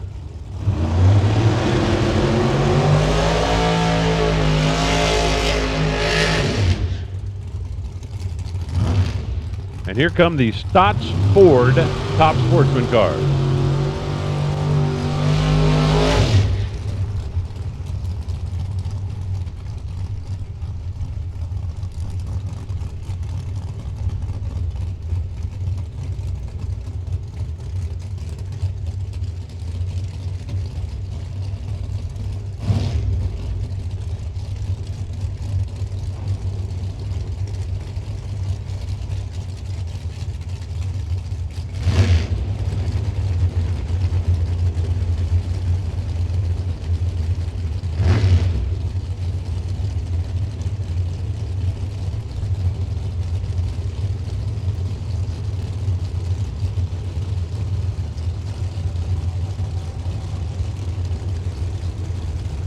We're going to fire things off here with a couple of 68 Camaros. On the left side is Ron Regal. The right side is Curtis Frederick. Curtis has got 100 cubic inches per cylinder. Ron Regal doesn't have quite that many, but believe me, that ain't no smoke. They blast them off. They are dialed in. Curtis's car is kind of driving around a little bit in the middle. He gets it to settle down, but he cannot get it in front of Ron. Ron's 029 on the bulb, taking 3 thousandths at the stripe. 692 at 200 miles an hour even for the win. Frederick goes 675 on the 673, was closer to the dial, but was behind on the starting line, and Ron Regal holds on by 3 thousandths of a second. Here comes the champ, Sandy Wilkins. Sandy has got his cheerleaders on the back of the golf cart over there. And Brian LaFlamme, who has got a crazy fast car. A pro-charged Brad Anderson-powered Mustang. We've got one stopped down on the end of the racetrack, so hold up here for just a second. Sandy, of course, is the driving force behind Wilkins Wheels and Wrenches. He also has just opened his own shop where they're doing engine building and development. And apparently there's more than just one stop down there. They wanted to go out and take a quick look.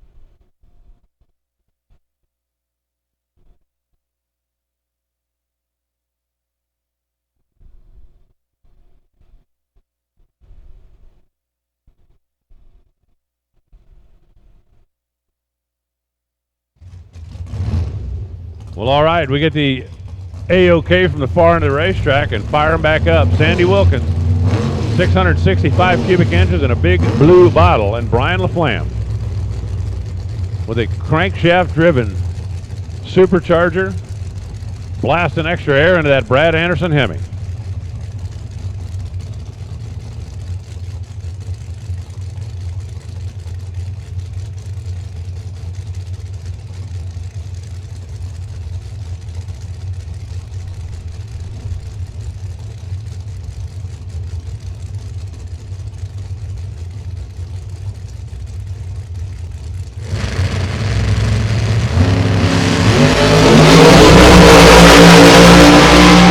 Drivers clean green down and away. Here comes LaFlamme.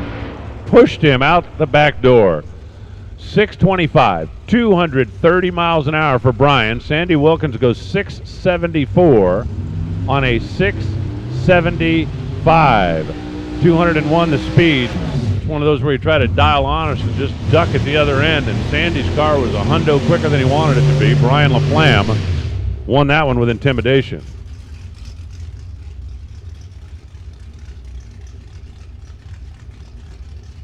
Scott Underwood and Greg Lair.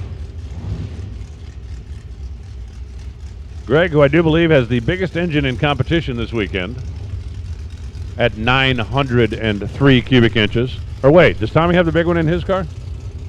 He's got the 948, never mind. Greg Lair's engine is 903 and Tommy Turner thinks that's cute. Oh, that's cute. You got a 903. Look at the pretty little thing. The car dealer out of Texas over in the right side. I believe he's the only one in the field, however, that's doing it with a clutch. And I love when he won Denver a couple of years ago, or maybe it was 3 years ago, or maybe it was 8 years ago. I don't know. He wins Denver every year, so they kind of run together. He was asking the Parade of Champions, he goes, why do you have a clutch in the car? He goes, real men have clutches. Like, okay then. But he is like an old school hot rodder from Texas. And Scott Underwood out of Alabama for 565 boat and RV. The 622 equipped 02 Camaro dialed in at 726. He'll get the head start. And then Greg Lair will drop the pedal and come and get you some.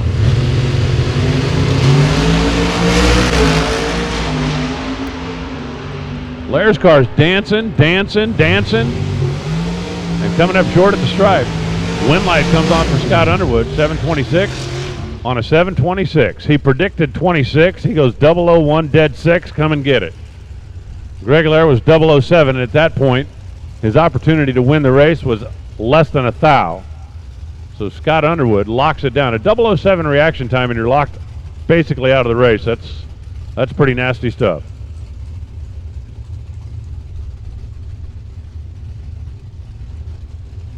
You saw just a little puff down there, and that's what's got our side-by-side taking a look. Here comes the aforementioned Tommy Turner with 948 cubic inches hidden discreetly under his right foot. It might not be all that discreet.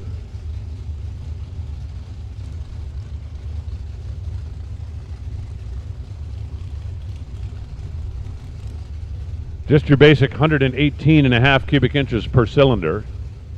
Norm Williams, the Cobalt, over here on the right side. He's got a 632. They were talking back in the staging lanes.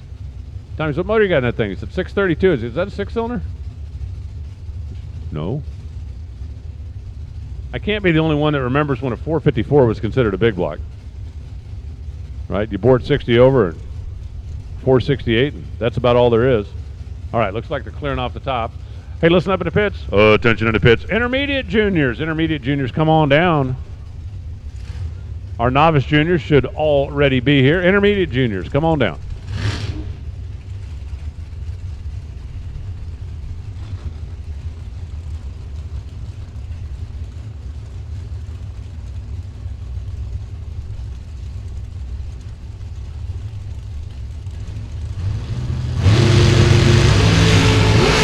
Red light start for Norm Williams. And from the just in case you don't have enough pain in your life, if Norm Williams had never moved, Tommy Turner would have gone red. Williams fouls out minus 007. Tommy gets a green light at minus 003. And since both drivers are leaving off the top bulb, it's not like, well, he saw it and jumped. That's just not the way it happens in this category. So Tommy Turner advances with a negative reaction time. Brings up Jackie Robinson. I do like the working backup lights. There's a handful of cars out here that have those things wired in. Jackie's one of them. It's a 66 Nova with 750 cubic inches plus nitrous. And Ed Foley in the Mustang. Chapman Auto and Speed Equipment. He is bottle feeding that big inch Ford as well.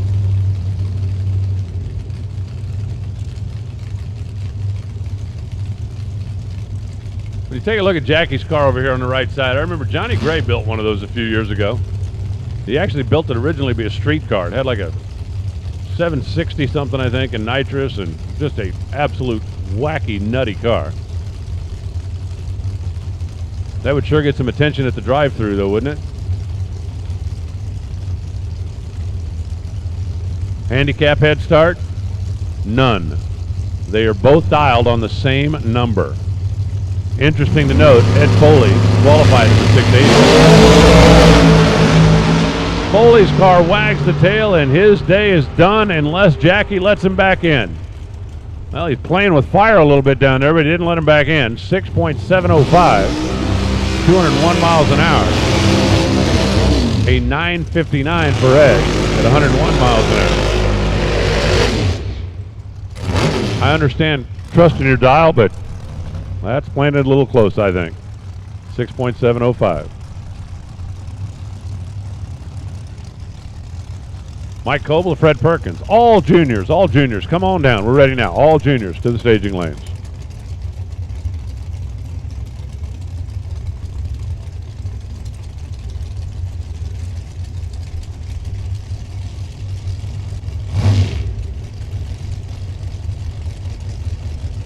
What do you think of Perkins in that 57 Chevy? Isn't that thing sweet? 800 cubic inches, making it go. It almost looks from my vantage point like you could lay a level across the rear deck, the hood, and the scoop. But that is one sweet ride. Michael Coble's car looks like a former Pro Stock car. I couldn't swear that it is, but it definitely looks like it.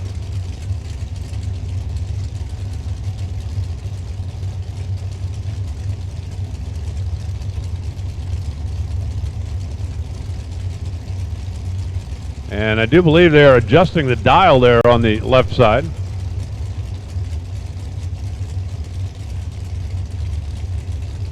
It is the driver's responsibility to double check that when they pull in. And he did. Michael Coble looked at it and said 646. He said, no, that's supposed to be 696. Now they need to make sure that Fred Perkins changed the numbers in his box, because if Fred had the numbers wrong, he's about to go way early.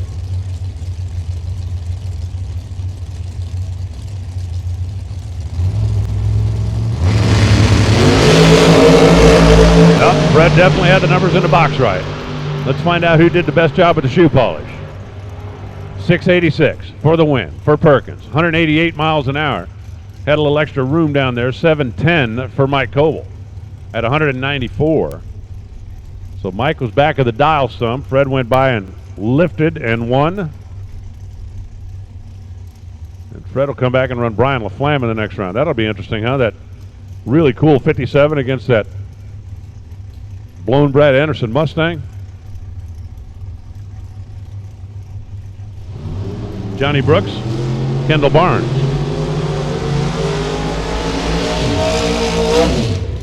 And yet another. Slammed, chopped, channeled, backup light equipped, 67 Chevy 2.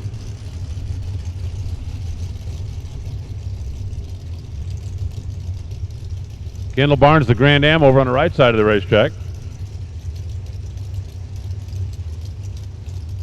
Dialed in at 755. Not a whole lot of handicap here. Man, he's going to back him all the way back into the water if you're not careful. I understand wanting to move your driver over, but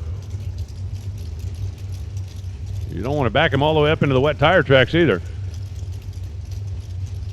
I think they've got Kendall where they want it now.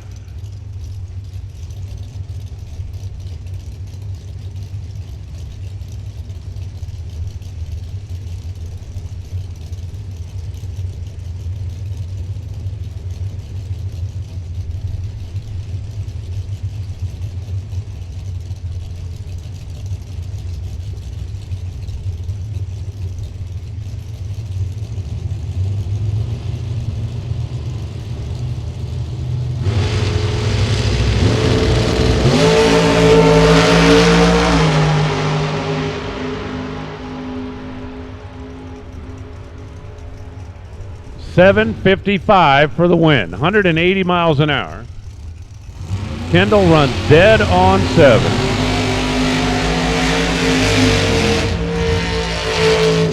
Johnny Brooks runs 752 on a 750 and comes up short. It's a 2 thou coin flip on reaction time. Kendall Barnes runs dead 7 for the win. I find it fascinating that Johnny Brooks was in as an alternate after running a best of 783 in qualifying, and then he runs 752 here. Now it's Monty Blair in the Corvette, and Dylan Stott.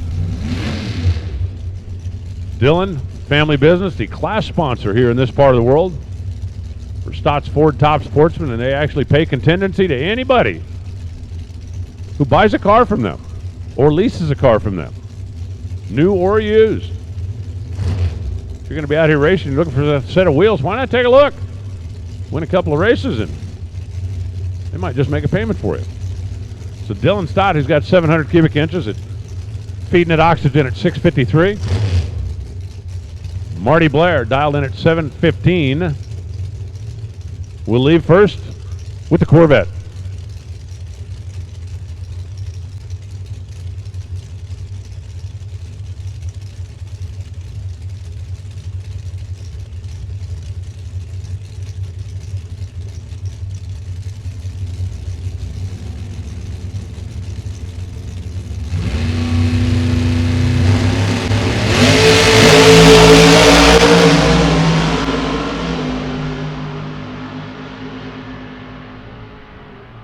At the stripe, light comes on for the Ford, 662 at 194 miles an hour. Marty goes 737 at 185 after being better on the ball, but Marty dialed 0.2 quicker than where he qualified and couldn't run it. So Dylan Stott closes the deal and makes it to the round of 8. If I've got my paperwork right, Brian LaFlamme going to run Fred Perkins. Scott Underwood, Jackie Robinson. Kendall Barnes gets Tommy Turner, and it'll be Dylan and Ron rounding out the round of 8 as our junior cars are getting ready to come out for their third and final time trial run. After this, we'll see them in eliminations. Listen up in the pits. Oh, attention in the pits. Super Street. Super Street, I need you to the lanes, please. Super Street, come on down. Your turn is next.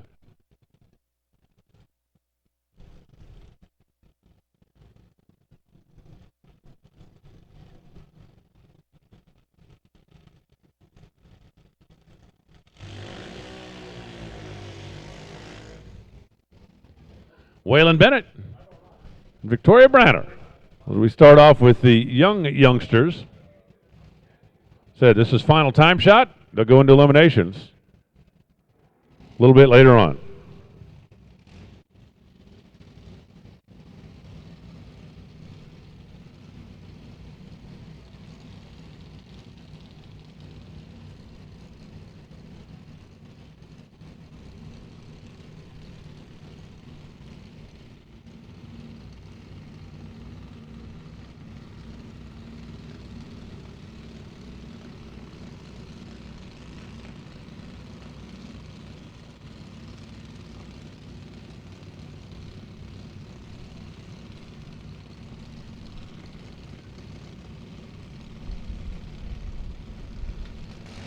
Speed limit on the little cars, 11.9 seconds. I should say ET limit on the little cars.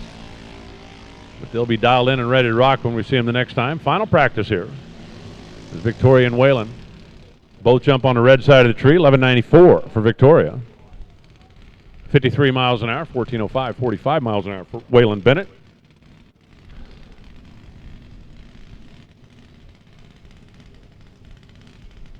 Now it's Lloyd Harding and Tyler Nunez.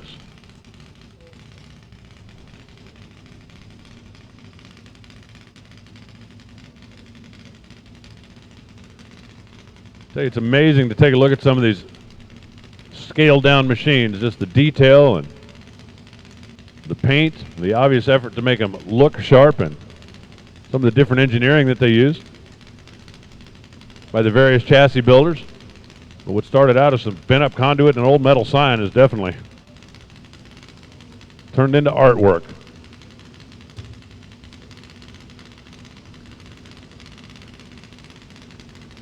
Lloyd Harding and Tyler Nunez up right now. Tyler 0.16 on the reaction time. That'll come into play when we get into eliminations a little bit later on. Lloyd rolled in deep, looked like he was trying to find the edge and went over it. Didn't miss by much, but red is not good. The red's not any better in a junior car than it is in a top dragster. 1198, 52 miles an hour for Lloyd. 1217, 51 miles an hour for Tyler. Now it's Aaron Kennedy and Tanner Monsey. The FTI Farm team.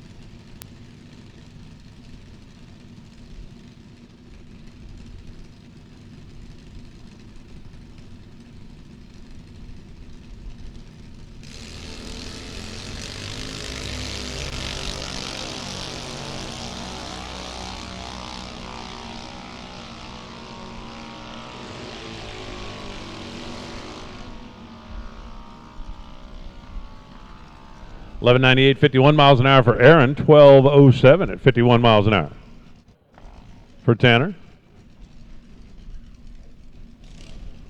Nolan Callahan now in the left side, and Caden McLean.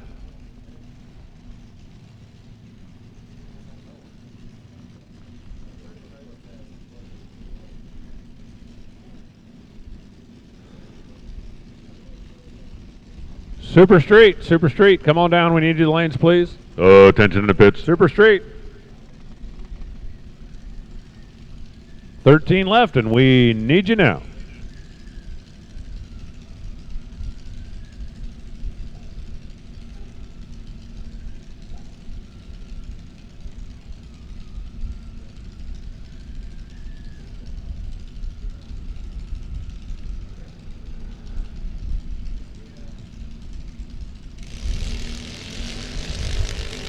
Nolan Callahan in the left side, Cade McLean in the right, as they take their final practice run before eliminations. 12.09 for Cade, 51 miles an hour. 12.26 for Nolan at 51 miles an hour.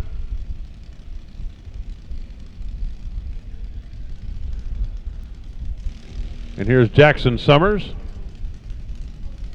and Lincoln McMaster.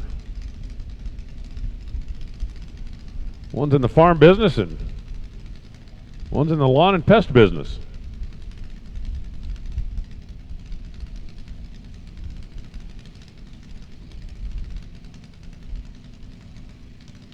The Summers clan, they definitely travel with a fleet of little cars.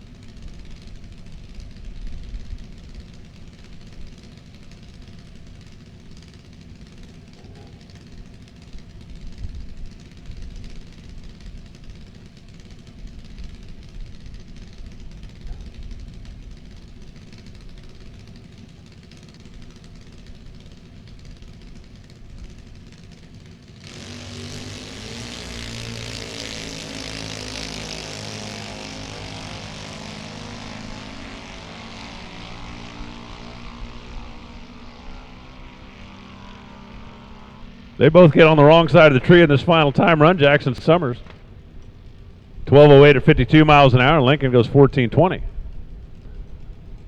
at 44 miles an hour.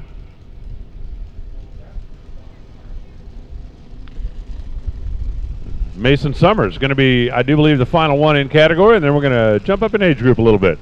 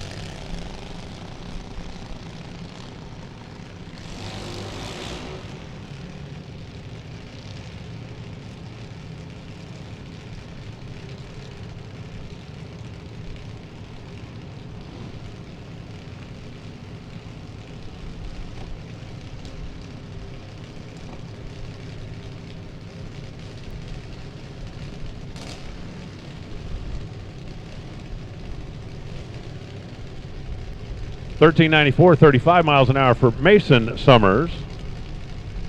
And now we move up to Bladen Core and Steven Skelton as we move up in age and we move up in performance a little bit.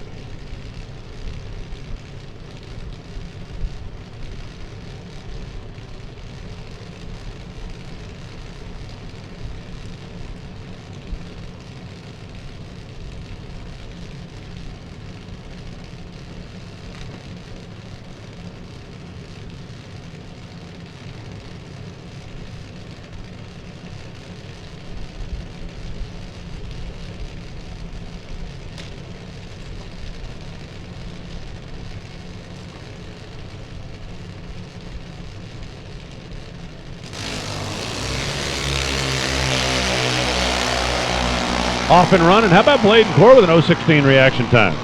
He's looking pretty race ready down there. Now these cars are allowed to go as quick as 8.90 seconds, and they're both right there in the neighborhood. Steve Skelton with an 8:92 at 73 miles an hour. Bladen goes 8:99 at 72 miles an hour, and I think Bladen's playing the game. I really do. He's 0:16 on the bulb. He's 3 thou out front at the finish line. I think he just got down there and decided to practice a little stripe driving. Are you allowed to bet on juniors, or is there like a rule against that? 'Cause I'm telling you, I think I'd put a couple of shekels on Bladen.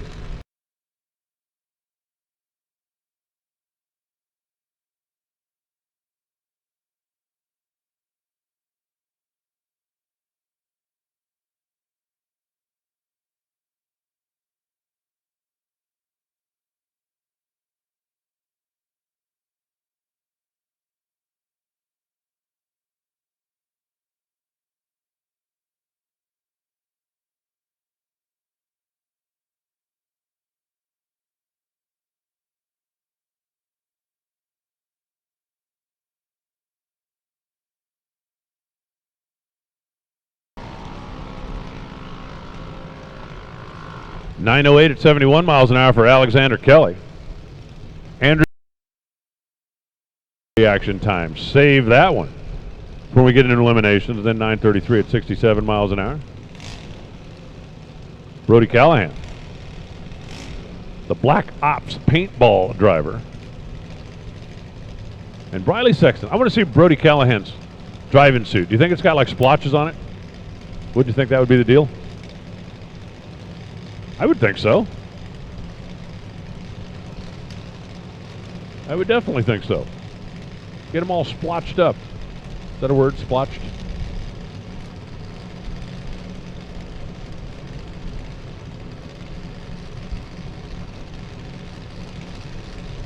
Briley on the right side, 11 years old. Brody, 10 years old.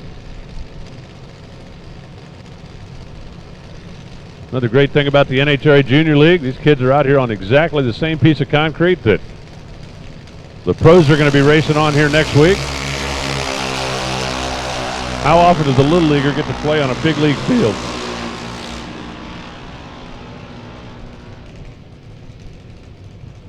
I'm thinking close to never. 883, 73 miles an hour for Briley. 008 light for Brody. Pretty strong, and then 901 at 73 miles per hour. Listen up in the pits. Oh, attention in the pits. Stock Eliminator, come on down. Stock Eliminator, need you, please. Stock for the next round. To the lanes.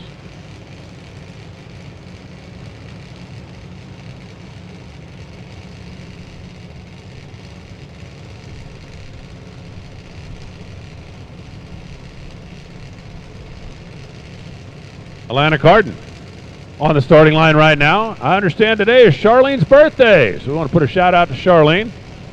Said as a general rule, I don't do shout outs, but you know what? If your junior kid's racing, you get a shout out. If you write it on the back window of a car, you get a shout out. If you write it cleanly and legibly on the back of a $100 bill and give it to me, you'll get a shout out. Those are the best three ways to go about it. Atlanta goes 885 at 73 miles an hour. Maddie Douglas goes 899 at 71 miles an hour. No preference. Either one of those three will work just fine. But Charlene having a birthday today. This is a great place to spend it.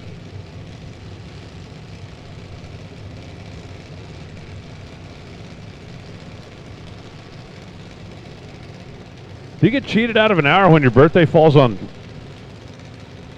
time day? I mean, right? Birthday's only 23 hours long? Man, that ain't fair. Now it's Matt Peterson on the left side. Cooper Hancock in the right. Little Florida Georgia matchup.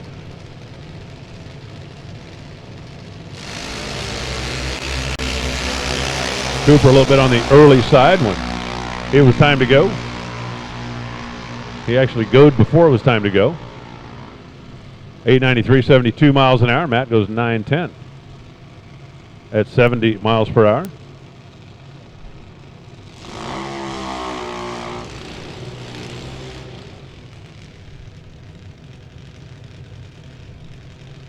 Lucas Clark, part of the Big Daddy Racing team, and Dylan McNichol, part of the FTI Farm system.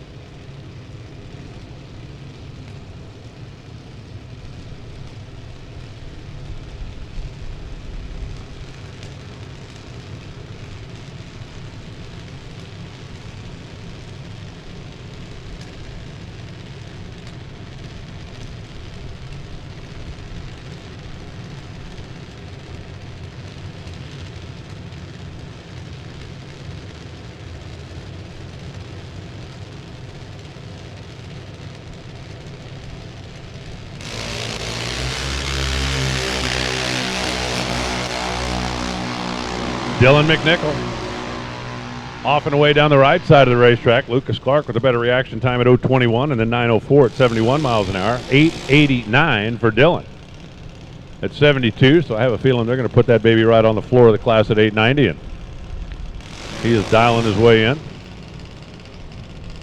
Hayden Miller now, part of the FTI Farm team, and Haley Peterson.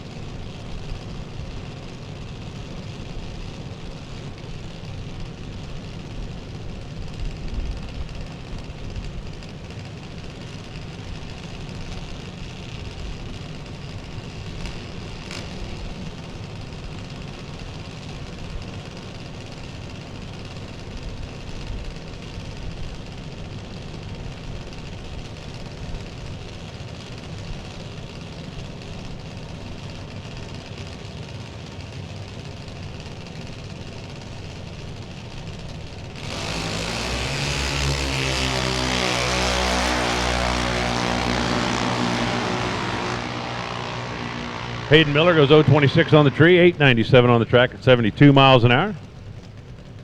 Haley Peterson goes 9.15 at 70 miles an hour, and that brings up Blaine Zaskowski on the left side. Johnson Anderson in the right.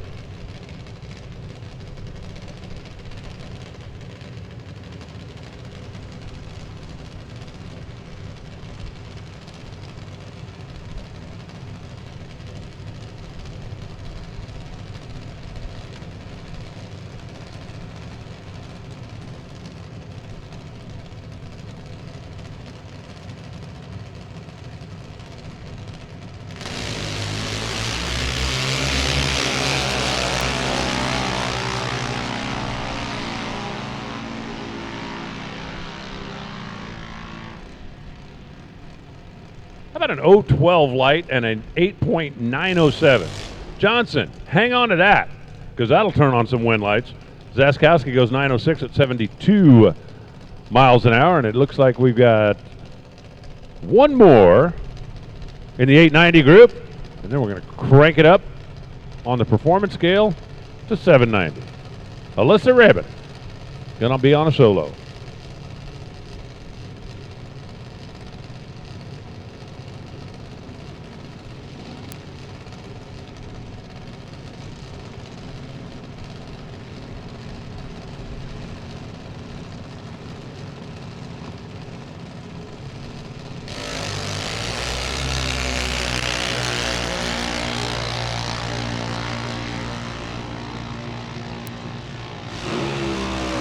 $8.89 for Alyssa with an 014 light. I believe she's about ready for eliminations as well. Stock Eliminator, Stocker, second call. Need you in the lanes, please. Attention in the pits. Stock Eliminator, come on down. Riley Kenzie, part of that Kenzie Kids Racing team. And Jackson Earwood in the right side.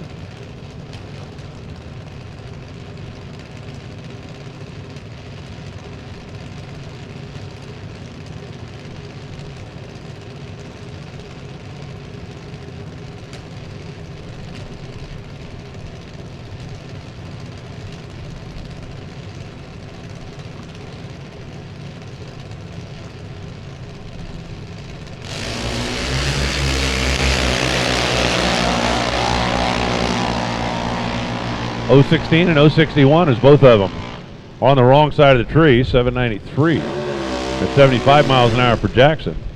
Riley goes 817 at 79 miles an hour. And Benjamin Kelly rolls in next. Down from New Brunswick, Aaron Kenzie out of Crawfordsville, Georgia.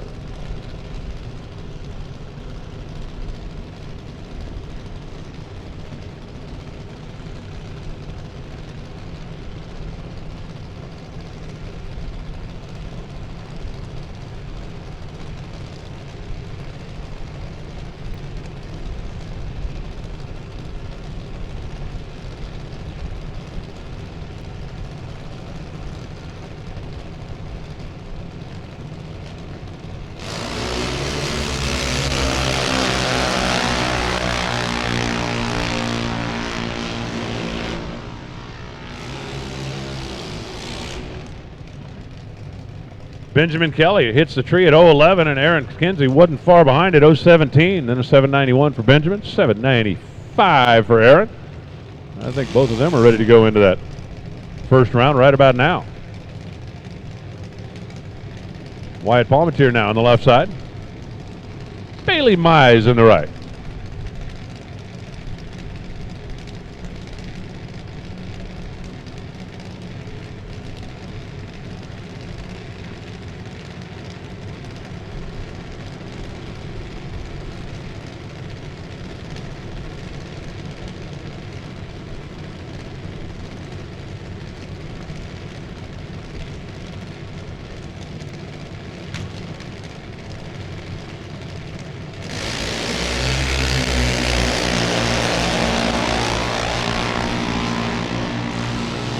Yes, it's amazing what you can do with the basic architecture of a Briggs & Stratton 5-horse engine, isn't it? Kind of like what the Top Fuel guys do with a basic architecture of a classic old 426 Hemi.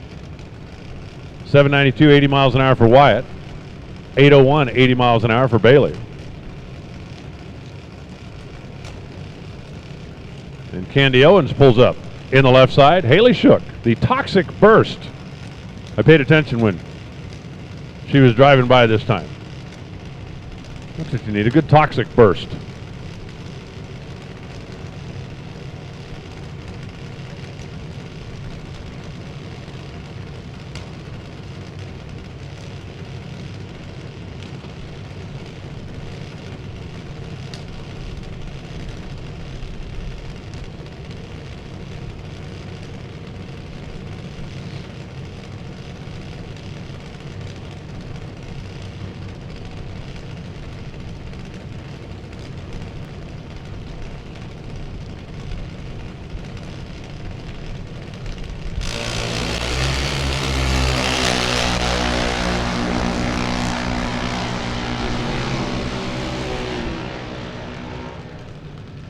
$798, 81 miles an hour for Cody. $796, 80 miles an hour for Haley.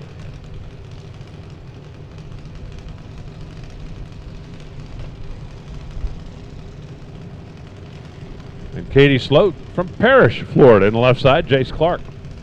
Jace is part of that Bad Daddy racing team.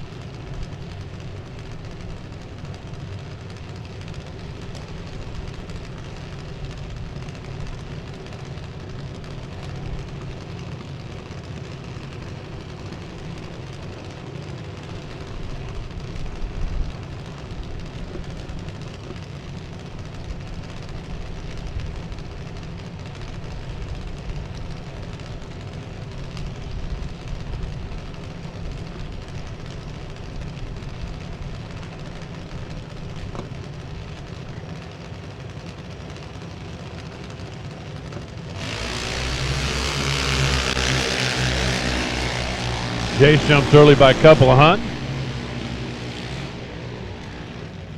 809.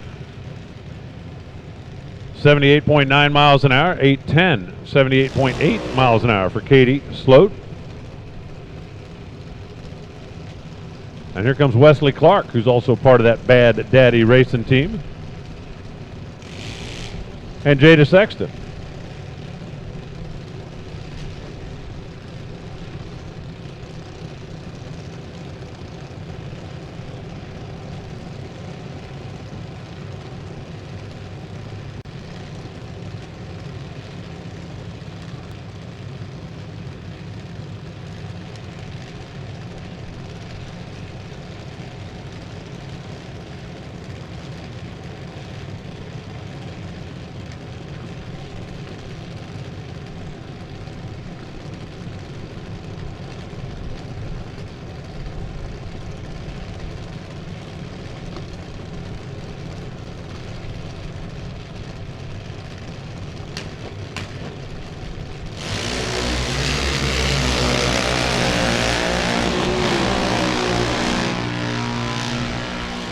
They're both close, but they're both red, and a 791, 79 miles an hour for Jada, 799, 81 miles an hour for Wesley Clark. And they just keep on coming. All right, listen up in the pits. Oh, attention in the pits. Super Comp, come on down. We need you now, please. Super Comp to the lanes.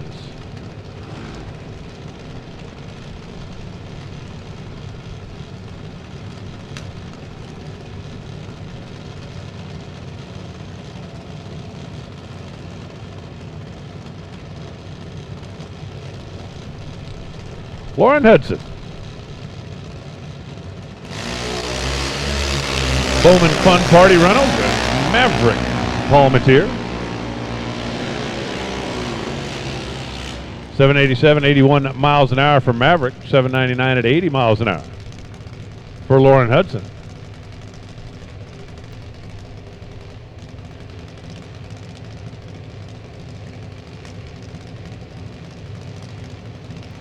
Here's Aaron Reynolds. Left, Braden Davis right.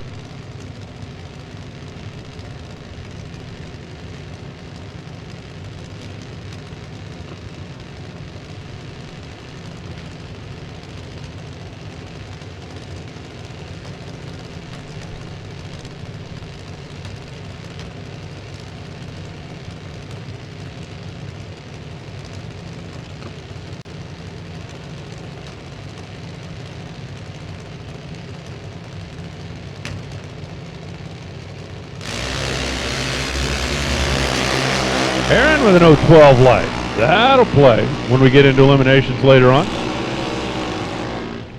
794, 100 or 81 miles. 100 miles an hour would be a problem. 794 at 81 miles an hour for Aaron Reynolds. 797 at 79 miles an hour for Braden Davis. Now it's Jordan Triana and Trip McCarty. Jordan says on the side of the car, Dixie Chick for Dixie Auto Body. And Trip McCarty, McCarty Auto Parts up in Hazelhurst, Georgia.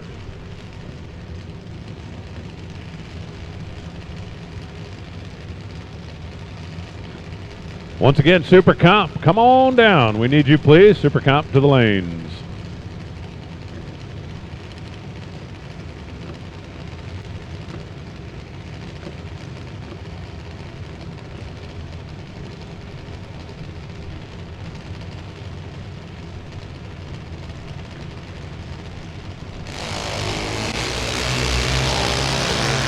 O12 light seems to be the story of the day here now on the Lucas side of the racetrack for at least the last couple of cars. Couple that with an 841 for Jordan at 75 miles an hour and an 809 for Trip McCarty. Also 79.94 miles per hour. Dominic Corsetti, Plant City, Napa Auto Parts, and Jake Sickler in the right side.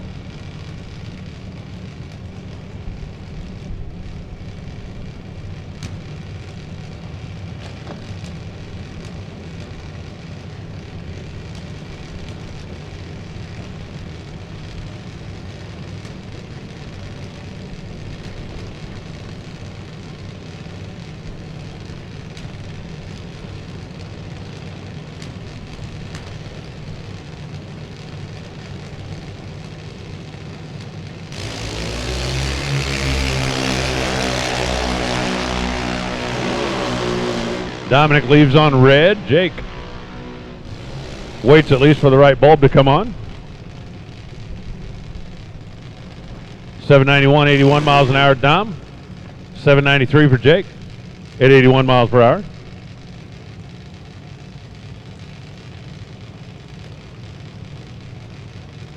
And now we've got Peyton Dum Dum Shook. That's what it says on the car. And Kyle Rice for American Used Auto.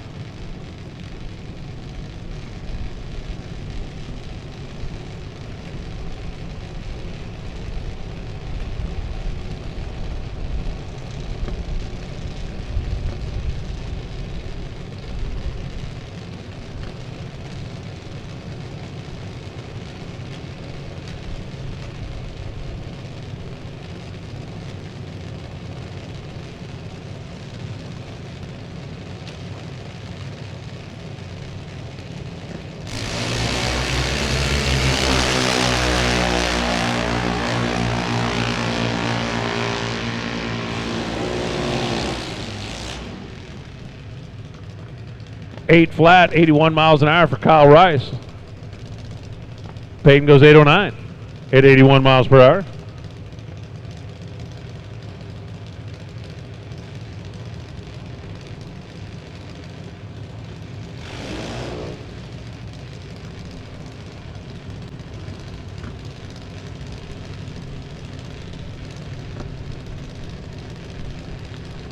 Tucker Brown now as we are getting down to the end. As a matter of fact, we've got our super street drivers loaded in and ready to rock for their next round of competition. Tucker Brown, Tyler Vanaco,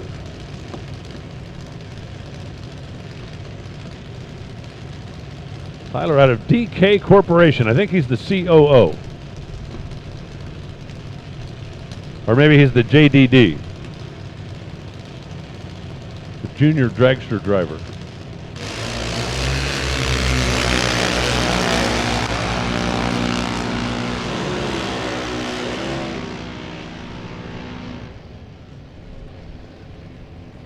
.807 at 80 miles an hour for Tyler.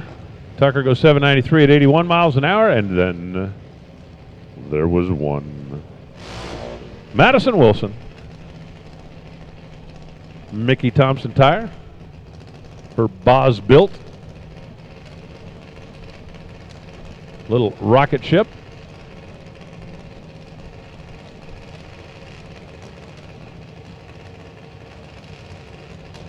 Final call, Super Comp. Attention to the pits. Final call, Super Comp to the lanes.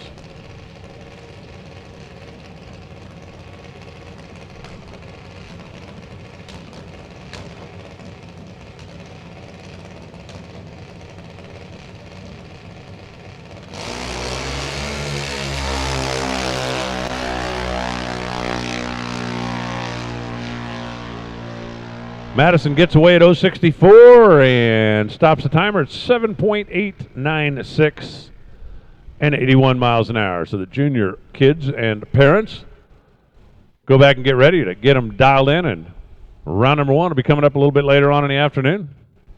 We got Super Street at the ready line, and we've got 13 cars left in competition.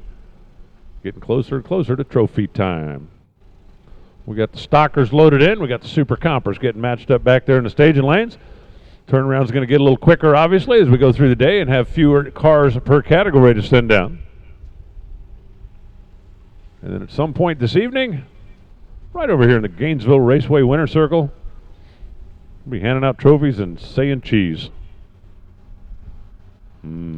Cheese.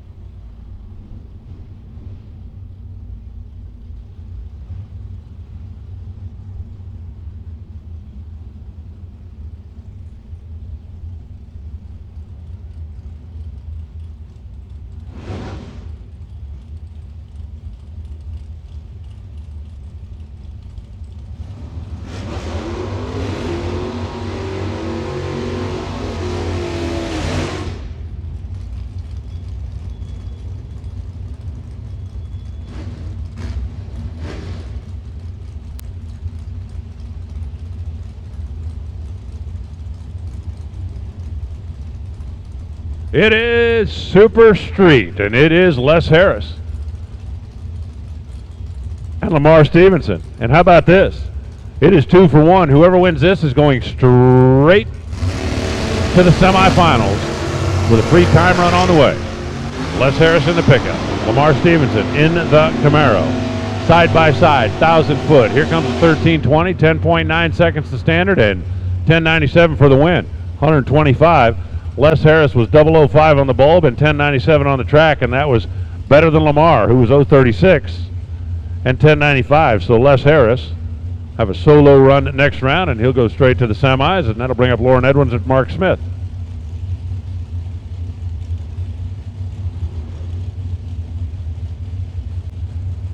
Lauren Edwards, Vega on the left side. The attorney in the Mustang in the right.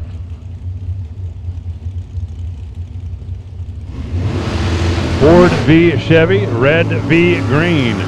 Lauren is red, 17th out. Mark Smith gets the green light, gets the win light, gets to come back and race some more later on today. 1085, 156 miles per hour for the attorney. Lauren goes 1096 at 135. but started too soon. Just a little too soon, but still too soon. Marty Heinite and Trent Thomas coming in now.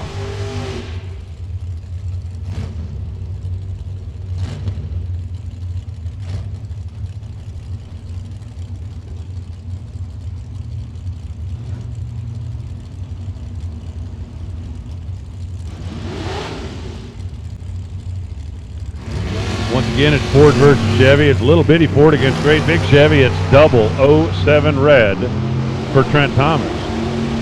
And Martin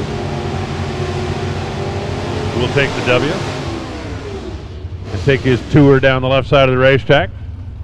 11 flat, 125 miles an hour. Trent Thomas, 007 red, and then dead on 10.90. Ugh. So sometimes you just like feel the need for a little salt in the wound, right? Check this out. How about a couple of honest-to-goodness first-gen muscle cars? Bruce Burnson in the 1970 Mustang, Mike Griggs in the 72 Camaro. These two cars could have been on the street at about the same time. Since both their owners are from Florida, they might have hung out at the same drive-thru one time. They probably were talking back in the staging lounge. Yeah, I remember that night back at the Sonic. You guys have Sonics around here? Yeah. 1092, 139 for the win with a 008 light for Griggs. Bruce goes 001 and then goes 1093. It definitely looked like they were both playing a brake pedal game down there. Margin of victory, 0.005 of a second. Mike Griggs, 008 taking 5 thou, got the win, but Bruce was legitimately in that race right up until the last foot or so.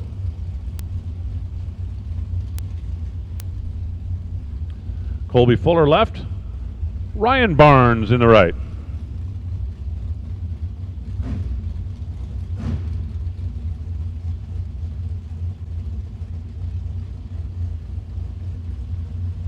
The 68 Camaro out of Savannah, Georgia, and the Achieva out of Brunswick. Add these guys together, they're less than 40 years old.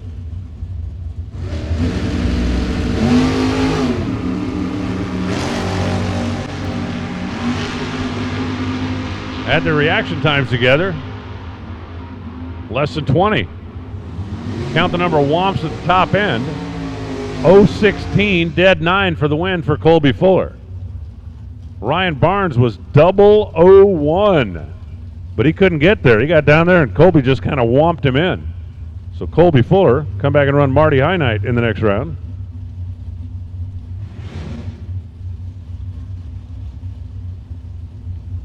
And here comes Randy Whitener and Ed Pauley for an opportunity to run Mr. Smith in the next round. The 68 Corvette, the 68 Camaro, same thing. These two, they could have known each other back at the factory. But yeah, we've known each other since we were kids. 10.906 for Ed Pauley. Couple that with a 10 light, and that's going to take care of business here. Ed Pauley will advance 1087. For Randy Whitener. He got there first by 2 hun. He broke out by 3 hun. He didn't have any room. He had a couple of choices. They were both bad. Victor Adams gets a free ride here. And he will race Mike Griggs when we come back to do this later on in Super Street.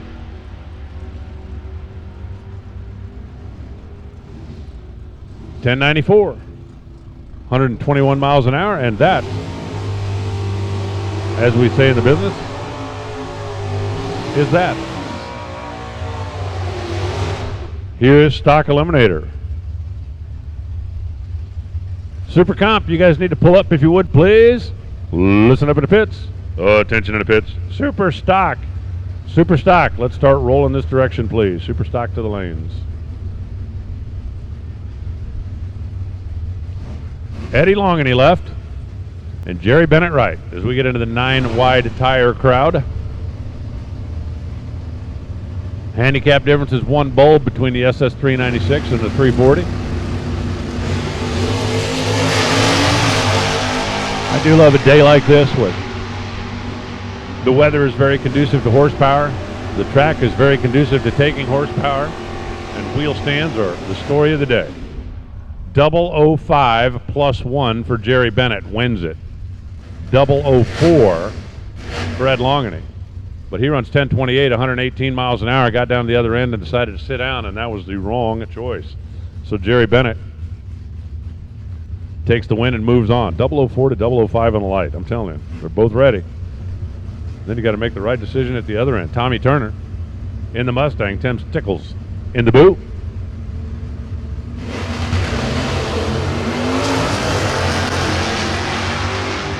In the last pair of cars, a 005 reaction time was the second one to leave the starting line.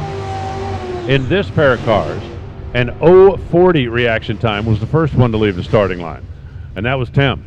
040, 5 above the dial for a win, beats Tommy Turner's 082, and 3 above the dial.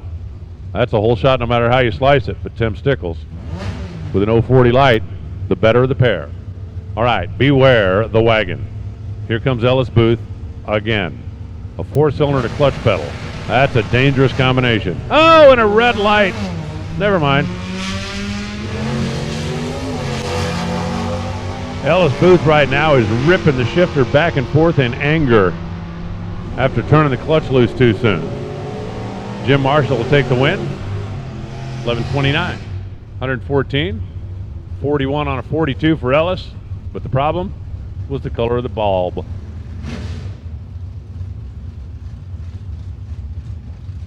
Hey, just a heads up, all racers, all classes, if you got money coming, which from this point forward pretty much everybody does, the bank is open up here in the tower. You can come get paid on property. Second floor of the tower in the conference room. Just come on up.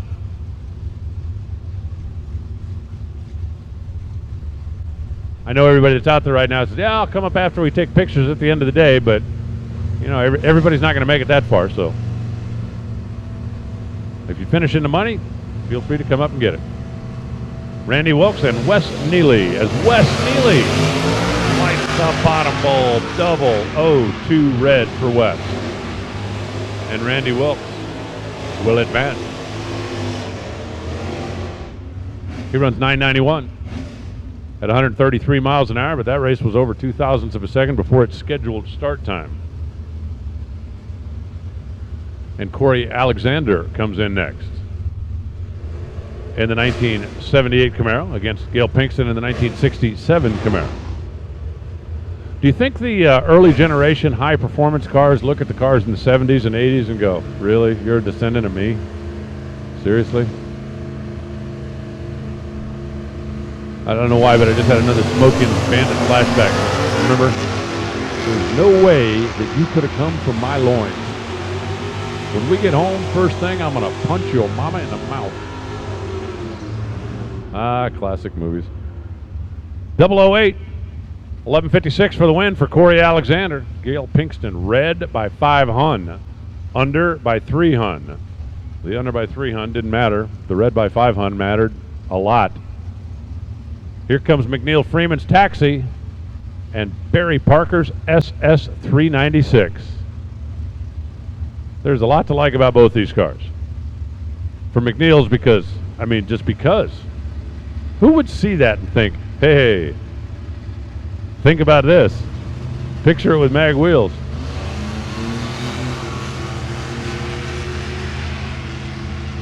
Bring on the big block. Parker's car pushes to the center line. Parker pulls it back. The V6 finish line, yes, how about it? McNeil, 15:20 for the win, 85 miles an hour. Barry Parker goes 10:04 to 124 and couldn't get there. Reaction was a 5-thou coin flip, but McNeil closing him out at a blistering 85 miles per hour. Well, there's different kinds of blisters. Blake Hickman and Dick Kincaid. The J automatic and the E automatic. 327 square Chevy and the 305, slightly more aerodynamic version.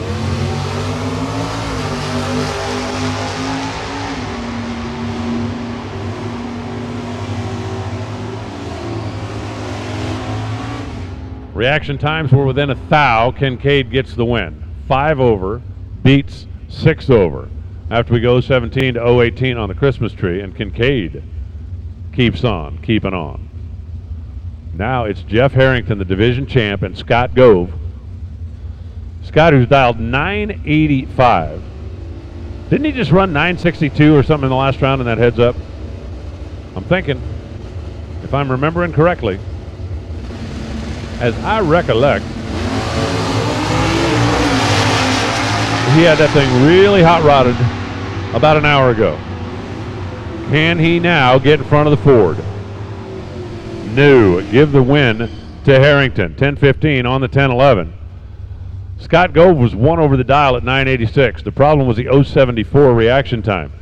When the division champ has 600 in his pocket at the tree, you're in for a long quarter mile. And Jeff Harrington makes it work. Here comes another of those Cobra Jets.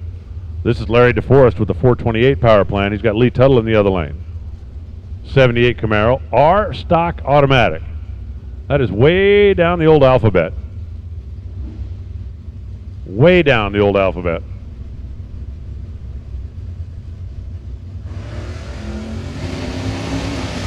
Any minute now.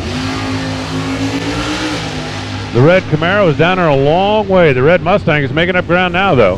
He is making up in a hurry. Can he get there before the finish line gets there? Yes, he can. 942, 134. Lee Tuttle had himself a big head start and gave back some of it with a 104 reaction time. And then a 13:58. Wasn't going to make it happen down at the other end. DeForest marches on. Sterling Simmons now. And the 67 Camaro, Keith Burnett. 69 Camaro. 327 over there. 427 over there. 3-speed automatic over there.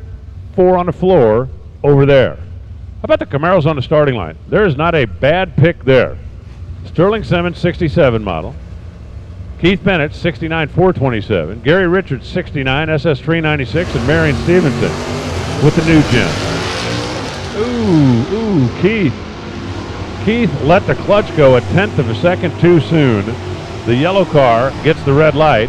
The red car gets the wind light. Looked like a little puff of smoke down there, didn't it? Or was I making that up? 11-12 at 111 miles an hour for Sterling Simmons. Looks okay now, but it looked like he may have... Well, you know what? Sterling is pulling over. Something happened down there.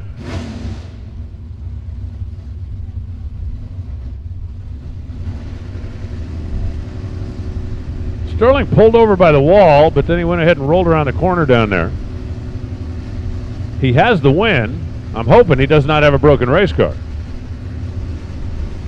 Now it's Gary Richard in the Classic Chevrolet and Marion Stevenson in the not yet Classic Chevrolet. Both drivers are away on the green. Marion, the B Automatic 15 model. Gary, the A Automatic 69 model. Winlight, Marion Stevenson, 1028 on the 1027. Gary Richard goes 1005 on the 1004. Marion was 017. Gary was not 017. Marion Stevenson.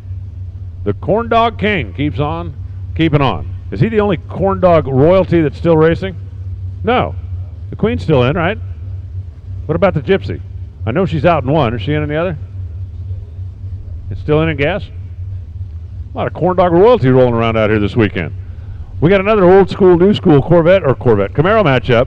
Gary Russell with the SS 396 in a clutch. Jeff Strickland with a 427 Copo without the clutch.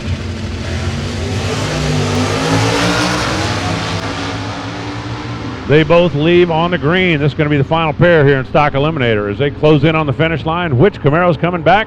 It's going to be the new one again, 918, 136 miles an hour. Better on the bulb with Strick by about 600ths. Kind of like I said about Harrington. You give them 6 at the tree and they're going to take you to the stripe. Gary Russell goes 10 flat at 132 and could not make up for a reaction time that started with a 1. We've got Super Comp at the ready line. Super Stock. Oh, attention in the pits. Super Stock, final call. You need to be in the lanes. You need to pull forward, please. Super Gas is going to be rolling in here momentarily. Final call. Super Stockers, let's head this way.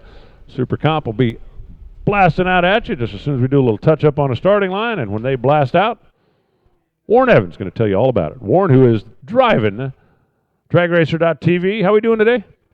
We set records the last 2 days. And we set an overall record for the weekend. Over 16,000 have clicked in today. We'll get that number up over 25,000 before the end of the day. We're going to set an all-time weekend record for DragRacer.tv. Also want to welcome those who are watching on NHRA.tv. Here's Super Comp. Here's Warren. Thank you, Alan. Appreciate the opportunity to work with you here. And watch some 890 cars in round number 3.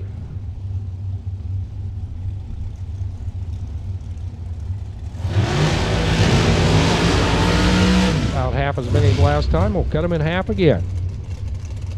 Well, you know, half as many people, not literally cut them in half. David Long, Trinae Crisoni. That'll be your first pair. Rolling up right now, David Long out of Wallingford, PA, for S&W Race Cars. Super stock, you should be there. Like Alan said, if you're paired, bring them up.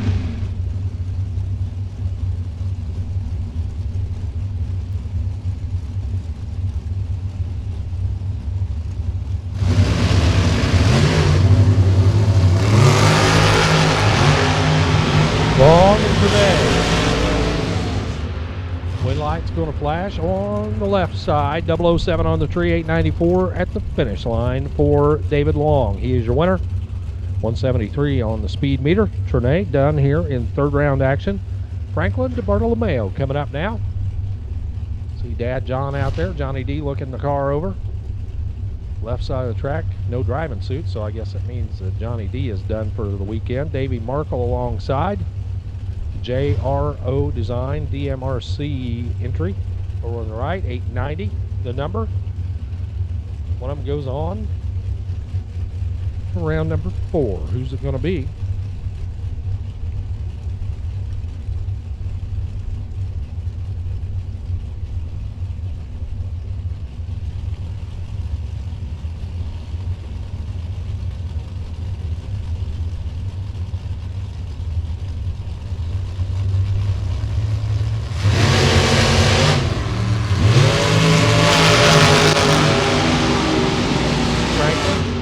Hustling down track.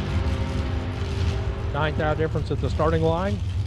Franklin gets down there, takes the finish line, breaks out by 1. 889, that's 1 under on his 890. Davey Markle, 890 with a 3, dead on 3 at 162. He was behind the starting line by 9 thou, but his wind light is flashing. We'll see him in round number 4. Lauren McMaster comes up now.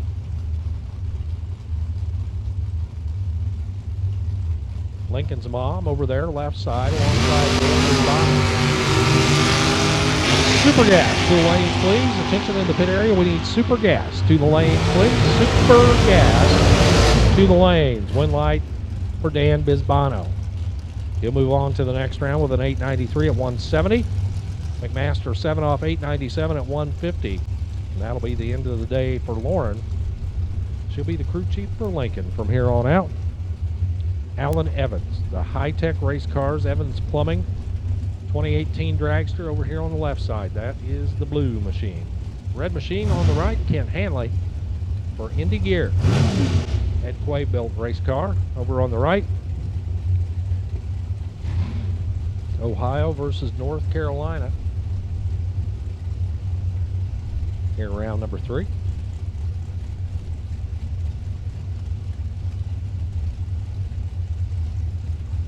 Both cars light the first bulb. Alan Evans gets in there. Here comes Ken Hanley.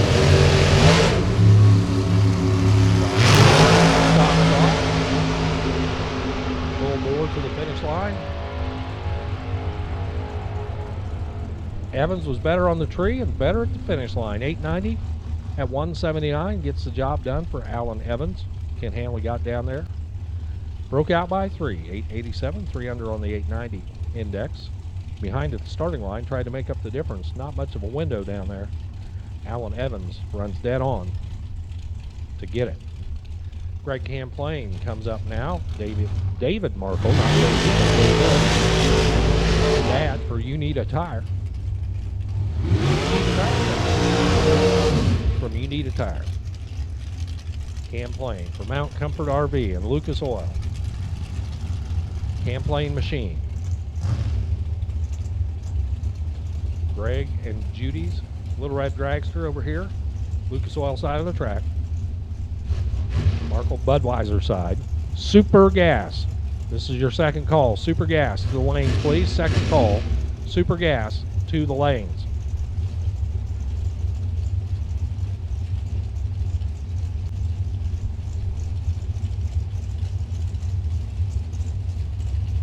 Super Stockers, if you're paired and ready, bring them on up. So we can make some room back there for Super Gas.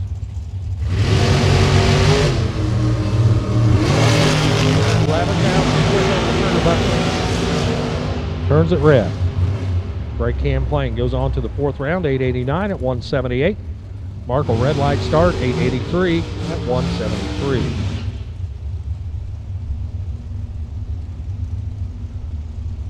I think the lone remaining door slammer in the category, that is the Thunderbird left side for Chuck Trotter. How about Chuck Trotter? Let's try that.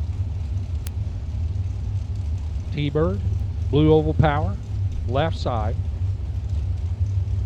Alongside Joey Cambria, the airlift company, NoSquat.com. I wonder what No Squat is all about.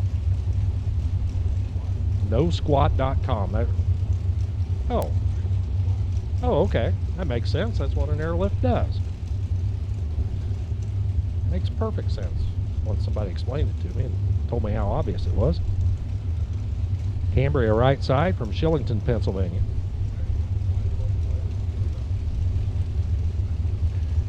Thank you, Alan Reinhardt, for imparting your wisdom.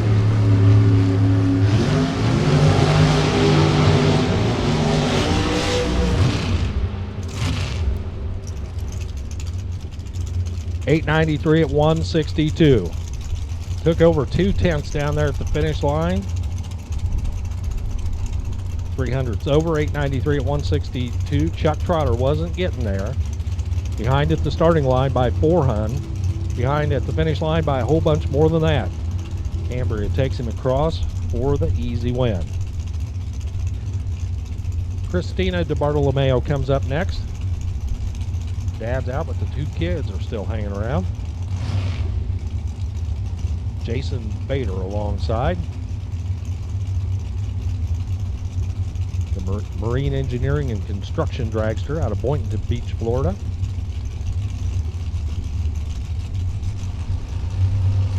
Again, if you're paired up back there, Superstock, bring them on up.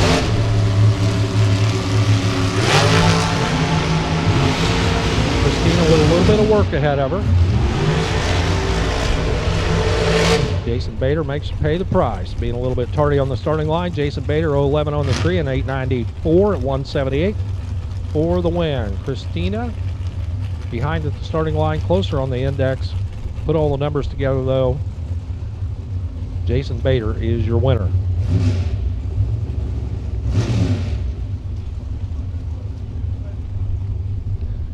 Lauren Freer and Allison Holdaway comes up now. Young ladies side by side. Freer left side, her Miller car. Holdaway right side in her Miller car.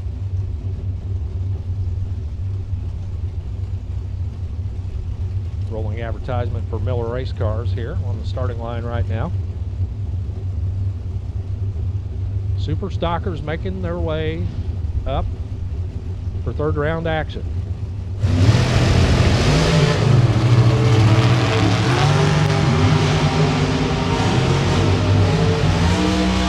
Lauren Freer, you can see the stop come off. Little pup down there of fuel. 892 at 172 for Lauren Freer. She was 005 on the tree. Holdaway out front trying to hold her off. She crossed first, but she was behind at the starting line. Wouldn't have mattered. 886 at 160. Freer on the safe side, better light. Freer gets the win. Derek Denny lines up now. Double D over here left side, along with Bones on the right. Todd Ewing out of Alabama for Huntsville Engine. Denny left side. Pleasant View, Tennessee, the home base. As we have just a couple more laps here.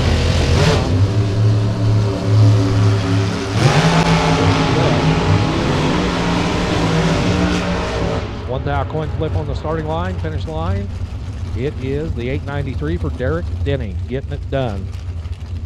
They were even off the starting line. Ewing gets down there, takes 4 at the stripe, and breaks out by 1. 889 at 173. Denny, your winner. Troy Williams Jr. for FTI Converters.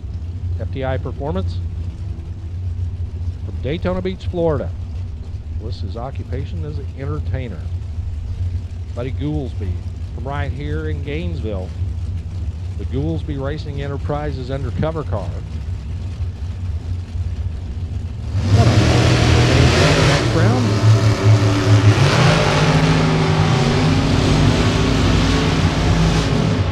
Starting line advantage goes left. Win light goes to the left as well. Troy Williams, 891 for the win. 007 on the tree. How about this? Margin of victory, 0.0006. 6/10,000ths margin of victory for Troy Williams down at the stripe. Goolsby did break out by 3 thou, but Williams wheel racing down there at 162 miles an hour. Chris Rowe got the bye run last round. Now he's got to run somebody. It's Kyle Forbes, the TV producer out of Canada. Your final pair here in Super Comp, Super Stock, waits in the water box right now.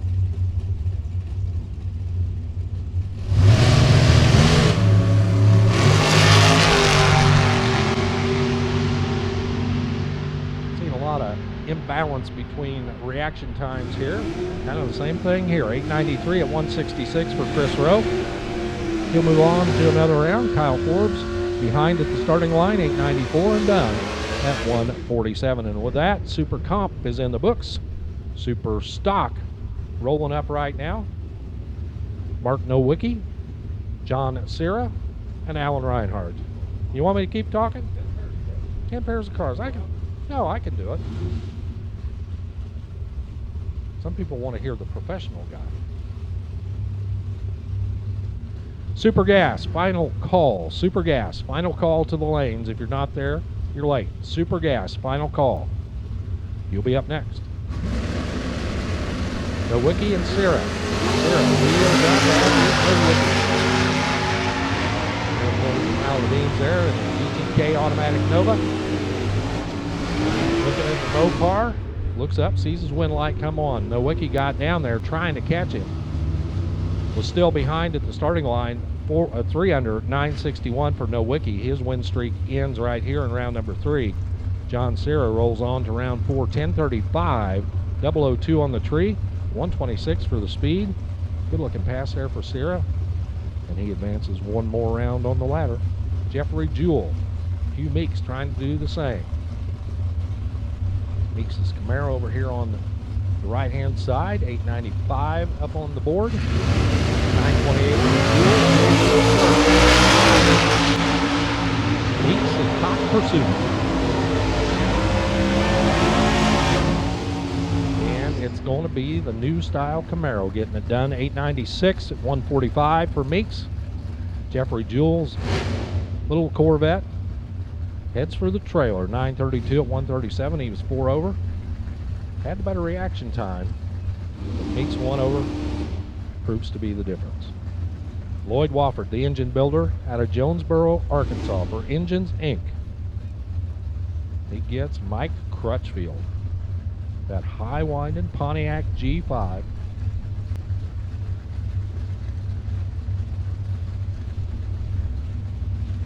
D-modified machine over here on the right for dragracetires.com. Now his win streak could continue as he was a winner 2 weeks ago up at South Georgia. And he'd sure like to double up if he can. Neither driver seems to be too anxious to stage him up. Crutchfield rolls in. Welcome.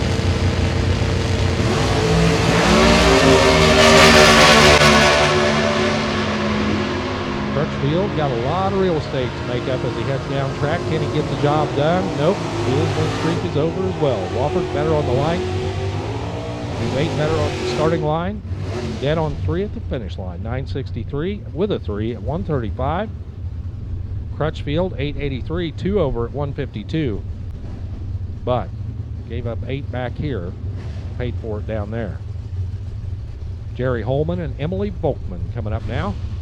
Holman, the J&S Racing 31W Insulation Firebird. Super J automatic left.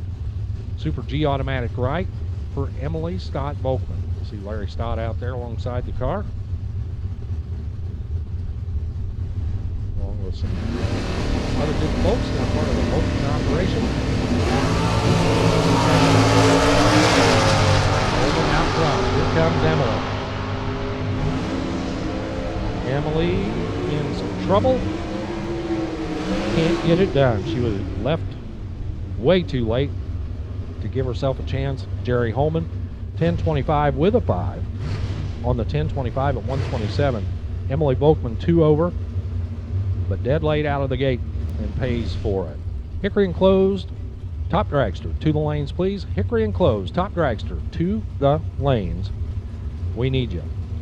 Super Gas, you should all be over there and getting lined up. When you do, bring them on up. Gary Richard and Tyler Kahele coming up now. Richard left side, the Mustang. Kahele right side, the S10.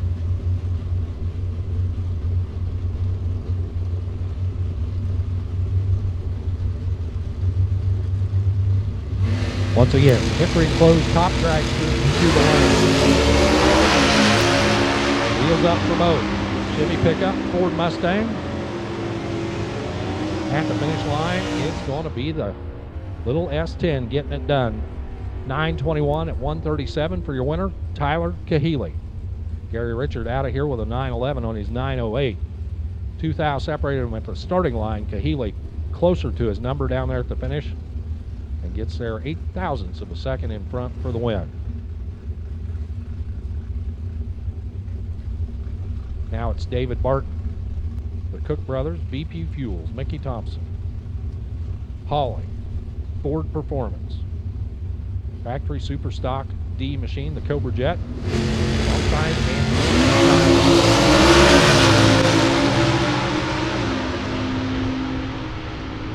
Another one, coin flip at the starting line. You hear a little off the throttle down there.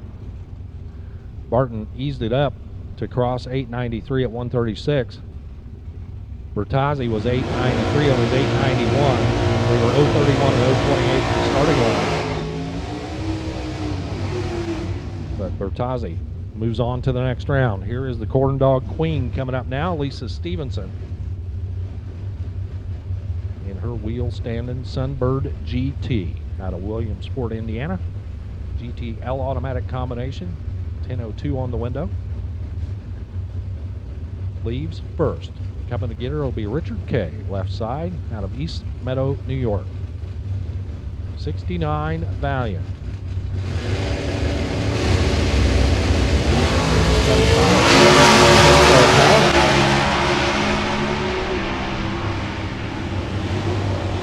Little Pontiac out front. Here comes Richard K. She was in trouble from the starting line. He knew it. Drove by her down there and took the win. 876 at 139, easing off the throttle. Stevenson, little tardy on the starting line. Well, a whole lot tardy to be fair about it. 1004 on the 1002, but not good enough. Tyler Bohannon, Mark Alvey comes up next. I think Tyler beat Austin Alvey in the last round. He's got Mark Alvey this time around.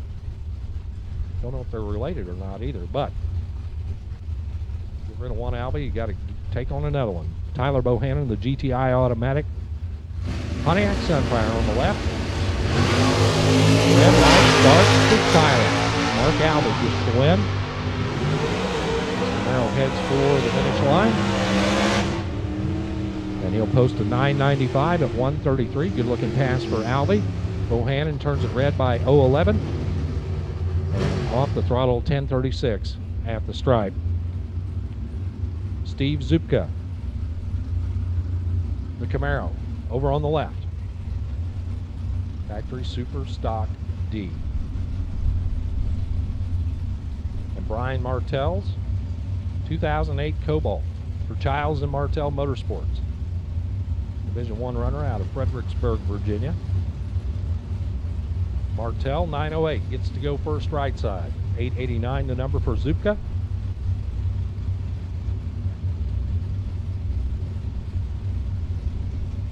Listen up.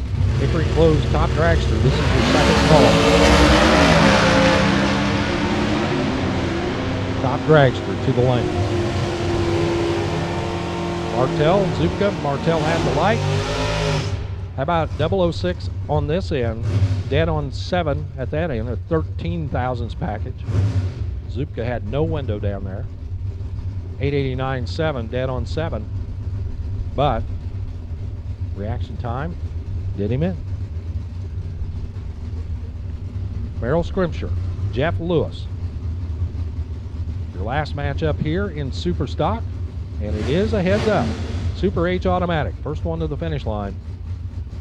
We'll light the bulb and go on to the next round.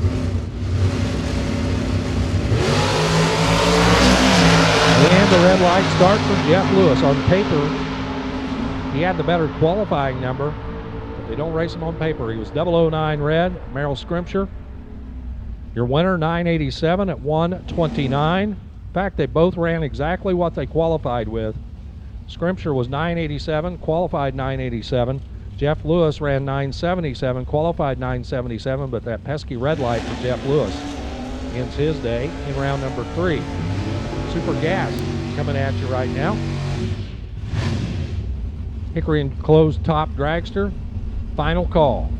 Final call for Hickory enclosed top dragster. Get them up here, get them paired up. Should be 8 of you coming back. Super Gas. Whittling our way down through that.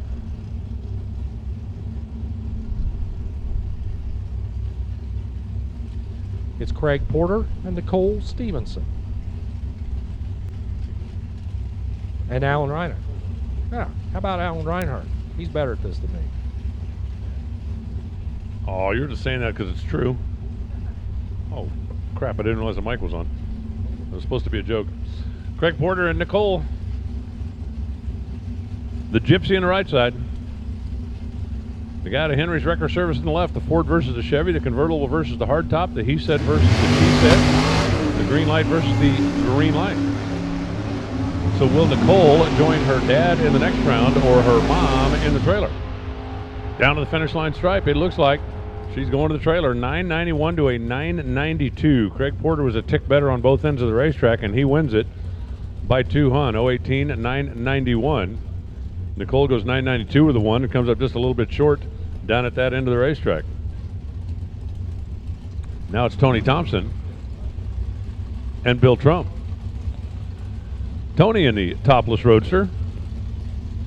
Bill Trump in the topped Camaro. Competition Eliminator, need you to lanes, please. Attention to the pits. Competition Eliminator, need you to lanes. Top dragster, if you're not here already, you're tardy. Well, Tony Thompson wasn't tardy. Tony Thompson was early. 005 on the early side.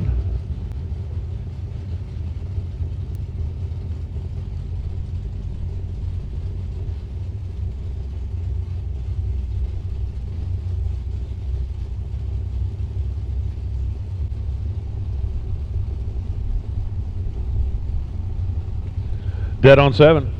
Over on the right side for the win after the red light on the left side. Larry Ruddle, Jason Kenny.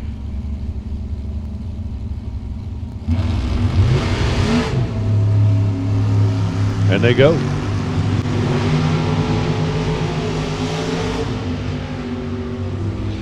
To the finish line stripe. The winner's going to be Carol's little baby boy Jason. 991, 158 miles an hour to a 985.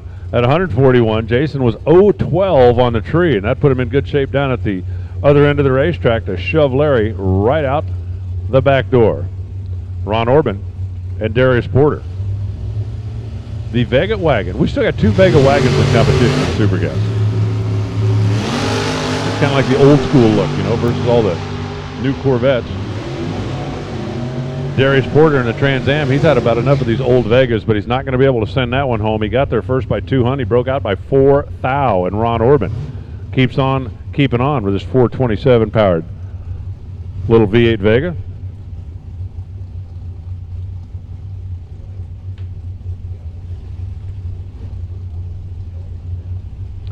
Larry Bernshausen and his little V8 Vega. Let's see if he can keep pace. Got 431 cubic inch small block under the hood of that one. And he's got Gene Quinn in the right side. The Gainesville-based engineer. Well, Gainesville, that's right around here someplace, isn't it? I'm thinking, pretty sure. Not too far from here. I'm relatively certain. And at the finish line stripe, the Vega Wagons go one up and one down. This one's a double breakout, 987 for Bernshausen, 988 for Gene Quinn. Gene had the better reaction time, snugged the stripe, comes out on the right side of the double breakout math. And he shall return. Charlie Kennepick, or Kennepick, or the guy with the Corvette on the left side. I'm just going to call him Charlie from here on out. 63 model, Steve Furr. The Camaro over here on the right side, 68 model. Competition Eliminator. Comp, I need you to the lanes. Hickory and closed top dragster, you should be pulled forward, ready to go. Competition Eliminator, need you to the staging lanes, please.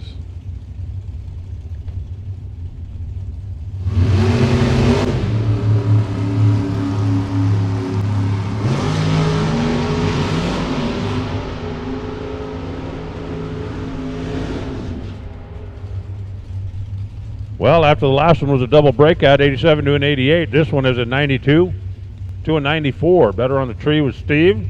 92 on the track was Steve. And Charlie gets sent to the pay window. By the way, the pay window, second floor of the tower.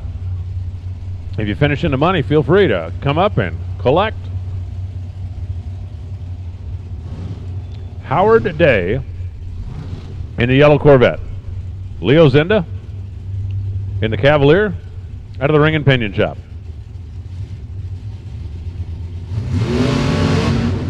Oh, did you see that? Howard's car almost went like that. And when it did the first dit, it was red. When it did the second dit, it didn't matter. So it didn't matter, I think. 9901 for Leo Zinda at 167 miles an hour. Howard goes 987 at 167, but he was 167 red, and the car, it looked like it double stepped up there. Now it's Greg Slack, small block Ford Maverick, Michelle Furr, ATM Innovations. I'm all about ATM Innovations. I want one that can give me money without me having an account. That would be my kind of ATM. I'd hit that baby every day. Are you guys making fun of me over there? Are you making fun of me over there? If you're going to make fun of me, do it loud enough that I can hear. I want to laugh too.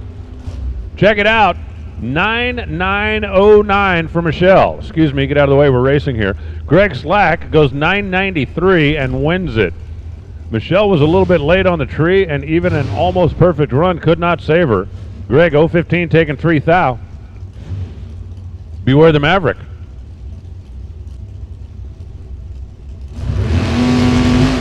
Final pair on the track right now. Rich Price and John Sickish.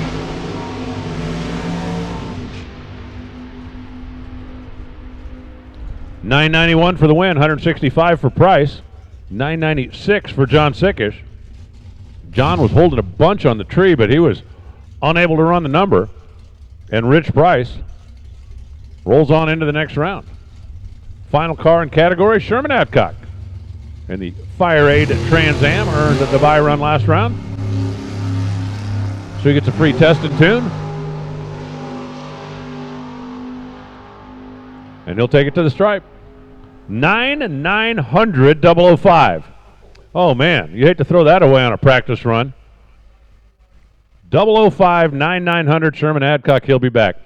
Hey, Hickory and Closed Trailer Top Dragster, if you want to race, pull up. If you don't, get out of the way. Competition Eliminator, I need you to the lanes, and I need Stott's Top Sportsman to the staging lanes, please. Top Sportsman to the staging lanes. Comp Eliminator to the staging lanes. Top dragster, either pull up or get out of the way because we've got guys back there that really do want to race. Touching up the racetrack a little bit, and our top dragsters will be the next thing out. Don't wander off. At least, well, I think they'll be the next thing out if they decide they want to race.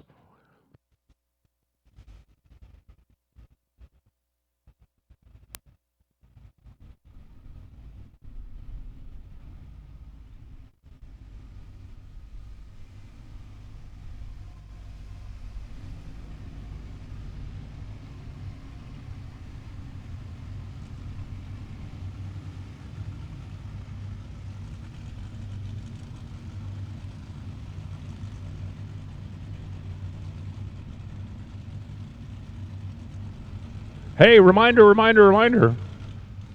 Wednesday, the Draw Golf Tournament, the Tracy Winter Golf Tournament. If you want to take place, I do believe there's still some spots open. You can see Mark Young in the pits, and he'll get you locked in.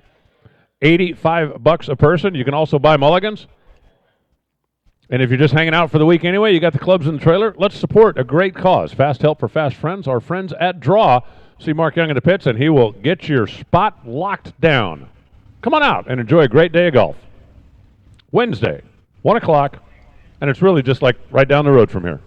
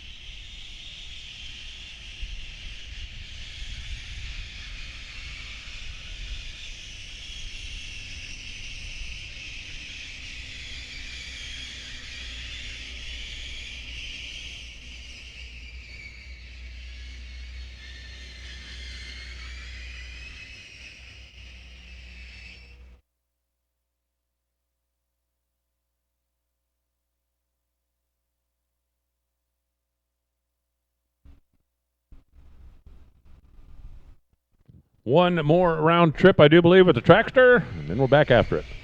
Comp, final call. You should be in the lanes. Second call. Stott Ford, top sportsman. Come on down.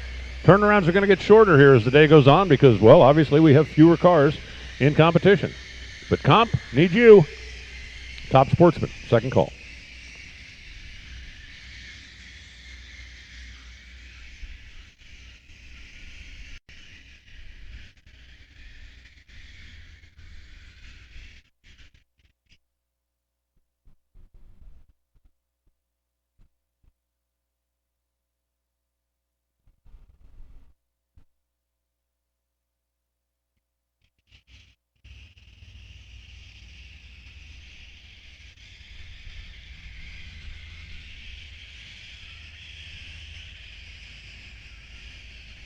If you're a new car dealership principal, service manager, or parts manager, turn to the source dealers trust, Service Department Solutions.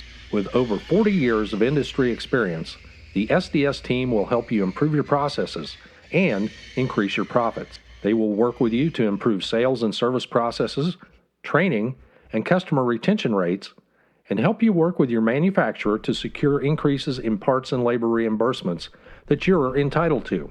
In some cases, hundreds of thousands of dollars left on the table. Service Department Solutions helps dealerships nationwide, and they can help you too. No upfront fees, no hassles, and no risk. Call them today at 412-651-2356 or visit them online at servicedepartmentsolutions.com.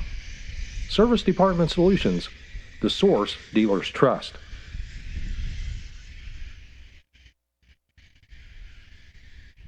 Mosier Engineering has been racing across 4 decades with 3 generations, and we are proud to be an official NHRA sponsor here today. Everything we make, from our rear ends, axles, suspension, and even our brakes, are made with one goal in mind: so you can finish first. We offer standard 2-day turnaround on custom axles, housings, and center sections. Visit us on the web at MosierEngineering.com or call and talk to our knowledgeable and friendly technicians. Remember, whether you are a weekend enthusiast or a serious racer, Mosier Engineering has the highest quality, made in the USA products for all of your extreme street and racing applications. Finish first with Mosier Engineering.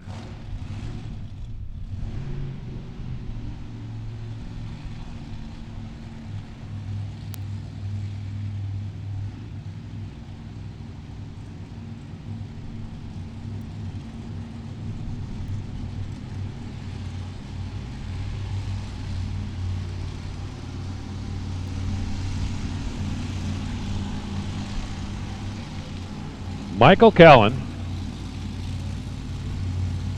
and Wayne Landry. As we are here in the round of 8 of Top Dragster, winner goes to the semifinals.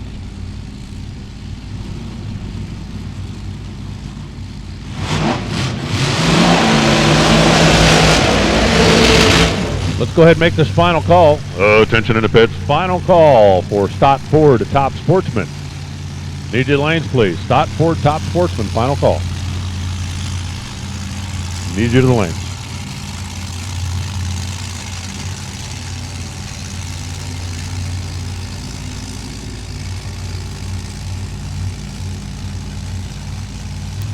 New York car left with a roots blower on top. Louisiana car right for Wayne Landry. Handicap head start's going to go to left lane by 0.12 of a second.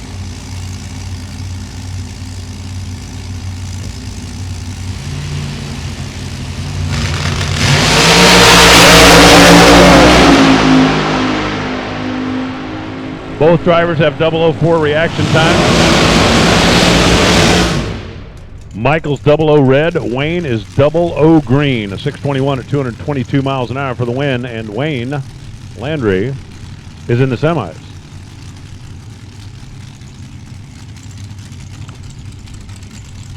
Now we've got Baby Larice and Baby Larice's kid. Ross in the right side. Holden in the left side. They are dialed heads up at 6:14. I think this is basically going to be a reaction time contest. Out of Release Motorsport Insurance, the father and son. You don't mind doing this when it's like the last run of the day. It's like not a perfect scenario when you do it this early in the day. And the reason they're running this early in the day is, well, pretty simple. Dad sucked at qualifying. Well, I'm sorry, but he did. Holden was number 1. That's doing his job. If Ross is number 2, well, he's on the other side of the ladder. But Ross went too quick, and then we're back. So anyway. And you can tell him I said that. He'll laugh. Actually, he'll say, no, that's right. He's right. So the father and son out of the bayou of Raceland, Louisiana, for a berth in the Final Four here at the Baby Gators. I just watching the crew guy down there look like he saw something. Walk back. 6:17 for the win for Dad. Holden Larice goes 004, but then couldn't run the number. He runs 6:19. Ross goes 023 and 6:17. And the guy who finished number 3 in the world last year is continuing on here this year into the Final Four by 0.04 of a second at the finish line stripe. Tony Positano left, Fred Perkins right.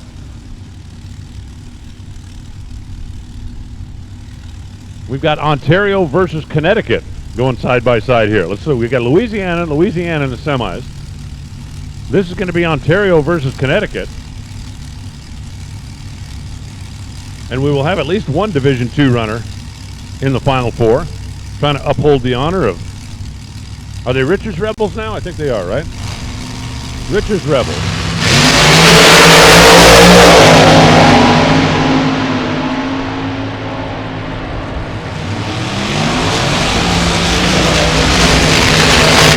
Fred won this one before he moved. Tony was 006 on the red side. And Fred was 035, which in this category is getting away with one. 613 at 221. Didn't need any of it. All he needed to do was stay green, and he did. And now it's Barry Brown in the left side from Tennessee. Steve Furr on the right side from North Carolina. We're holding up here momentarily before we send these two pro-charged machines blasting down there.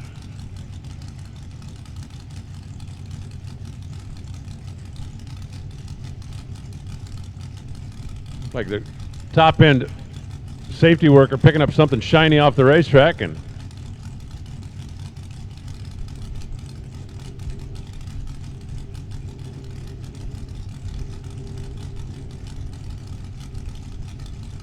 I believe now we're clear. Or maybe not.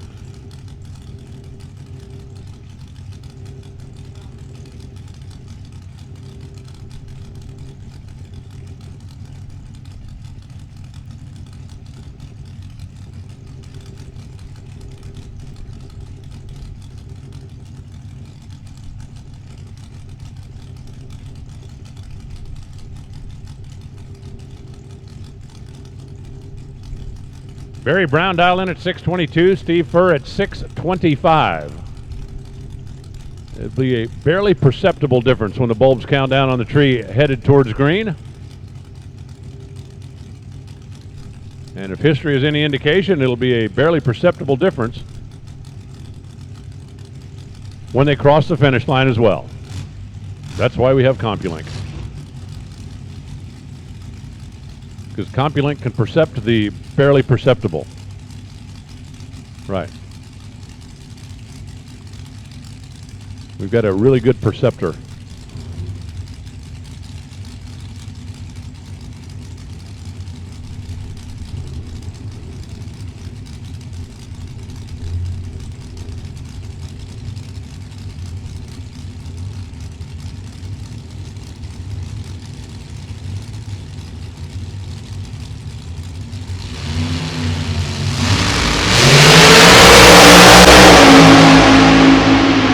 Well, that was barely perceptible.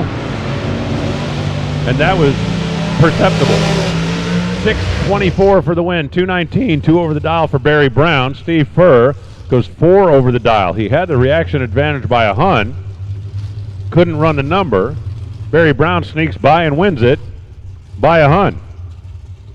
So it'll be Barry and Wayne on one side. It'll be Ross and Fred on the other side. We've got our final 4 in Top Dragster. We got Comp Eliminator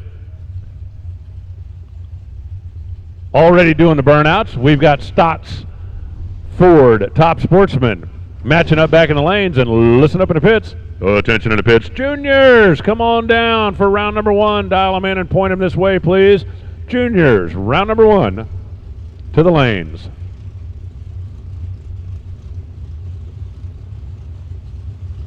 Frank Aragona left, Ed Federkyle right. The reigning champ with the 6-cylinder. And the Florida dude with the Hemi. Ed has not had to work too hard to get to this point with a by running a red light. He's going to need some performance here. And he's got it. 699, 175 miles an hour. The Nickens Hemi runs down the 6-cylinder. Frank Aragona goes 749 at 168. Frank was actually better on the tree, and Federkyle's going to take a pretty substantial nudge in index moving forward. But Ed is moving forward, and forward is a good way to move. Juniors, come on down. We need you, please. Junior Dragsters, round number 1. Come on down.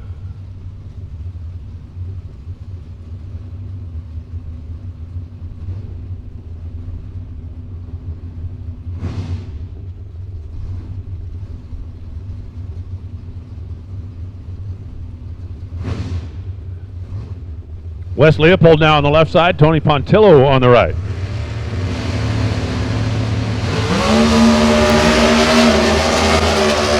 the Supermod Dodge streaking down to the drag strip. Pontillo caught him at the finish line. 678, 193 miles an hour. And 801 for Wes on the 851. But Tony's still able to make the move down there and make it happen. So that dragster is going to move on. And now it's John Freck and Jim Kimbrough. Didn't Jim just do this? Didn't he just like beat up on a 4-cylinder dragster not all that long ago? Seems like he did. Wow, what a big old meanie. Got a 315-inch small block, and he's just picking on all the little 4-cylinders. I'll tell you what John Freck is thinking. Send the big old meanie.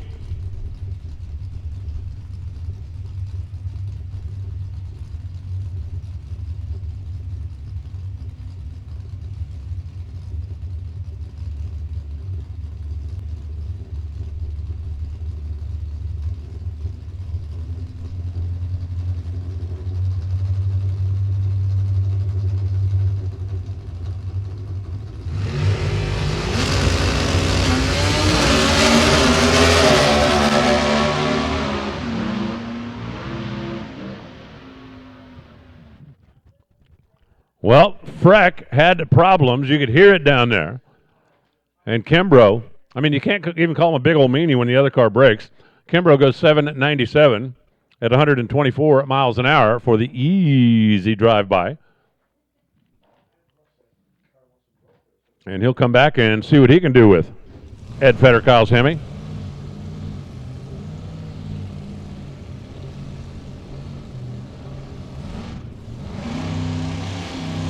Brad Plord and Frank Affronte, our final pair. Juniors, come on down. Need you to the lanes, please.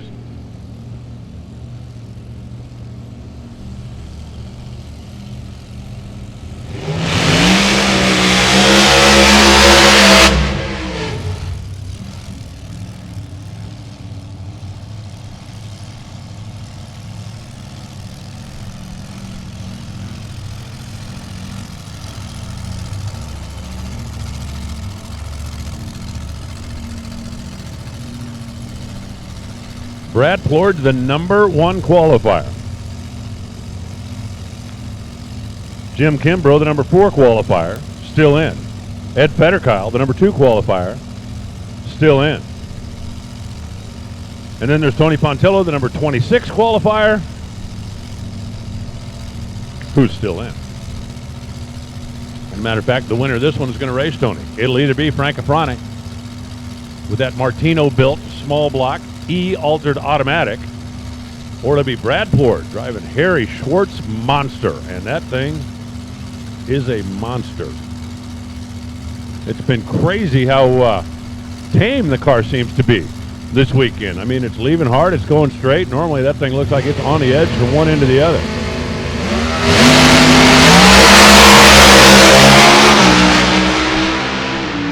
I guess Brad must just be a monster tamer, huh? Oh, look at that. He couldn't get there.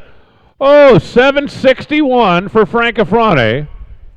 Brad shuts it off early and comes up short by 1/1000th of a second. 761 for Frank. And that's going to be a chunk of index along the way. Brad was closing in a hurry, clicked it, and came up 001 on the backside. Frank Affronte moves on. He will race. Tony, Ed and Jim on the other side. And we should have staging lanes full of juniors.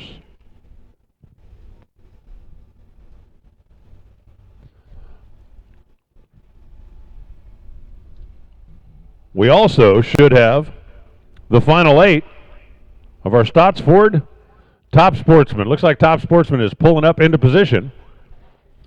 After that, we are going to fire the juniors at you in round number 1.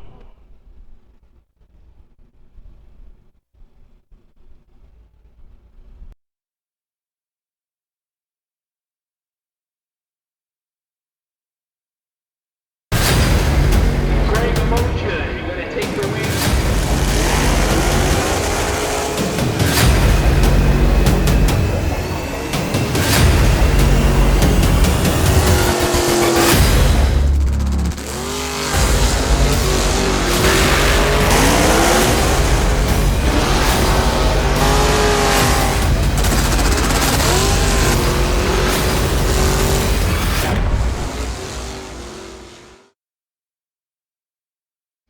Whoa, big boy. I thought the dyno said this car was supposed to fly. How do your service and parts departments perform? For a free evaluation, call us 412-651-2356.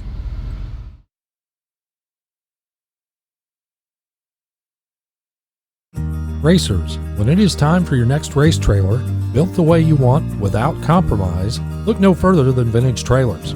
Troy Stone and the entire Vintage team has been in the custom race car trailer business for over 27 years, and for over 22 years racing alongside you using the products they build and sell.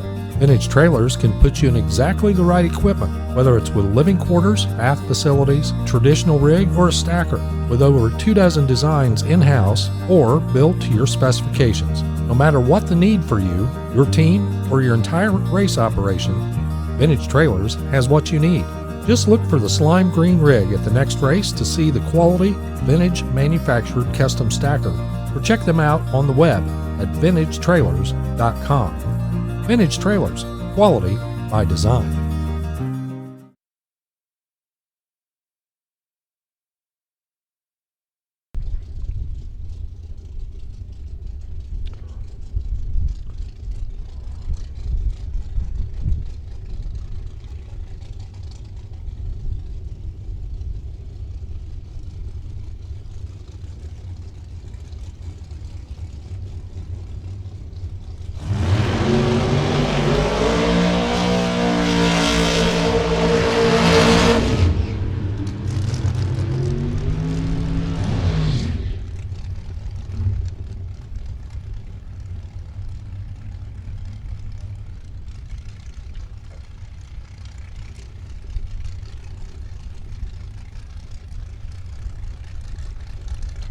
Scott Underwood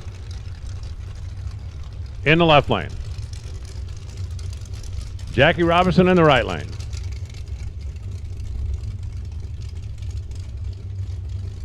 The blue Camaro is going to get a head start. And then that Fulton-built, nitrous guzzling 66 Chevy Nova will try to catch.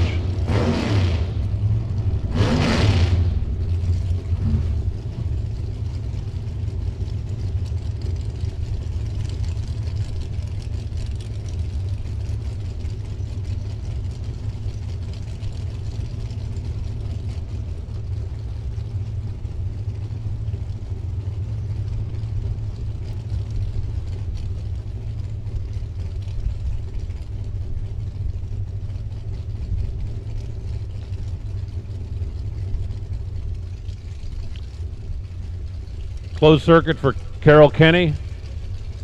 How could I forget that?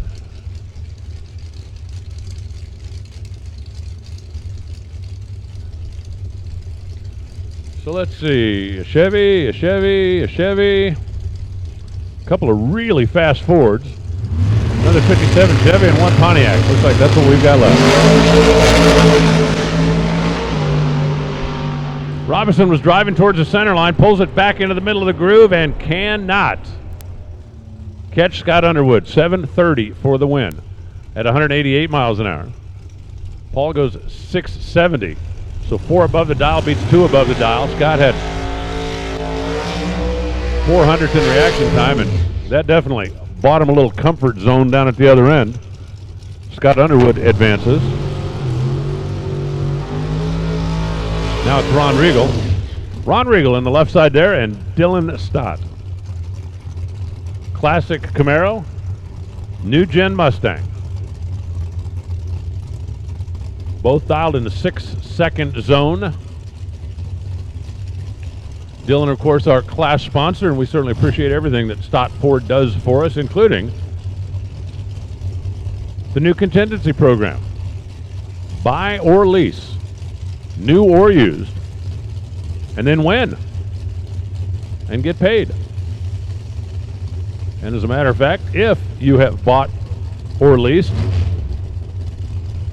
in the last couple of years, you're already on the program, whether you know it or not.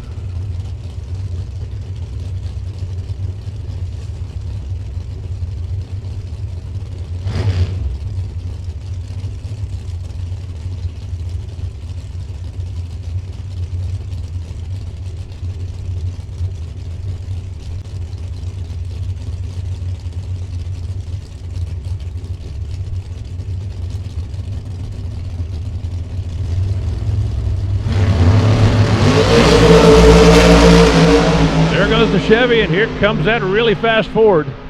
Here comes that really fast Ford. There goes that really fast Ford. 661, 202 miles an hour the speed. Dylan Stott was 011 on the reaction time, and that helped him win that one on a little baby hole shot. 7th Thou at the finish line stripe. Ron Regal goes 696 at 192. So 4 above the dial beats 3 above the dial. And Dylan marches on.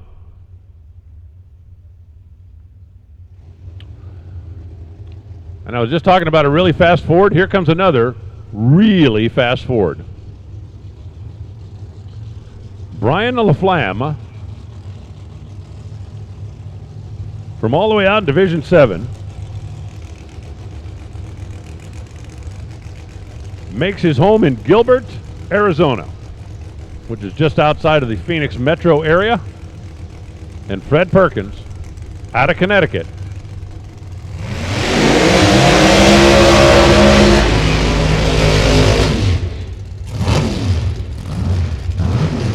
Fred Perkins has an 800 cubic inch nitrous ingesting Chevrolet tucked under the hood of that swoopy Wedge Bel Air. Brian LaFlamme has got a Brad Anderson Hemi with a Pro Charger.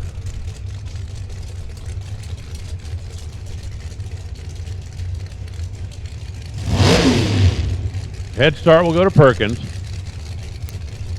by just over 1 bulb.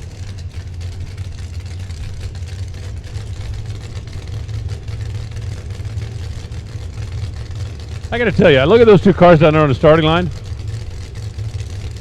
I think they're both awesome. I love the Wedge 57. I just absolutely love that body style, especially for the really, really fast cars. And for LaFlamme, it's like, how can you go wrong with a flat hood and a 628 dial? And the answer is, you can't.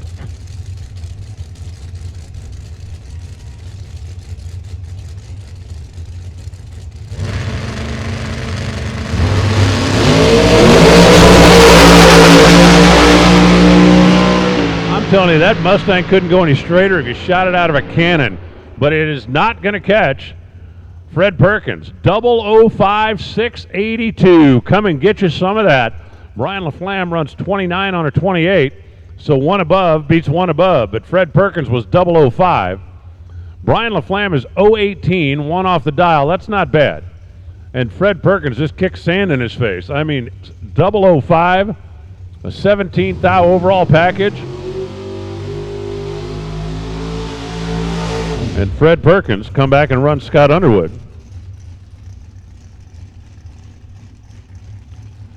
And apparently, Tommy Turner's monster motor broke because he ain't here. Listen up in the pits. Attention in the pits. Super Street. I need you back, please. Come on down, Super Street. Need you to the lanes, please.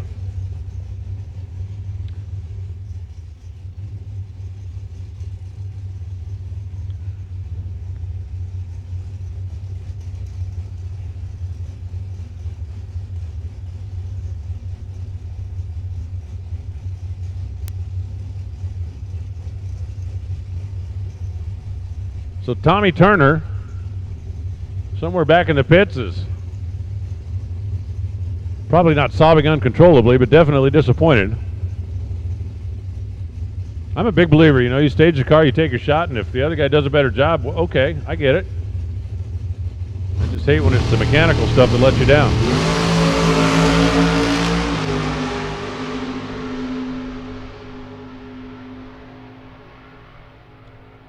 .754, 180 miles an hour for Kendall. Advances.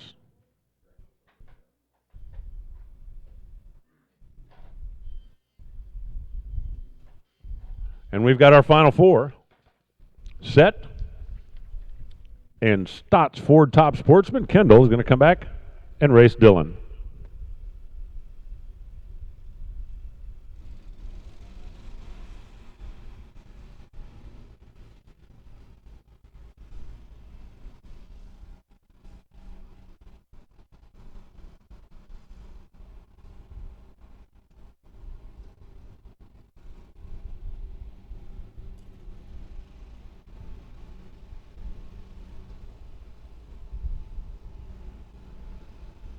Junior Dragster's going to be rolling out here momentarily. It's round number 1 of eliminations. Hey, Super Street.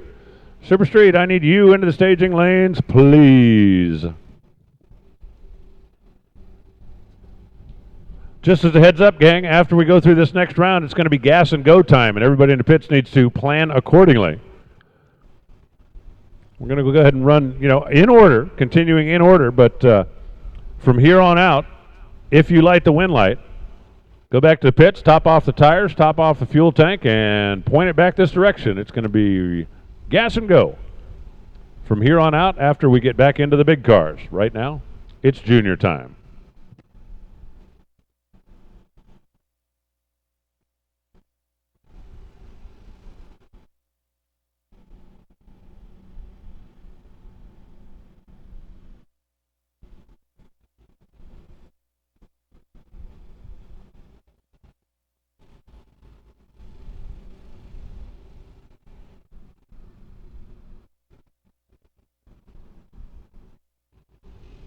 Hey, I want to give everybody the opportunity one more time. If you got a question or comment or something that you want to shoot to me, have at it.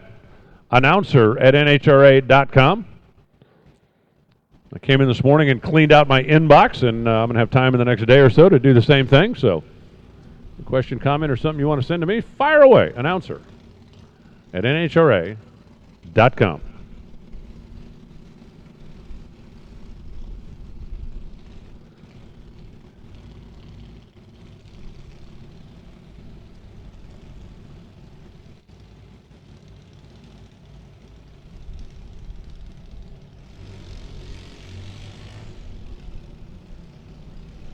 All right, it counts for real this time. Victoria Beaner on the left side. Jackson Summers on the right side.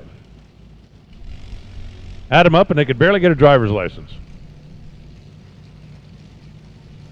That's a great part of the junior program, especially the fact that now, at 5 years old, youngsters can start getting involved.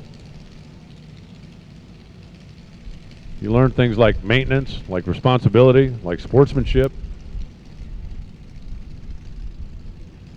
Lessons that you'll carry throughout life. Stock Eliminator, first call. Let's get you rolling this direction also, please. Stock Eliminator, come on down. Going to be a little bit quicker turn and burn from this point forward.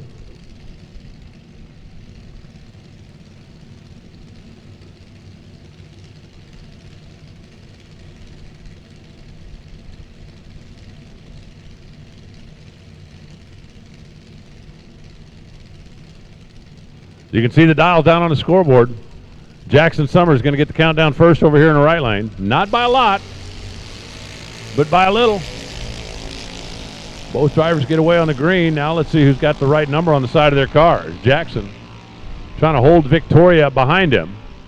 And at the finish line, 12:06, 53 miles an hour. That's going to be a winner, 12:03 for Victoria. They were both on time with the reaction timer. Did a nice job with this end of the racetrack. But Jackson was just 2 above the dial, and Victoria was back about a 10th, so Jackson will advance. Now it's Mason Summers and Caden McLean. You add these two ages together, and they're not even old enough to get a driver's license. But they're still out here competing in the Summit Racing Junior Drag Racing League.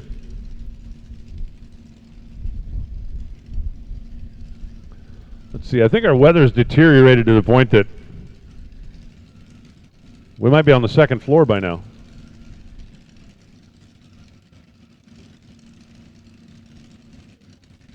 Wow, 558 feet above sea level. I looked at it this morning when the alarm went off. It was 1,300 below.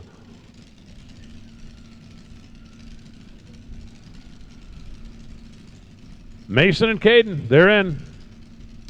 There you can see the handicap head start. That's a pretty sizable one when the whole race for Caden is only 12 seconds long. And Caden, I'm not sure he's got enough room down there to catch Mason. And Mason's going to get the win, 13.92, 35 miles an hour. Caden actually did catch, but he caught, he went by, and he broke out.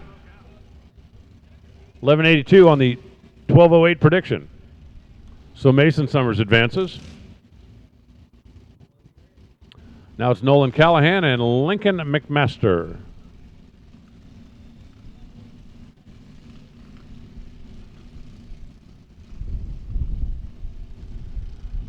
with the difference in dial down there, almost 2 full seconds.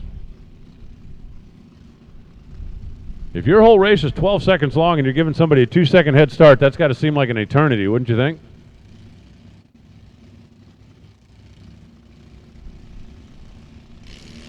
Oh, no! Lincoln McMaster hit the gas too soon, and he lit the red light on his side and a win light for Nolan Callahan.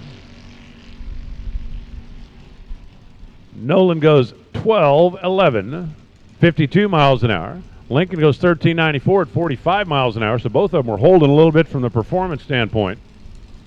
But the red light is what decided that race. And now it's Aaron Kennedy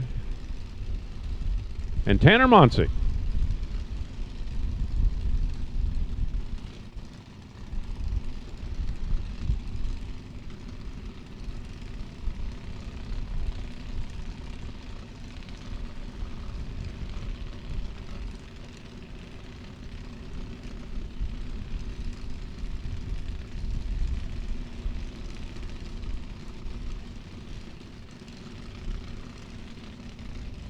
Looks like I've got most of my super streeters back there. Stock Eliminator. Stock, second call. Need you to head this way, please. Stock Eliminator, come on down. Oh, and Tanner goes red by 0:33. Free ride for Aaron Kennedy. 11:95, 52 miles an hour. 12:14 for Tanner. 51 miles an hour, but the number they're going to remember on the way home is 0:33.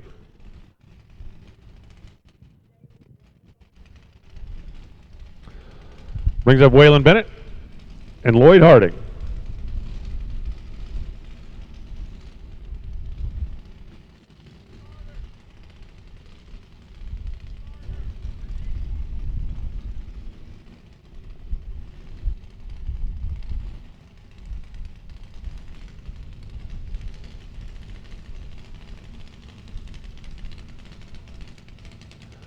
Looks like final pair, then a single, then we're going to move up in age group.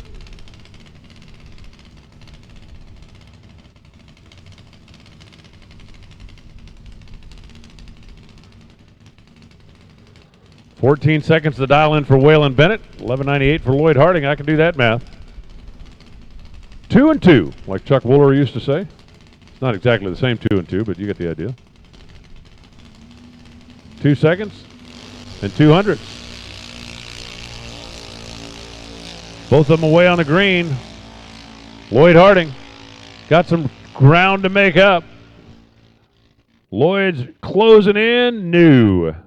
A 0:06 reaction time for Waylon Bennett. And then he slammed the door at the other end, running 2 above the dial. Lloyd Harding, even though he rolled in deep, he was a little bit tardy when it was time to go and didn't get there.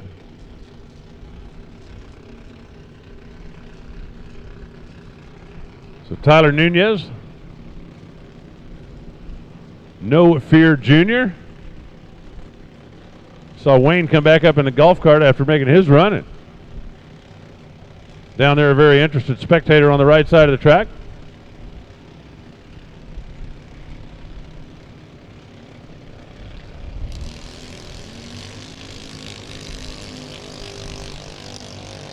Tyler will take his run unopposed, and then we're going to move up in age group and in performance.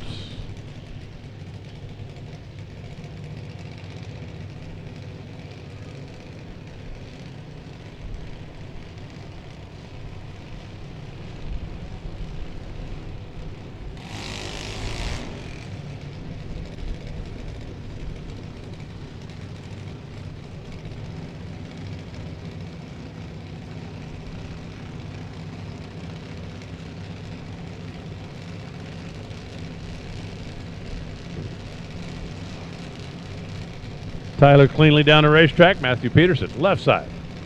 Bladen Core, right side. As we speed him up a little bit. 9:09 the dial for Matt. 8:97 the dial for Bladen. Just over 1/10 of a second difference.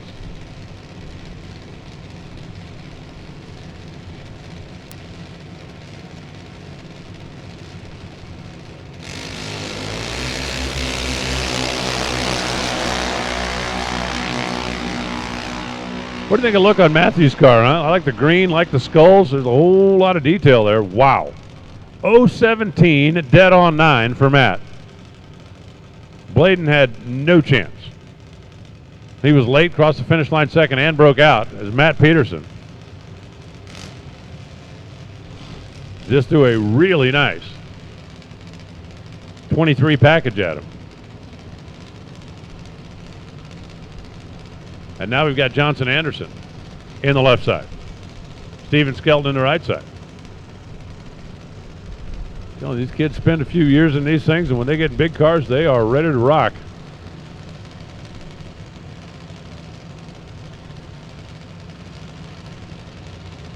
You talk about the list of junior racers. Everybody's, of course, real familiar with the ones that have had success in the pros, but you even look at the Lucas Oil ranks.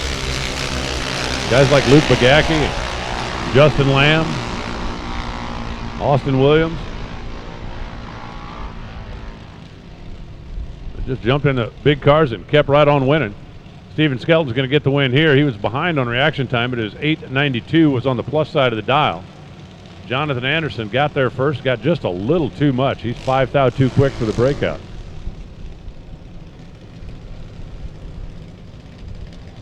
It's Brody Callahan, the paintball guy, and Haley Peterson.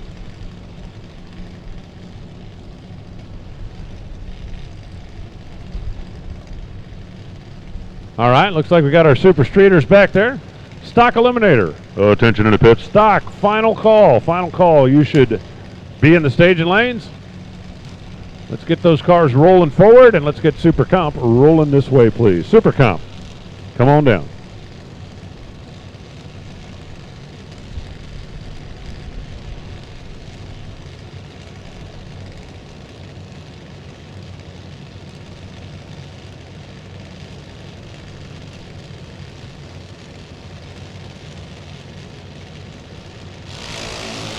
Oh! They both jump too early, but Haley goes too early. 034 red, and then 915, which is just one above the dial. Brody tried to go red, but Haley beat him to it. Then 897 at 73 miles per hour. Cooper Hancock out of Commerce, Georgia. And Matty Douglas all the way down from New Hampshire in the right lane.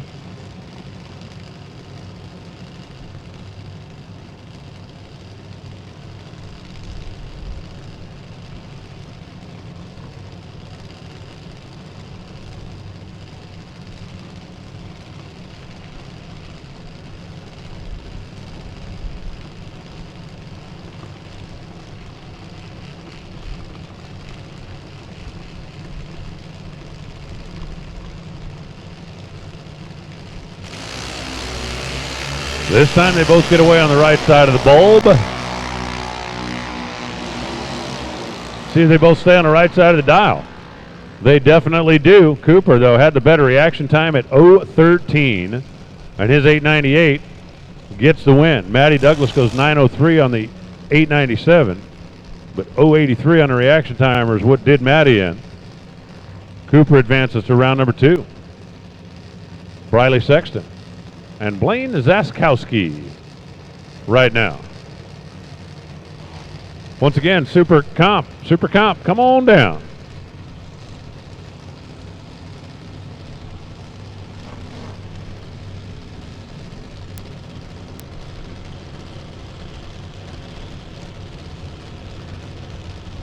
Zaskowski all the way down from Michigan. Of course, the family's here running their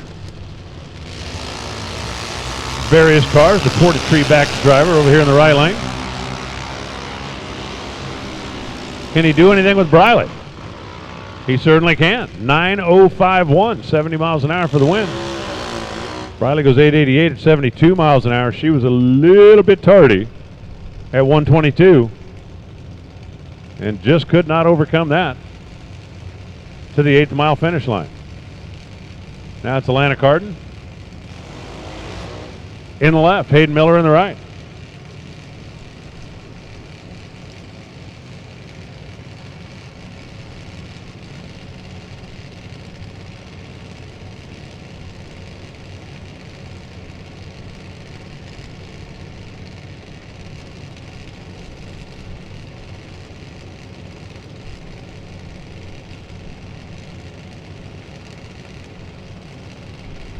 Both of them dialed way on the quick end of the class, since you're not allowed to run quicker than 890 in this age group. And Lana is dialed on the floor.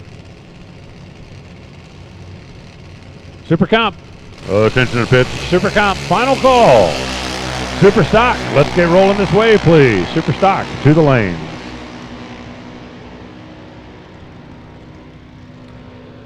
Both drivers on the underside of the dial. Alana's going to get the win. She's under by 4. Hayden Miller is under by 5. They're 1 thou apart in reaction time. Hayden Miller takes 8 thou at the stripe and comes out 7 thou on the wrong side of the double breakout. Let me tell you, the racing out there is as tight as it is with the big cars sometimes. No doubt about it. Dylan McNichol, the FTI farm team, and Alexander Kelly. In the right side, Dylan, another one that is dialed on the floor of the category at 8.90.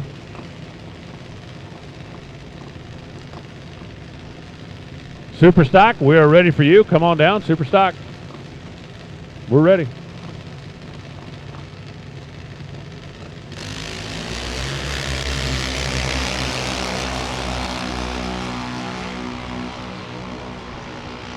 Dylan McNichol is red 042.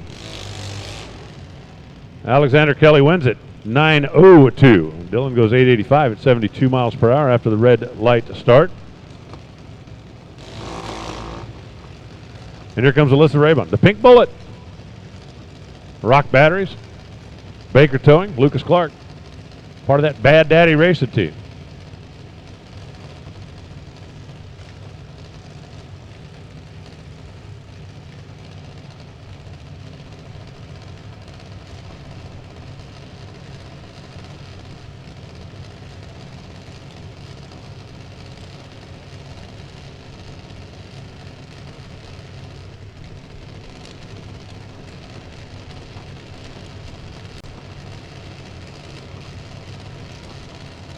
Sterling Simmons, we are getting ready to run without you. You need to be in the staging lanes, please.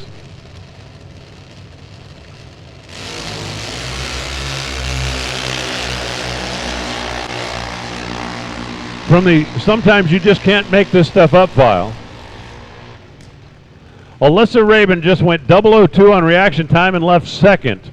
Lucas Clark, trip zip perfect, 897 for the win. Alyssa had a little room down there, but she just couldn't get it. A 000 to a 002 reaction side by side.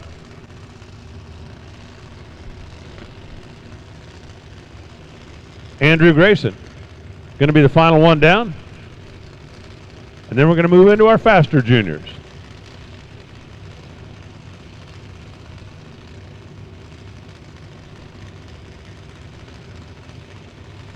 Super Stock, need you to lanes, please. Super Stock, to the lanes.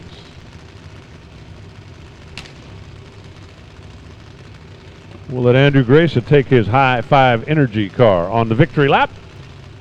And then we'll speed him up.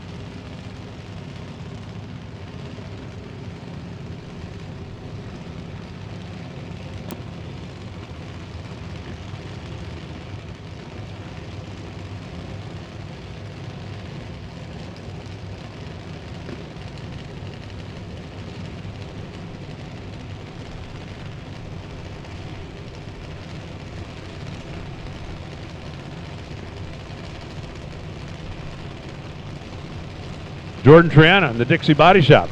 Trip McCarty. McCarty Auto Parts. They're off and running, and it's over. Jordan, 027 on the red side. And Jordan ends the day at this end, 821 for the win for Trip McCarty, 69 miles an hour. Jordan goes 836, but jumped a little too soon.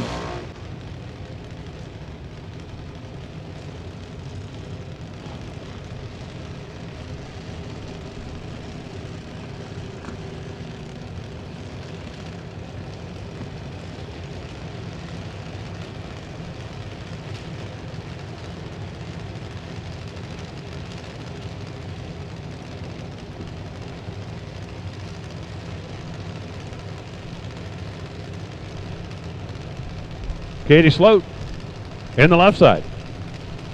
Wyatt Palmetier in the right side. They are both Florida drivers, so I bet they've done this a time or two or 18 before.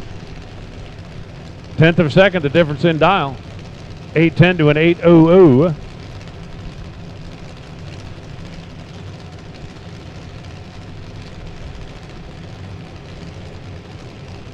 And they're both ready. And they're both green. Still can't get over that 002 to 000 on the reaction timer just a minute ago. 812 is going to win this one, 76 miles an hour for Katie.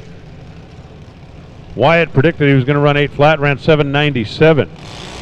Getting there first by 4 and running under by 3. And it'll be Kyle Rice coming in next. In the left side, Jada Sexton in the right. Massachusetts car against the Georgia car.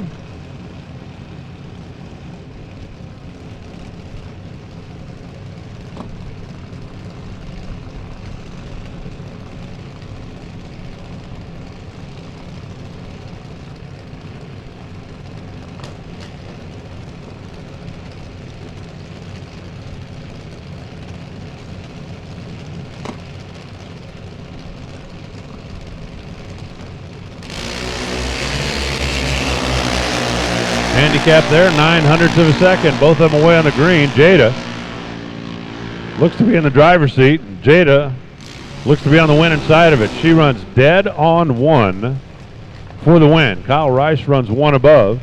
Was never really in it. And neither driver is going to make the Dean's list for reaction time, but Jada did have the advantage. Say it all the time. It's like bowling. You don't have to be better than everybody in the house, just better than the one in the other lane. Dominic Corsetti and Jackson Earwood. So far in this round, the second best reaction time that we've seen, left side by side with the best reaction time that we've seen. So you just got to be better than the person in the other lane. Look at the difference in dial down there. Dialed 790 to 791. Find out if for Dominic that's a wise choice or if he should have just scrapped the 1 and gone in the heads-up 90s, like so many cars in this category do. It's kind of like Top Dragster. You tell them you can't run better than 610. How many of the guys run 610? Well, you can't run better than 790. How many of the guys run 790? Red light. Oh, Dominic. Dominic. Buddy. If Dominic dialed 790, he probably wins that race. Because Jackson Earwood left early also. But because Dominic's light came down 1 hun quicker, Dominic got the red light, Jackson got the green light. 789 for the win, 795 for the loss, but it was minus 007 red that determined it.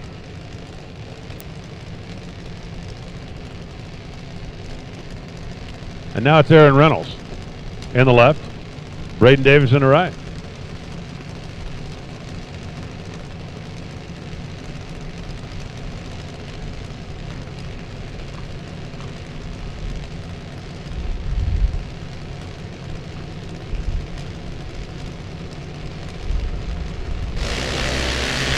It's a red light left side, win light right side as Aaron Reynolds goes 013.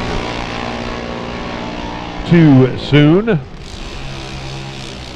795 for the win, 80 miles an hour, 786 for Aaron. Knowing it's the last trip down the track this weekend, just holding it all the way down. All the way down. Now it's Riley Kinsey and Peyton Shook. Peyton Shook. Dum-Dum Shook, it says on the side of the car. Yeah, I like a guy that likes to rock his nickname. We're going to make this final call for Superstock. Oh, attention in the pits. Superstock, final call. You should be in the lanes.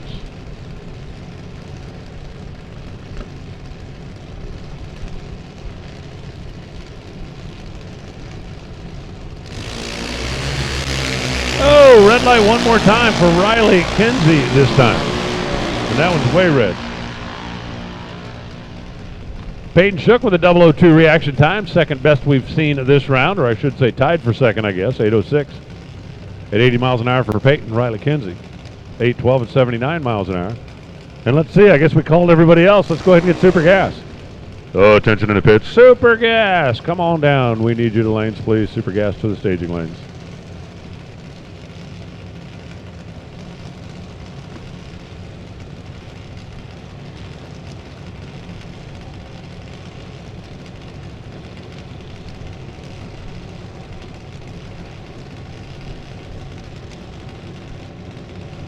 Cody Owens, left.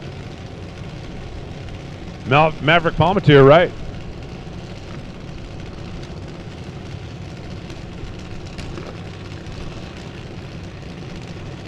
Dialed 600ths apart. Both drivers this time away on the green. The bad news for Cody Owens is that he was supposed to move first, and he didn't. Maverick goes 033. Cody goes 139. Cody had a 600ths head start, and Maverick actually moved first on the reaction timer and made Cody pay for it at the finish line stripe. Now it's Aaron Kinsey and Madison Wilson.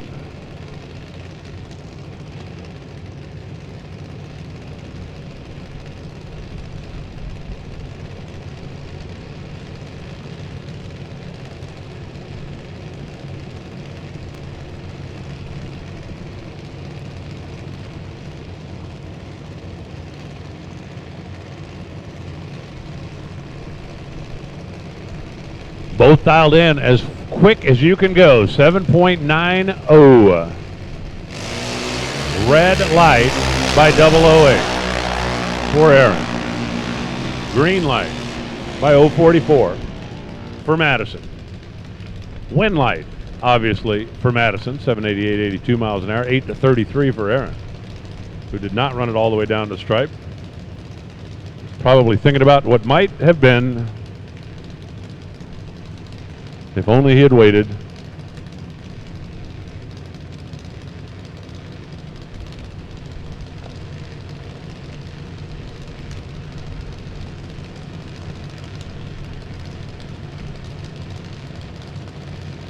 Tucker Brown, Haley Shook. Both of them dialed this time at 796. The Toxic Burst. Trying to blast a couple of toxins into the other lane. Those two are both away on the green. Those two are side by side, and that's going to be a double breakout win, 794 to a 794. Go out to the little number on the end.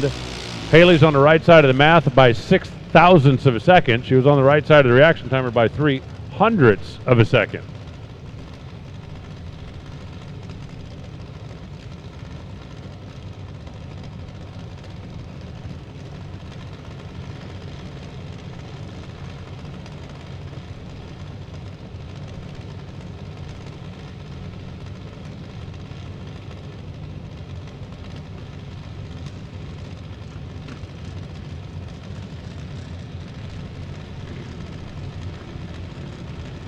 Hey, listen up in the pits. Attention in the pits.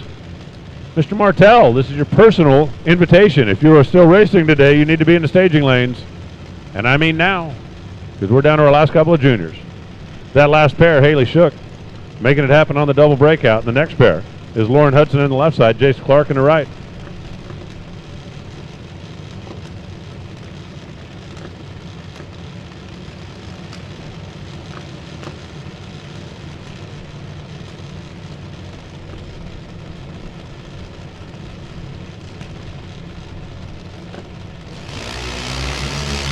Oh, a red light for Jace.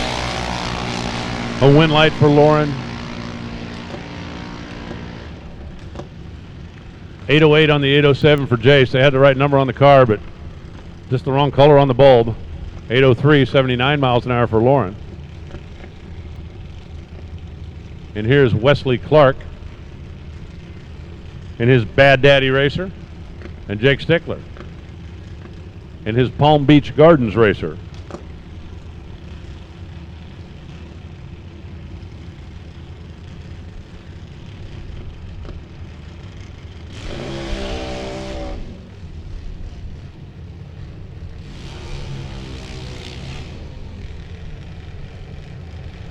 Wesley Clark, that's a pretty serious burnout there coming out of the water box.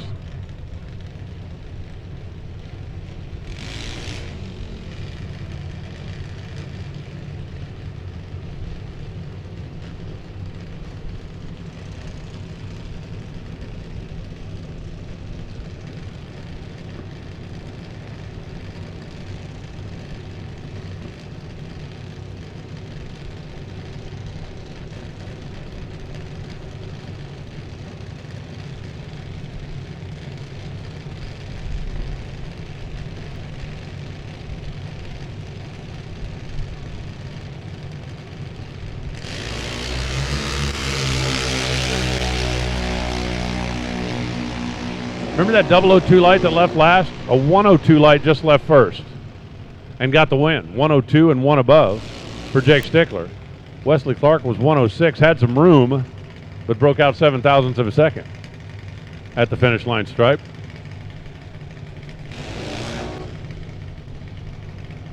That'll bring up Bailey Mize on the side of the car. It says B. Mize. And Tyler Vanaco.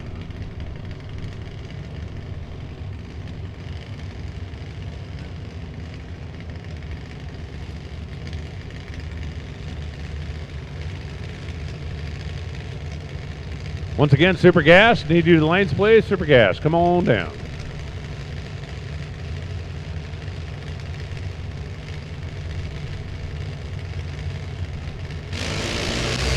Oh, red for B. Mize. Win light for Tyler. 001 green, by the way, and then 8080 on the 807. Tyler was definitely going to be a hard out. Bailey goes 020 red and then just kind of cruises down the track. Final car in category, Benjamin Kelly. Super Street is at the ready line.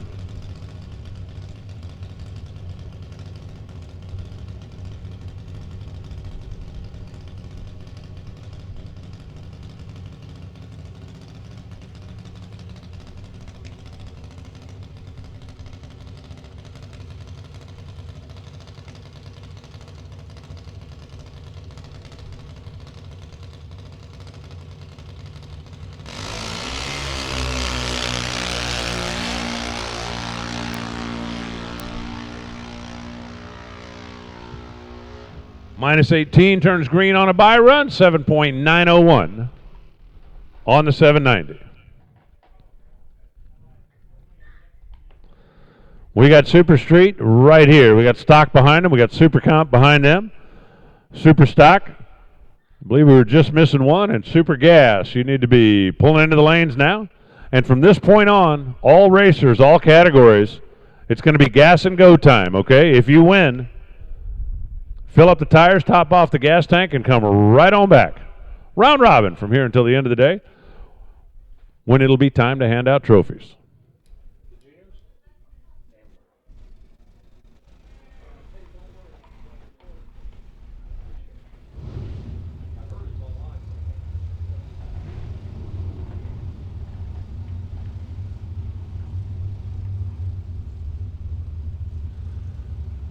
Super Street, we have 7 left.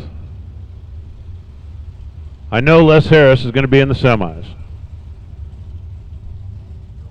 I can't, well, he's got a buy run.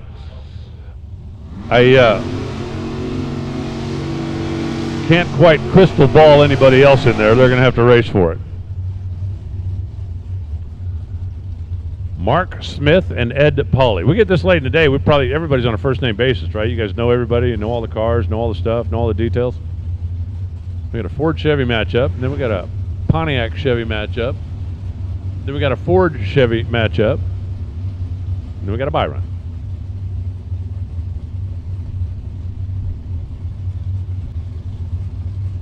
To be technical, I guess, the Mustang on the starting line down there does have a big block Chevy in it.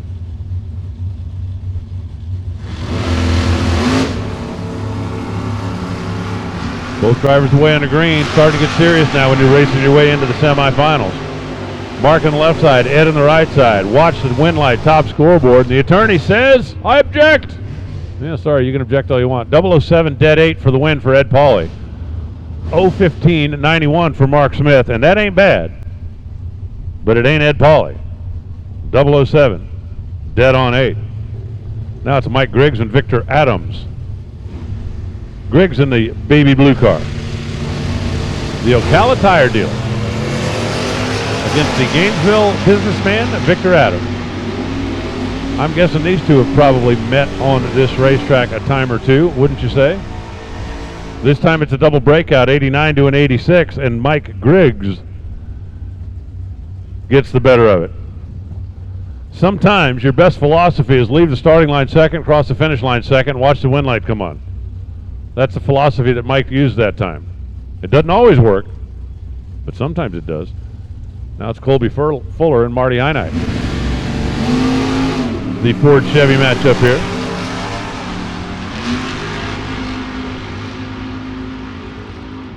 Ford's out in front. Colby trying. Yep, 11:02. 2 and 11:02. And Colby gets it done. Had the advantage at this end. Caught him early enough he could whomp his way into the final four. Les Harris going to come back, run Ed Pauley on one side of the ladder. It'll be Colby and Mike on the other side when the Super Streeters come back around.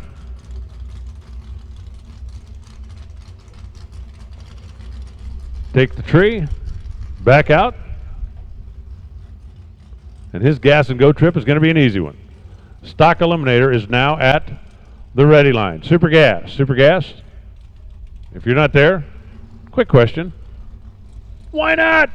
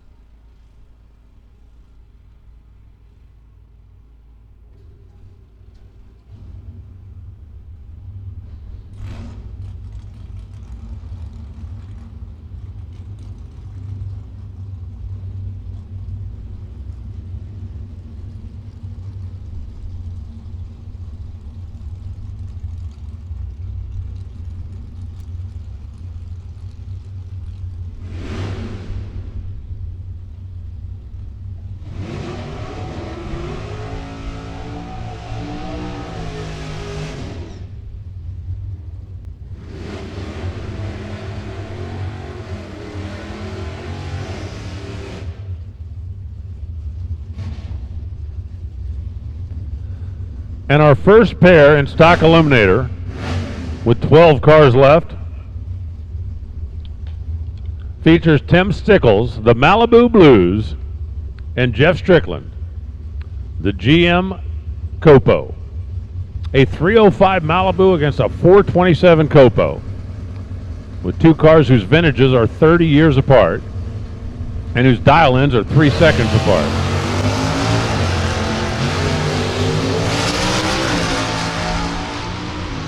The little 305, can he hold on? I think I can. Guess what? You can't. 9:16 for the win for Strick. 138, 12:13 on the 12:06. Both drivers did a good job on the tree, but Strickland sneaks by and gets the win. 9:16 to advance to the quarterfinals. Here comes the reigning division champ in stock in the left lane. The reigning division champ in super stock is in the right lane.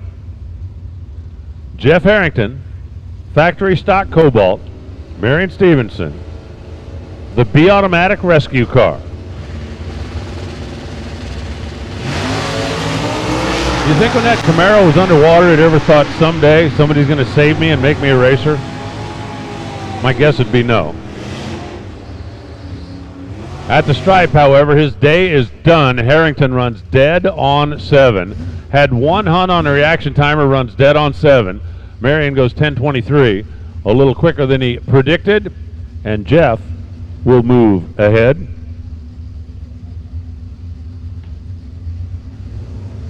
Now it's Dick Kincaid left and Jim Marshall right. The E car and the I car.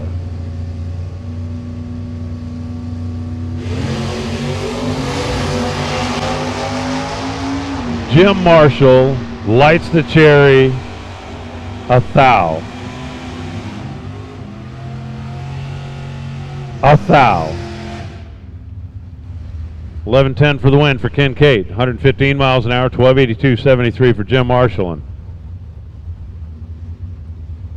if you need to find Jim, he's probably going to be the guy down there at the time slip booth banging his head against the wall going, are you kidding me?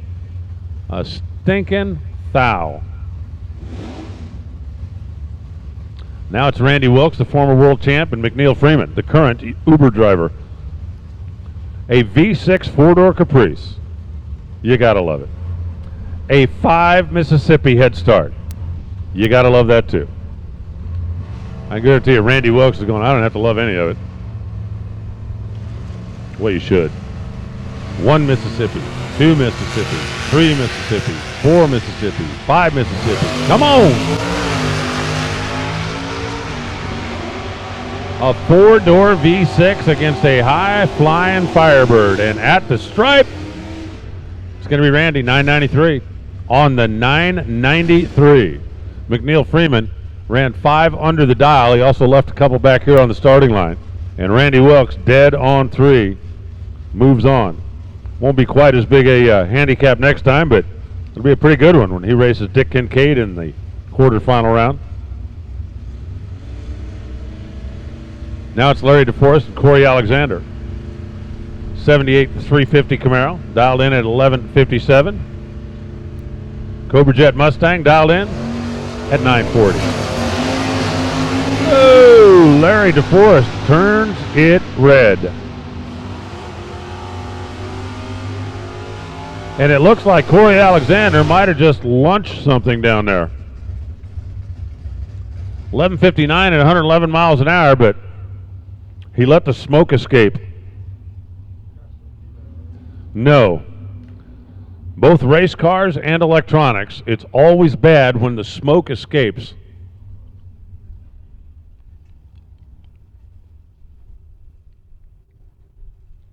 Corey got the win. Hopefully he didn't damage the car to the point that he can't return, because we are on hot lap time.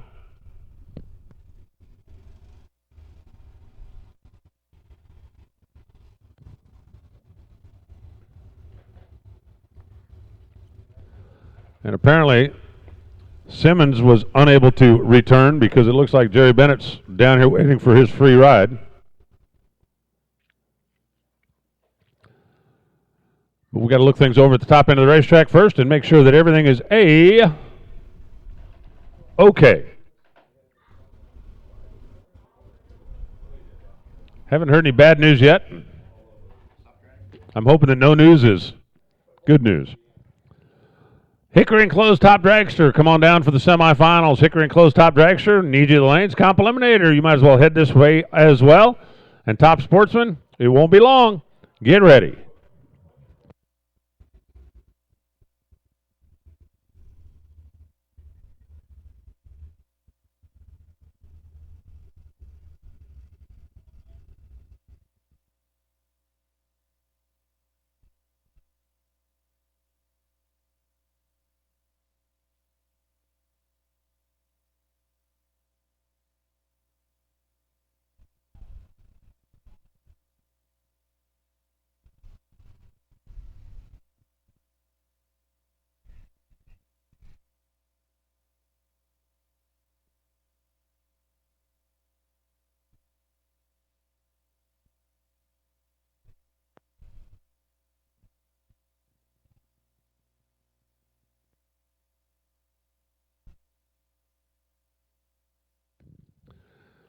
Well, saw a lot of smoke, but apparently there's nothing on the racetrack, and that is definitely good news.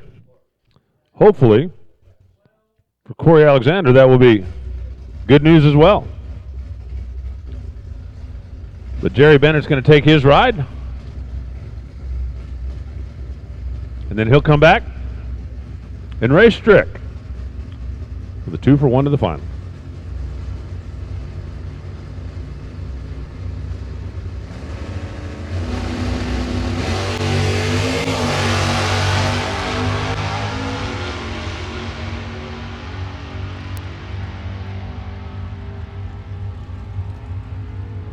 1066 at 122 miles an hour for Bennett.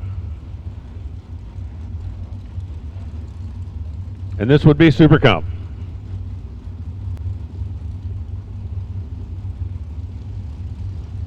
And we have 13 cars left.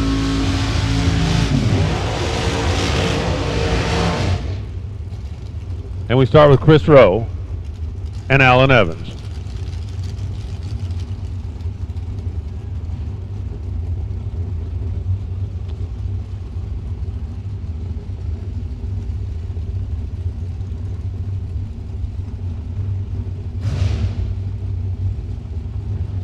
Chris Rowe with a 600 cubic inch Ford motor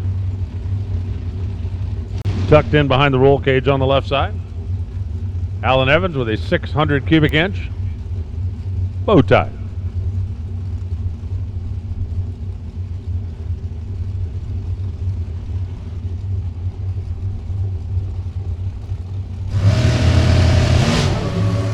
Red light for the Ford. So the blue oval turns it red, and Alan Evans will advance. 892 for the win, 178 the speed, 892 for the loss. At 175, but the 010 red light start was pretty much the end of that. David Long and Dave Markle next. Winner of this one's going to run Alan Evans in the next round.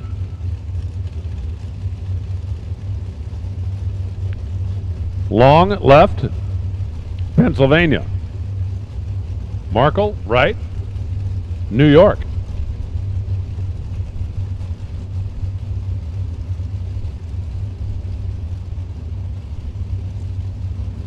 Got to put your car on the number, and the number here is 8.9.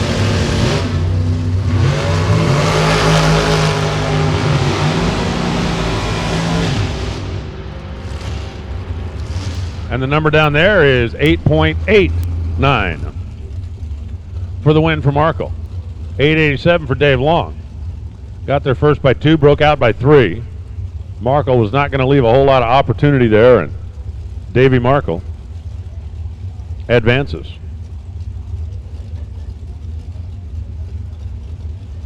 Troy Williams and Mr. Happy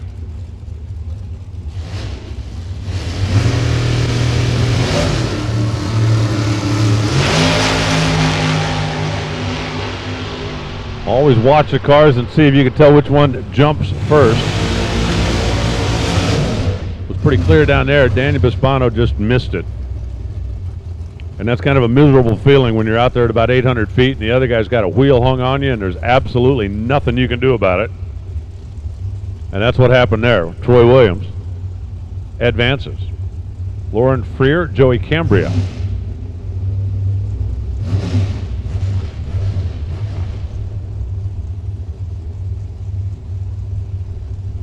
Joey Cambria for the Airlift Company. Remember we discussed that earlier.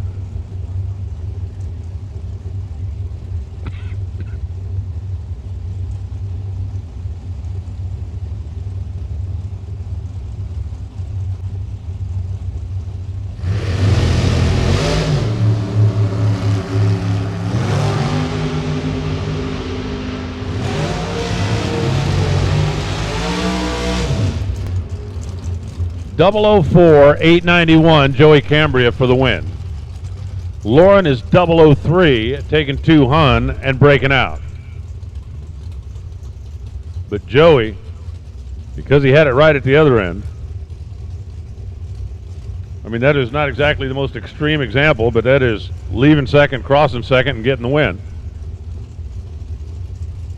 Derek Denny left and Greg Camplain in the right. Winner of this one goes toe-to-toe with Troy Williams. When we come back next time, which won't be long,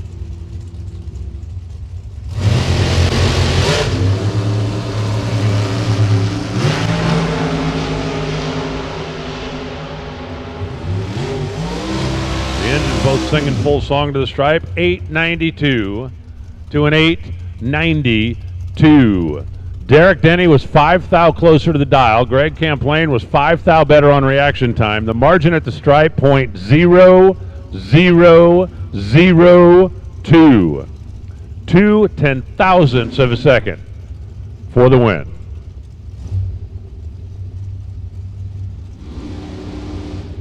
And here's Jason Bader with the solo run. He'll come back and run Joey Cambrio.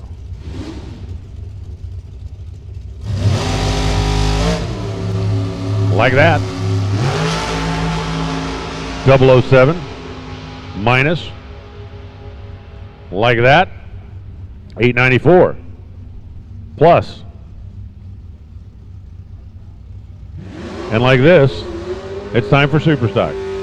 Top Dragster, Competition Eliminator. Hickory Enclosed Trailer, Top Dragster, and Competition Eliminator. Need you to the staging lanes, please.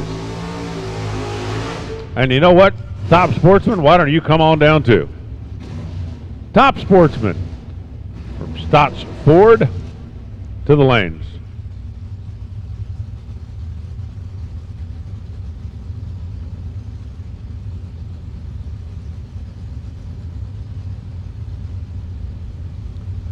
Ten cars left, and we got Jerry Holman and we got John Sierra. Playing a little 1 car, 2 car, red car, blue car.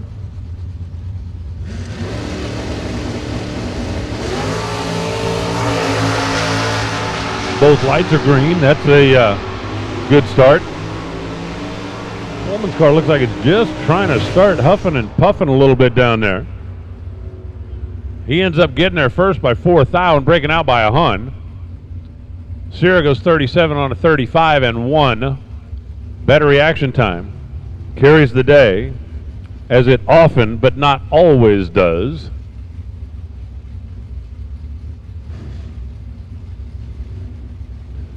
Here's Hugh Meeks in the left side and Anthony Bertazzi in the right side.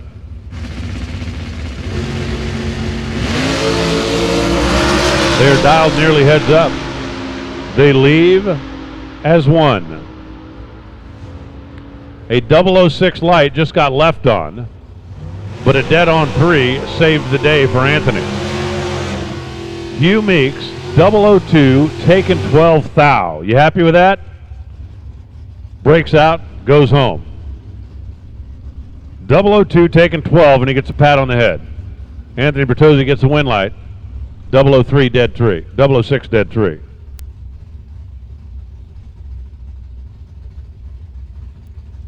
Mark Alvey and Brian Martell. Brian was a little bit late getting up here, and just saw a crew guy had the trunk open down there. I don't know what that's all about.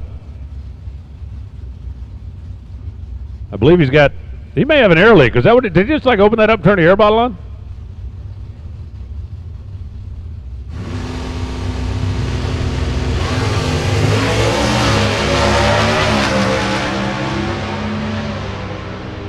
Martell giving chase. Alvey trying to hold him off to the stripe.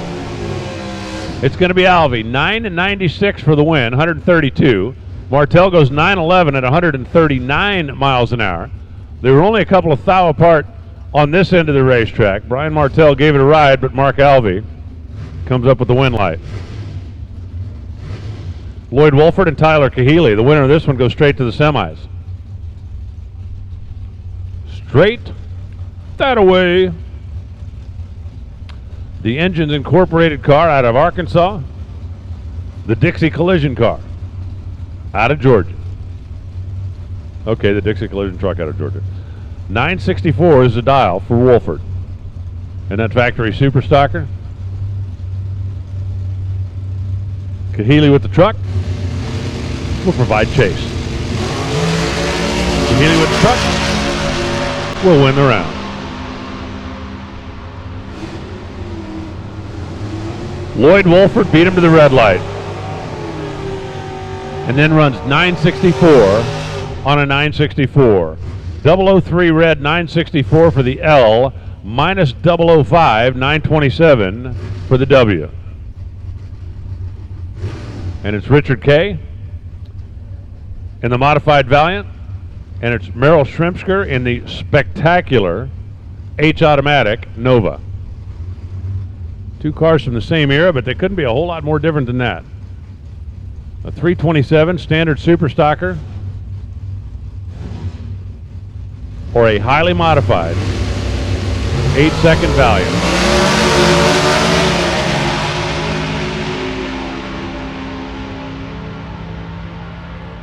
Winner's going to get John Cera, and it's going to be Merrill Shremsker. Merrill wins it at 993.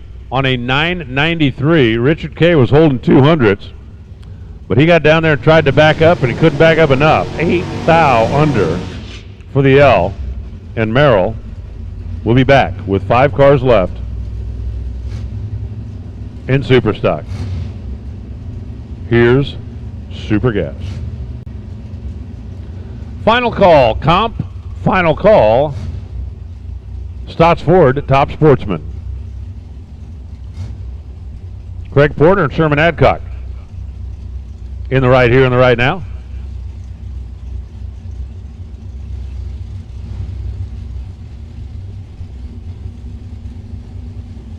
We have 10 cars left.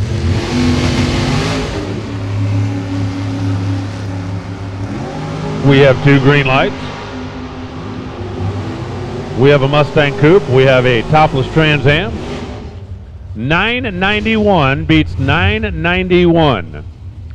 009 dead zero, Craig Porter. 018 91.6, Sherman Adcock. And Craig takes the measure of the Fire Aid driver here in the round. And now it's Jason Kenny and Ron Orban. Carol thought I forgot. It's cute. Ron Orban's in the Vega.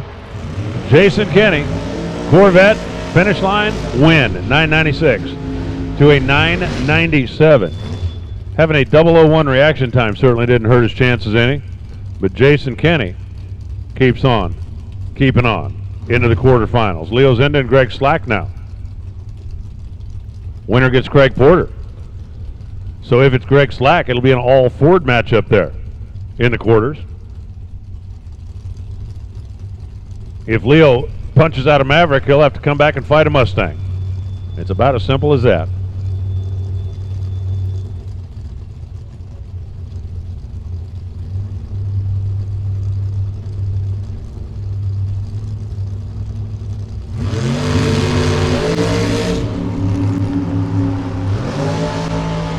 They both get away on the green. It's a little Ford, it's a big Chevy. It's one win light, and it's coming on for the Maverick, 996 at 143 miles an hour. Slack was better on the bull, but he left the door open down there for Leo Zinda, who breaks out by 1,000 of a second. Getting there first by a couple of hundreds. Gene Quinn, Steve Furr. Winner of this one goes straight to the semis. I mean straight to the semis. All you got to do is stop by on the way and stage the car.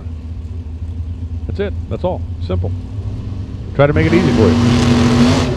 Red light start for Steve Furr. And Gene Quinn just got 2 win lights because of Steve Furr's 1 red light. 9901.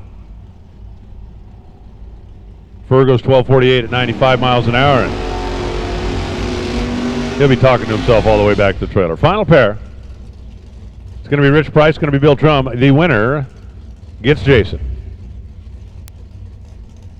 It'll either be a couple of Corvette Roadsters battling it out for a bye to the final, or if Bill Trum beats this Corvette, he'll come back and see if he can deal with Jason's.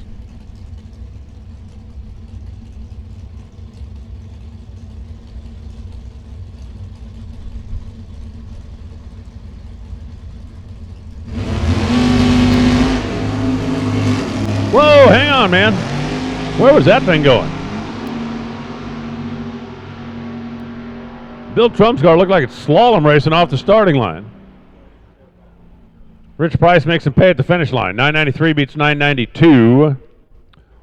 And Rich Price, out of Pennsylvania, will come back and run Jason Kenny out of Pennsylvania with 5 cars left now in Super Gas. And guys and gals, quick as you can turn them around, bring them right on back. And that goes for Super Street, Stock, Super Comp, Super Stock, and Super Gassers. Bring them right on back.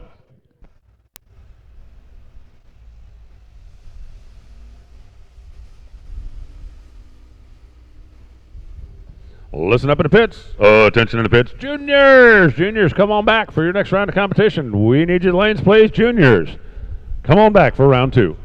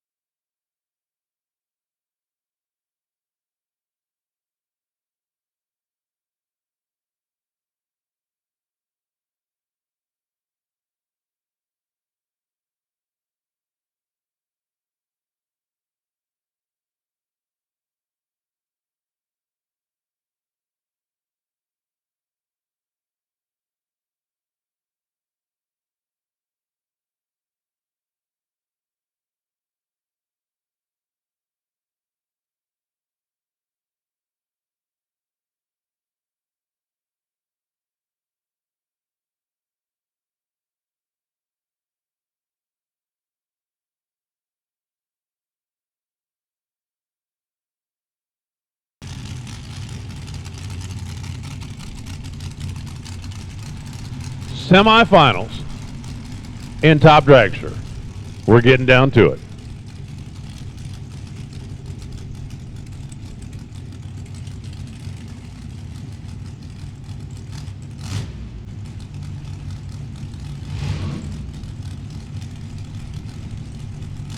Barry Brown in the left side. Wayne Landry in the right side. Wayne has no fear.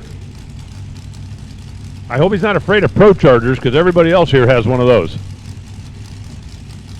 What was it? There is nothing to fear but fear itself. And spiders. Hate spiders. Actually, I'm kidding. I don't mind spiders. I like spiders.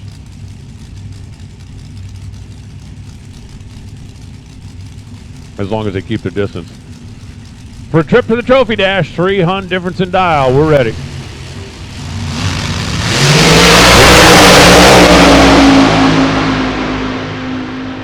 Wayne's car's moving a little top end, and it moves just the right amount.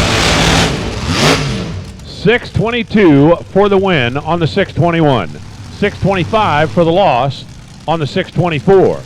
Wayne Landry was a couple of thou better on reaction, a couple of thou closer to the dial. The total margin was 1.5, and Wayne Landry is in the final, where he will race either Ross LODRS or Fred Perkins.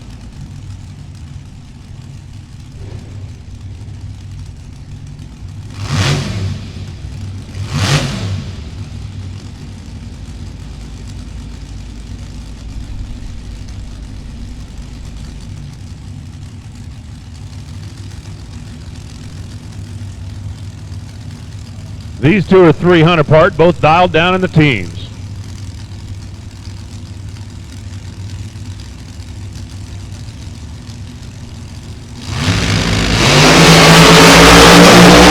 There you go.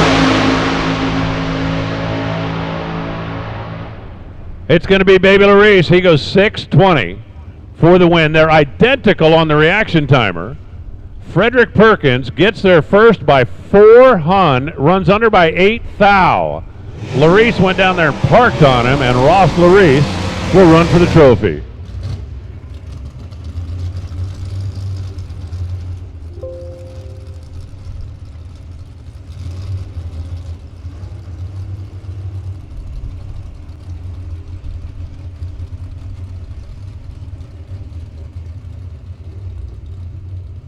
And this has come.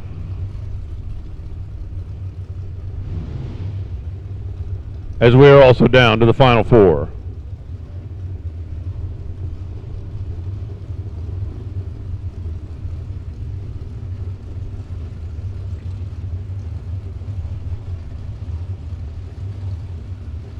And we're looking at Tony Pontillo in the dragster and Frank Afrani in the door car.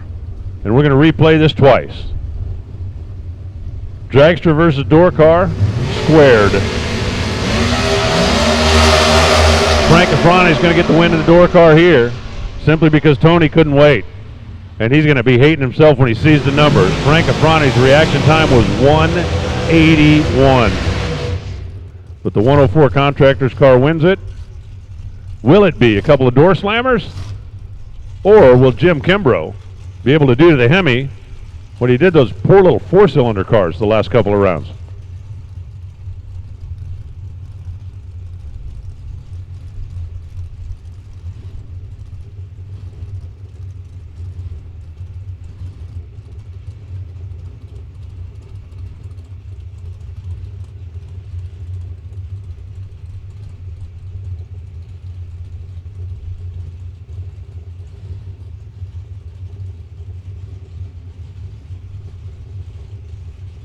$22,000 so far on the live stream.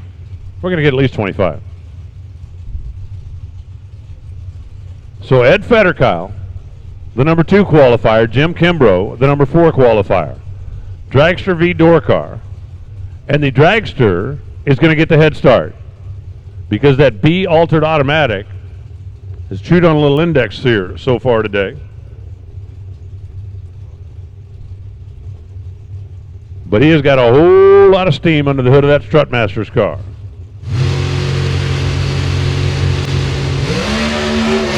Kimbrough never moved. And unless Federkyle runs over something, he'll run for the trophy. He did not run over anything. 725, 156 miles an hour for Ed Federkyle. And all of Kimbrough's guys on the starting line look as confused as I am. But Federkyle was not waiting around to ask why. He was headed for the trophy run.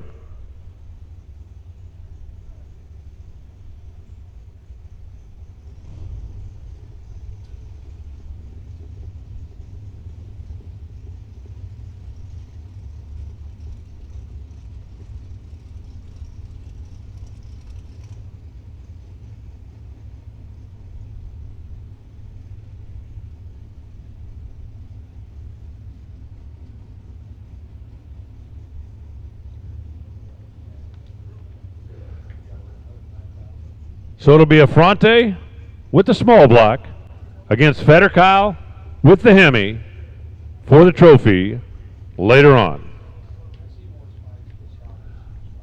And now it's going to be top sportsman. We've got our lanes full of juniors. Let's get our Super Gas, Super Street, Super Comp, Stock, and Super Stockers back as quickly as possible, please. It's hot lap time. Gas and go.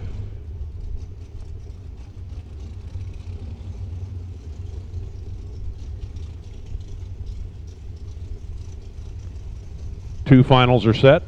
We're about to set a third. Kendall Barnes in the left. Dylan Stott in the right.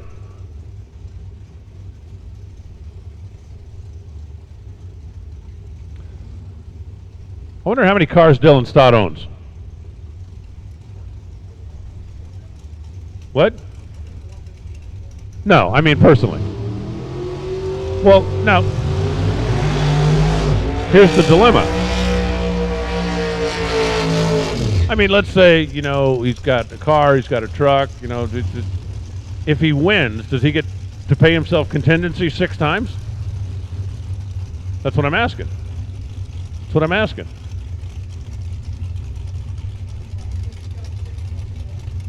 Does he not have stickers on the car? Oh, come on. We've got to have those stickers on the car. I would think so, yeah. Yeah, the big one on the door's got to count.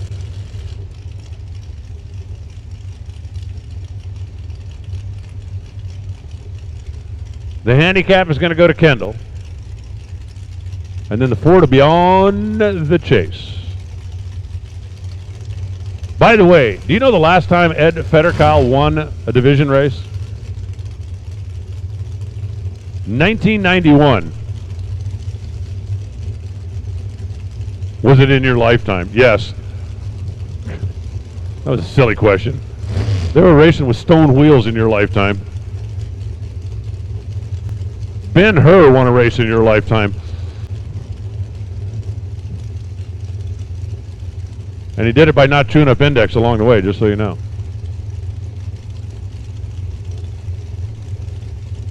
Last time he won a division race.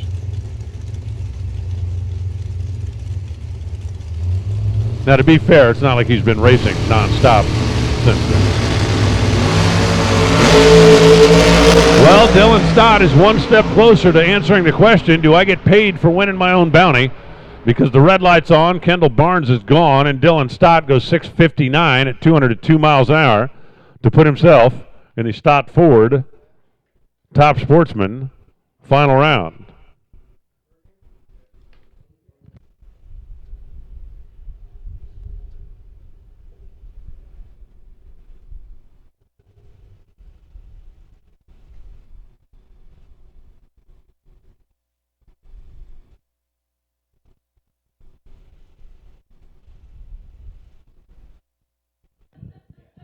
Dylan makes the final for the 9th time on the region level.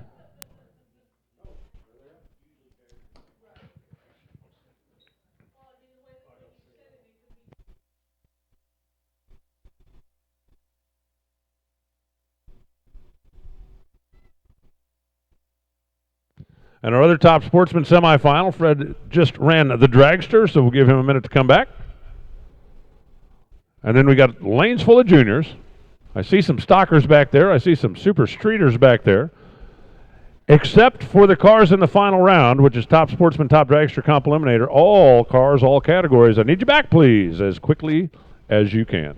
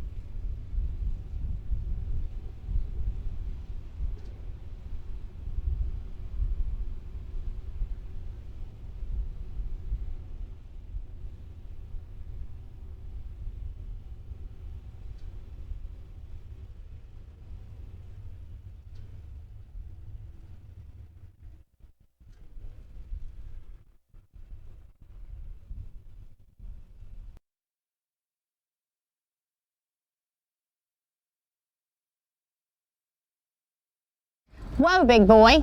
I thought the dyno said this car was supposed to fly. How do your service and parts departments perform? For a free evaluation, call us 412-651-2356.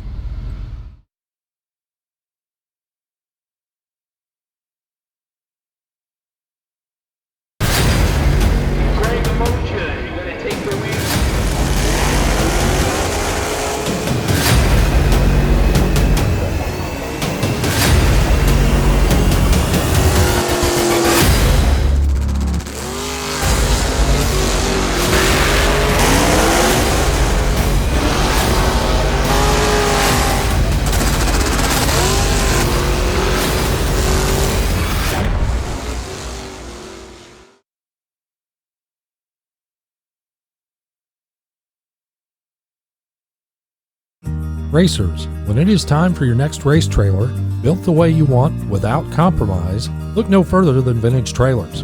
Troy Stone and the entire Vintage team has been in the custom race car trailer business for over 27 years, and for over 22 years racing alongside you using the products they build and sell. Vintage Trailers can put you in exactly the right equipment, whether it's with living quarters, bath facilities, traditional rig, or a stacker, with over 24 designs in-house or built to your specifications. No matter what the need for you, your team, or your entire race operation, Vintage Trailers has what you need. Just look for the slime green rig at the next race to see the quality, vintage manufactured custom stacker, or check them out on the web at vintagetrailers.com. Vintage Trailers, quality by design.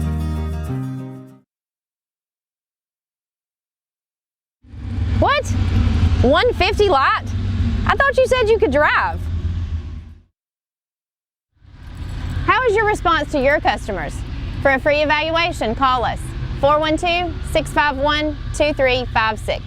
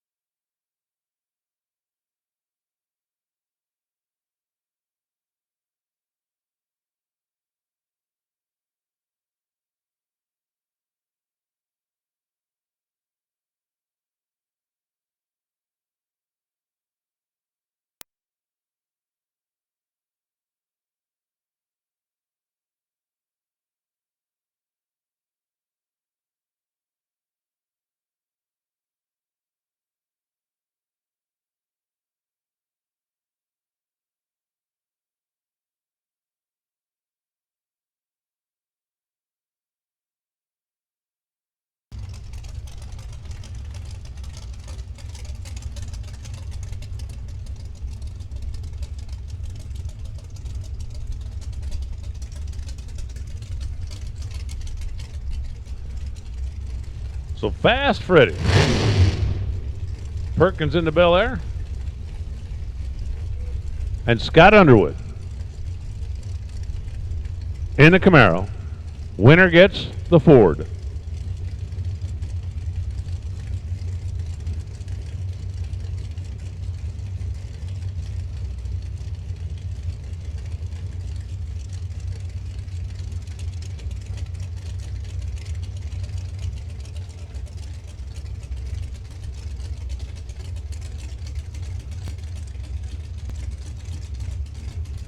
Something about listening to one of those giant motors at an idle, right? 728 is what Scott says he can run. Fred says, all right, then I'll give you a head start.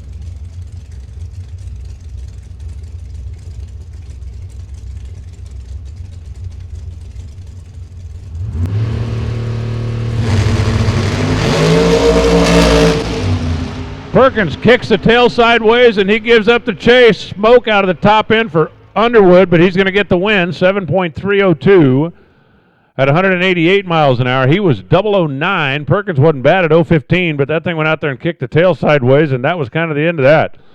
So Scott Underwood makes his fourth final round appearance on the regional level, and in a final round, Scott Underwood has never lost.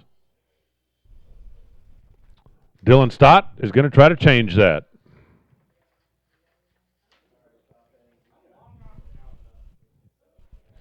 All righty, our junior's going to be rolling out here momentarily for round number 2 of their competition.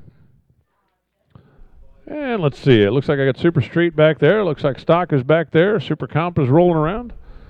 If you're still in competition and you're not in the final round, come on down. Junior's coming out momentarily, and Warren's going to slide back in here, and I'm going to take 5.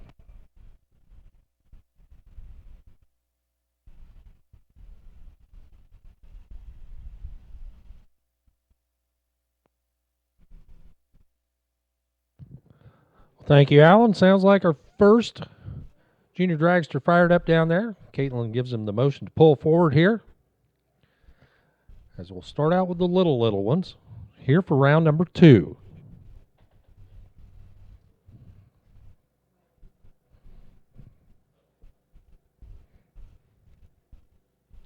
It'll be Waylon Bennett and Jackson Summers starting things out.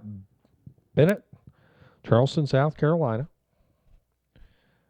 Clicks it off. Somebody's clicked one off down there. Not sure who did what. But Bennett and Jackson Summers be coming up here in just a minute.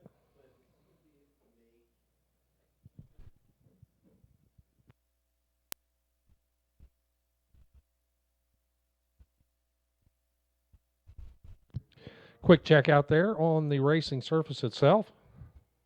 Got the quad out there looking things over. Make sure everything is good to go.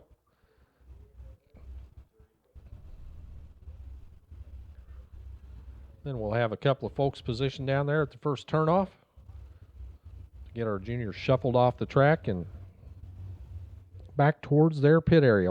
Once again, as Alan said, if you're still in competition and you're not in a final round just yet, we need you back to the lanes.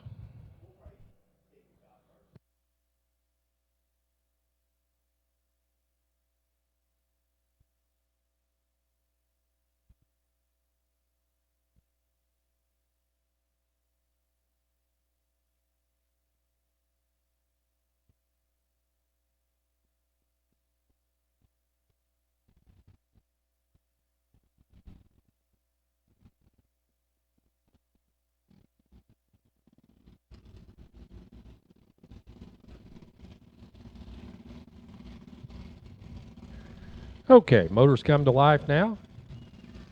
First up, left side of the track, that's Waylon Bennett. Charleston, South Carolina, 14 flat. The number on the dial-in board. Jackson Summers alongside, out of Franklin, Kentucky. How about that very patriotic red, white, and blue paint job over here on the right? Jackson will be playing chase.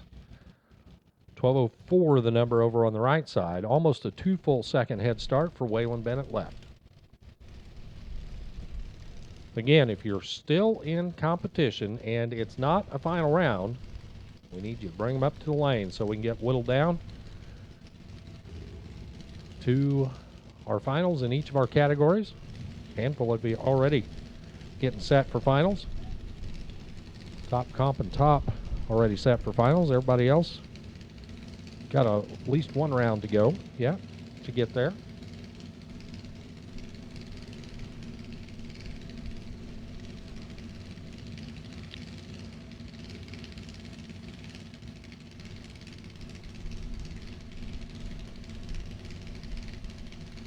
Staged and ready. Here we go. Spin it off first. Here comes Jackson. Racing to the 660. Jackson got him in his sights and got him. 12:10 on the 1204 dial for Jackson Summers. Better on the reaction time by about 600. 14:15 on the 14 flat for Waylon Bennett. That's the end of the day there for Waylon, but Jackson will go on.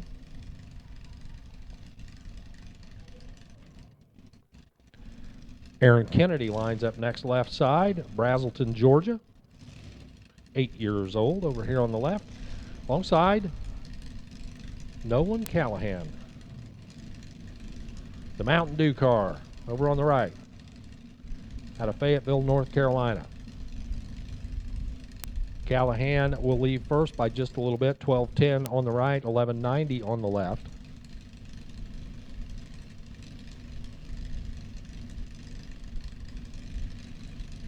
Callahan eases in, as does Kennedy. Red light start for Nolan Callahan. Aaron Kennedy picks up the round win. We'll go on to the next round. And for Aaron Kennedy, it's going to be a 12:13 at 51 miles an hour for the win. For Nolan Callahan, red light start, 12:21, speed of 51 as well. Mason Summers comes up next. Little Mason out of Franklin, Kentucky. For Summers Farms, it's a half-scale car. Mason 1390 on the dial-in board. Tyler Nunez pulls up, the runner out of Moreau, Louisiana. Boss chassis machine with the canopy over the cage there. Nunez, 1220, the number, gives up the head start by about a second and a half.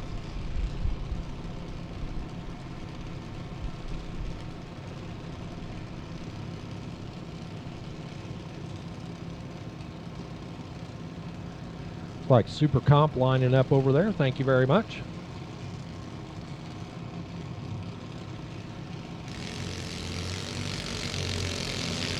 Summers off the starting line. Here comes Taylor Nunez. Pedaling hard, trying to catch up. Nunez get there. Finish line says breaks out by 4 thousandths of a second. Came up on him, took the stripe, broke out. Nunez better at the starting line. Summers was sitting out there, but through the breakout for Nunez, Mason Summers gets the win on the breakout. Matthew Peterson pulls up now.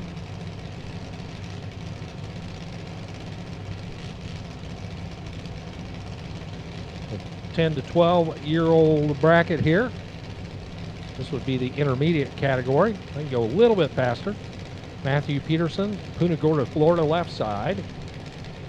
Steve Skelton, Cleveland, Georgia, on the right. Matthew Peterson dialed in 908. Steven Skelton, 890.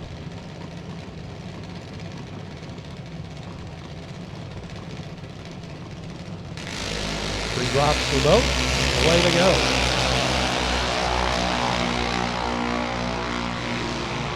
Get, the little quicker you can go. It's a 911 at 70 miles an hour for Matthew Peterson. Skelton was dialed 890, goes 887, getting down there first. Breaking out by a little too much. Matthew Peterson gets the win. Now it's Brody Callahan, left side. The Black Ops Paintball Mike Boss chassis entry. Alongside Blaine Zaskowski. Daskowski, Grand Rapids, Michigan. One of the little Z's, is that it?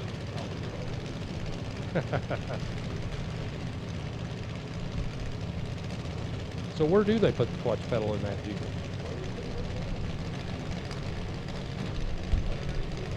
Right under the left foot. That's exactly right.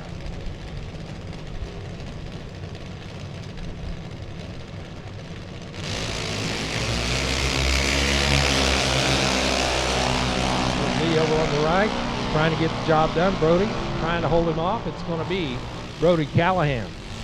The better lap there, 9:05 at 72. Brody Callahan picks up the win. Lane Zaskowski a little bit slower off the starting line. 9 over 9:12 at 68. Callahan couples it up, gets the win over on the left. Andrew Grayson comes up now. Whitwell, Tennessee for High Five Energy. American Race Car Chassis Ninja, they can build you all kinds of race cars. Big ones, little ones, whatever you might want. Alongside Alexander Kelly. From Long Point, New Brunswick, Canada. 9:27 left, 9:01 right. Deep stage action over here on the right-hand side. So Kelly trying to improve the reaction time. Hit did not work. Kelly was 9:02 on the 9:01. Grayson was 9:49 on the 9:27. However, better light by a whole bunch for Andrew Grayson. He'll be your winner. Cooper Hancock and Elena Carden coming up now.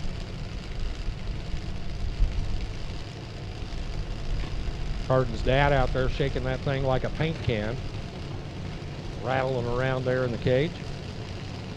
Cooper Hancock left side from Commerce, Georgia, part of the FTI farm team. For Mickey Thompson Tires and Lucas Oil.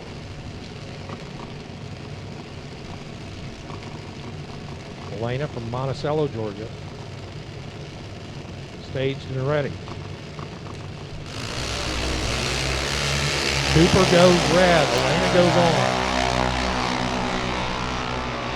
Elena will drive it to the finish line. How about, had it dialed 890? Elena, how about an 890 with a 3 at 73 miles an hour? Elena, your winner.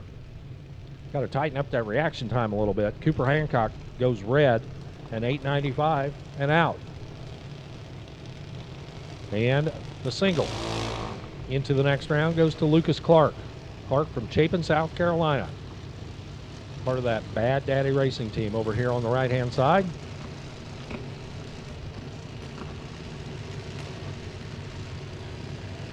$895 on the side of the car.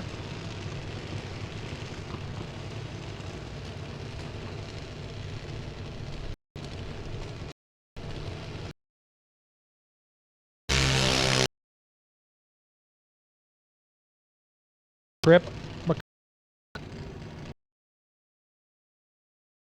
comes over.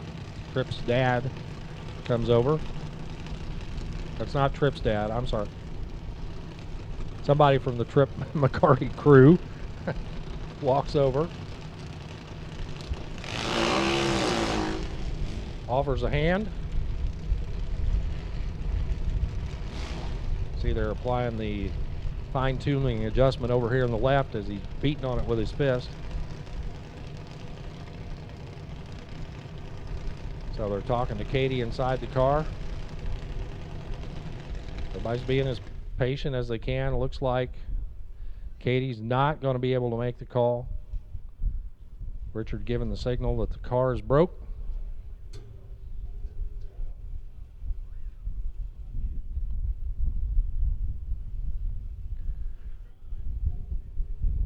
So unfortunately for Katie, Katie's day is done right now. Trip McCarty going to refire the junior.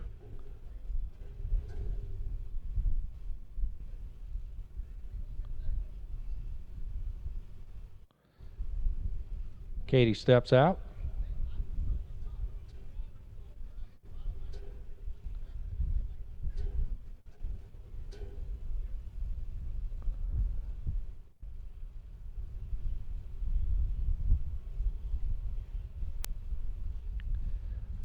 Trip will be refired here, and we'll get the competition single.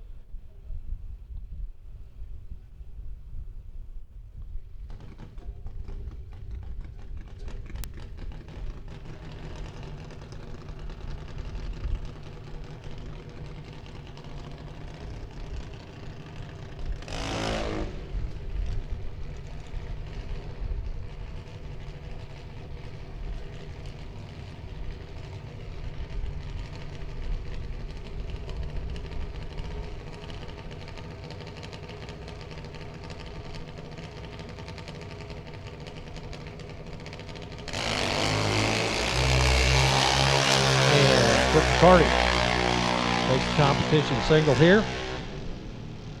8:24 at 70 miles an hour.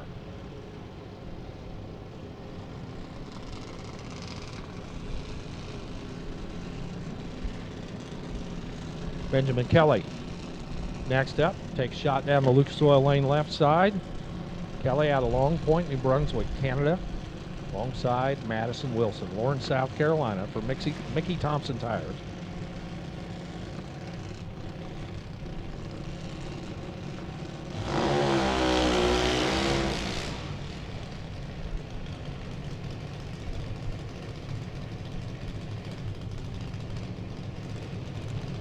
$7.90s a pair. That's as low as you can go here in the category.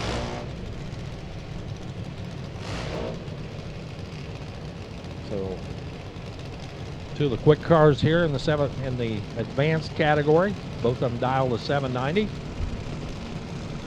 Reaction time will make a ton of difference here.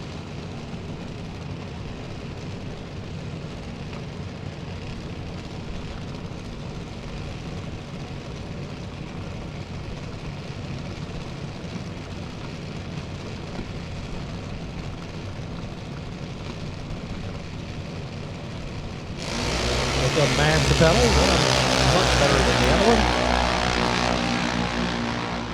See if it counts down with the stride. Yep, sure does. $7.95 for Madison Wilson. James Bond Green up here. $7.95 down there at 78 miles an hour. She was ahead. She knew it. Benjamin Kelly behind at the starting line. $7.92 at the finish at 80 miles an hour, crossing second. Madison Wilson goes on to the next round. Peyton Shook and Jackson Earwood. They'll line up next. Shook out of Northport, Florida. Trying to go 8:07. Gets a little bit of a head start. Jackson Earwood will be playing catch-up. Earwood out of Cleveland, Georgia. For Skelton Grading. Got a 790 on it.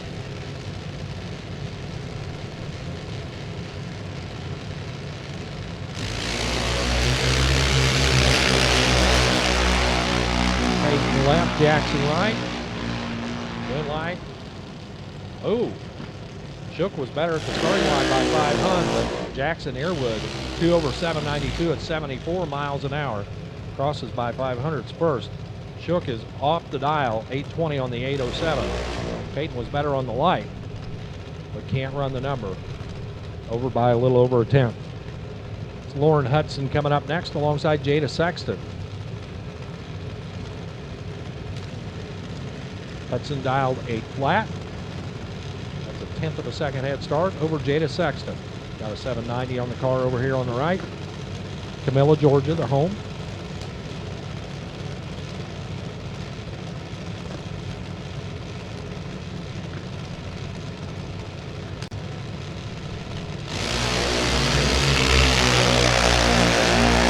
Lauren and Jada making their way down the track.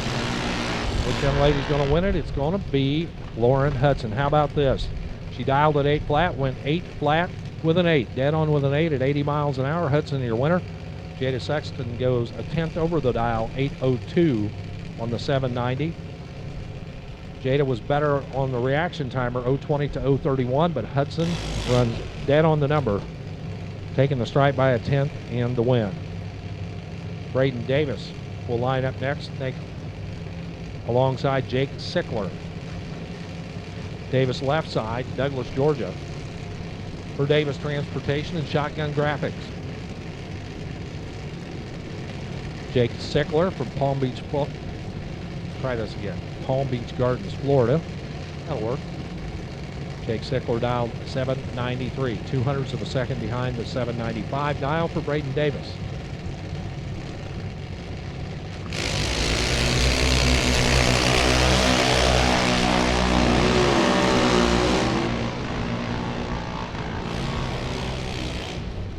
Davis with a 797, getting the job done, taking the win. Sickler 796 on the 793.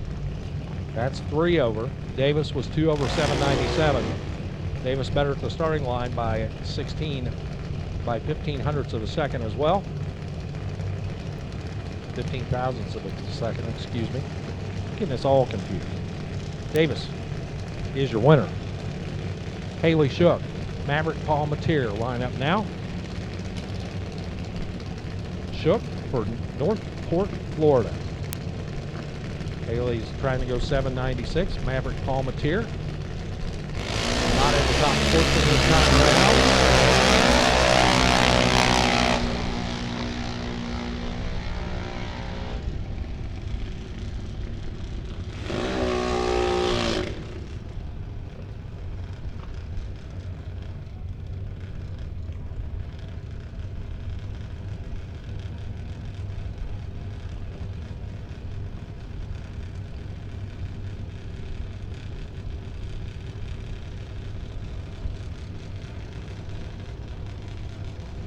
So Maverick Palmatier with the win, 848, 57 miles an hour.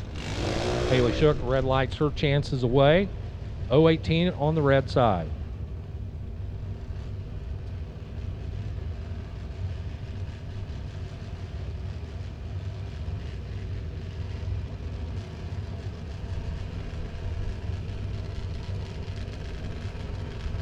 And one more car to go. Tyler Binaco.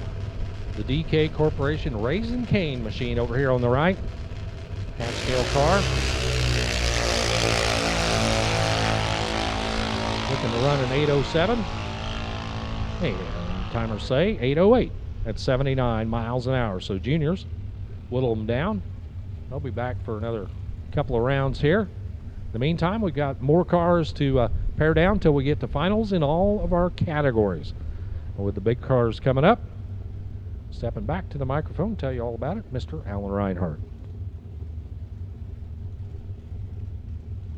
Thank you, Warren. Got a spray buggy out on the racetrack right now. We'll let them get that taken care of, and then we'll jump into it. Super Street is locked and loaded. Stock eliminated right behind them. See Super Comp down there. See Super Stock. See Super Gas. I love it.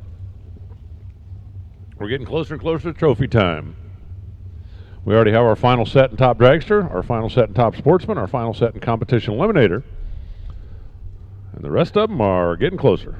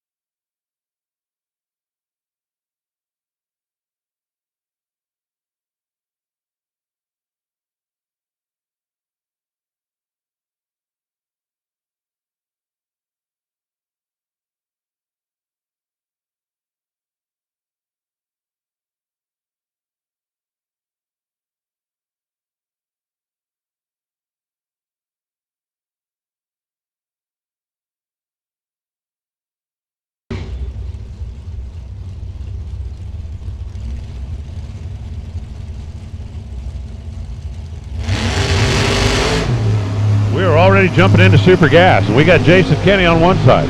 We got Rich Price on the other. We've got a ticket to the final round awaiting for whoever's scoreboard lights on top. It's going to be Jason Kenny. Dead on 5 beats 9910. Jason's better at both ends of the racetrack. And Jason Kenny will have a bye run next round. And he will race in the final here at Gainesville.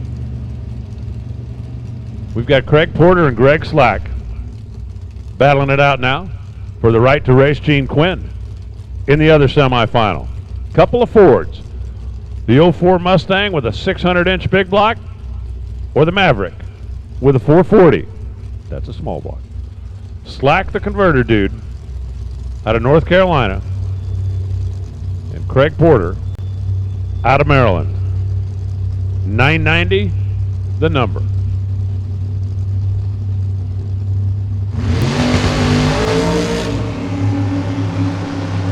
Both drivers away on the green. And at the finish line stripe, dead on 6. How about the Maverick? Greg Slack, 156 miles an hour. Porter got there first, but he runs too quick at 987. It was a 6th thou advantage on the reaction time to Greg Slack, and he ran dead on 6 at the finish line. That is not leaving you a whole lot of room. When your margin at the stripe to get in is less than a thou, you're going to have to really work for it. So Gene Quinn will take his run here, and then Gene and Greg will race. Winner gets Jason for the Super Gas Trophy. So we have 4 classes down to the final. We have 4 classes at the semifinal. And hopefully we've got a whole bunch of junior cars in the lanes, as they still got a couple of rounds to go.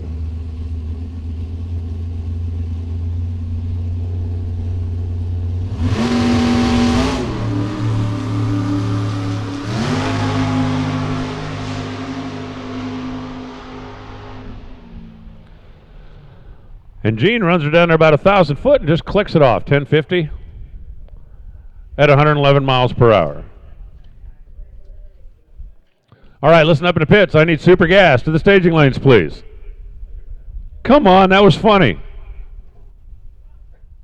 I mean, wait a minute. That was funny. Nope, they're going to check the tires, top the fuel tank, and head back as quickly as they can. Our 4 classes that are in the semis. Stock, Super Gas, and Super Comp. Juniors are going to run here momentarily, and we trim that field down.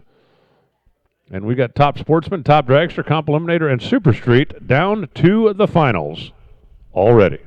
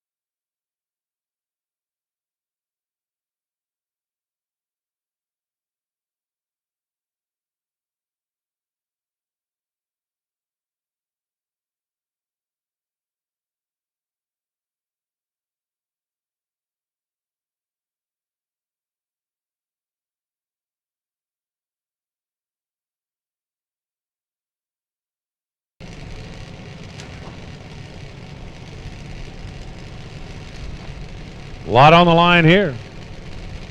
Not only a berth in the semifinals, but potentially a bye to the final.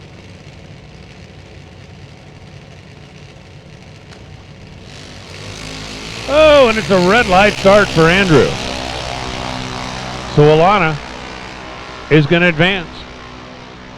078 on the green light, 888 on the racetrack, 928 for Andrew. Both of them were under the dial a little bit, but once the red light came on, didn't matter. We'll let Brody Callahan take his run, and then we'll be down to 3. And then we'll bring out the fast ones, and I understand we've got 7 cars left in competition here.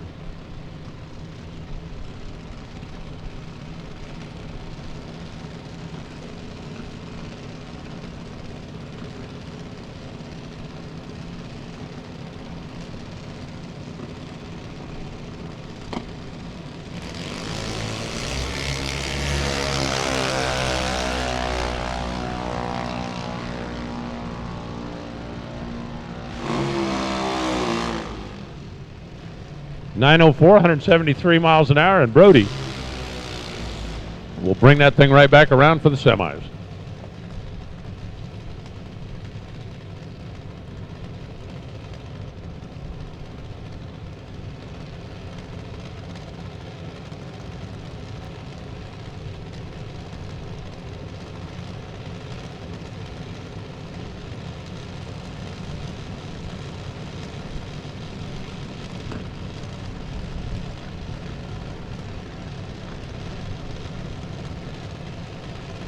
Lauren Hudson left.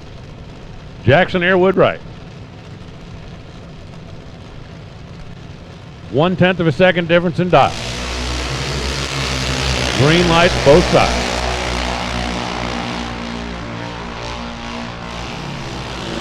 On to the semifinals goes Jackson. Dead on 7.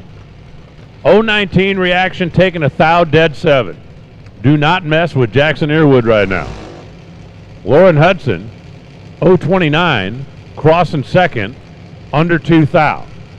Never had a chance. Braden Davis and Trip McCarty for an invitation to the semifinals.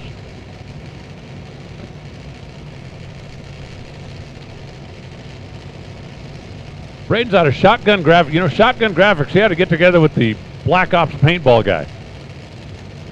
We could make something work there, don't you think? Cross-marketing? Cross-promotion? Hey, do you want to shoot him for fun or shoot him for real? There's your win light, 816. Trip McCarty, reaction was 014, prediction was 815, run was 816. 3 teens is a winner. Braden Davis goes 792, breaking out by 3, getting there first by 3. Now it's Maverick Palmatier and Chrysler Vanaco.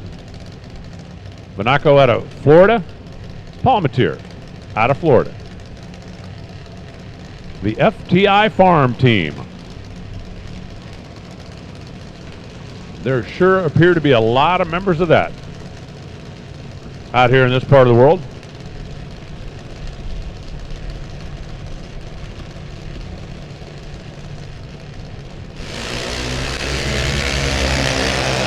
FTI, of course, is based out here in this part of the world, even though it was recently purchased by Paul Lee. 011, one above, taking 7 thou. Man, I'm telling you, Tyler's ready. 011, taking 7 thou, 809 on the 808. Maverick, no chance. Locked out. Ain't going to happen. And here's Madison Wilson. This is going to be the last freebie of the day because we'll have 4 coming back for the semis and 2 coming back for the trophy dash. And hopefully, we've got our stock, super gas, and super compers assembled in the staging lanes.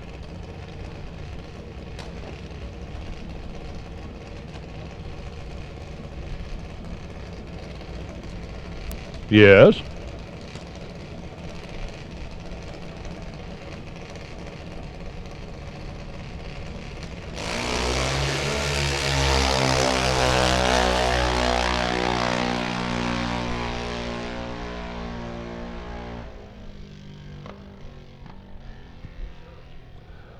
Madison goes 0-20 dead 6.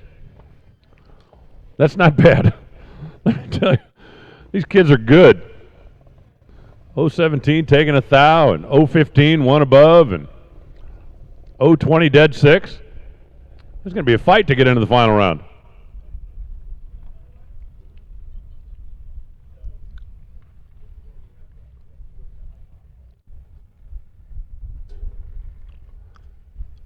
I do believe our big cars are getting situated back there for the semis. And obviously the juniors are on gas and go call as well. They'll get them turned around and back up as quickly as possible. We're down to the finals in one of the junior categories, and they can sit tight for a minute until we're ready to run all the final rounds. But out first, Super Comp semifinals. 3 cars left. One of these two gets to come back and race Troy Williams. Yeah, there's something to look forward to.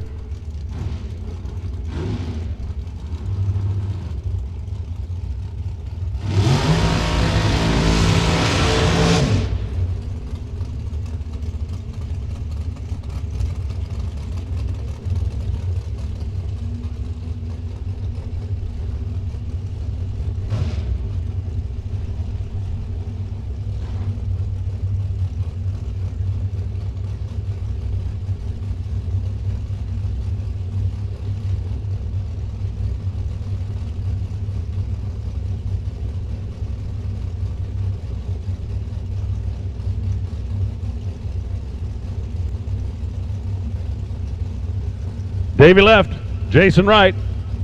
Troy waits in the water. Would send me a victim. Off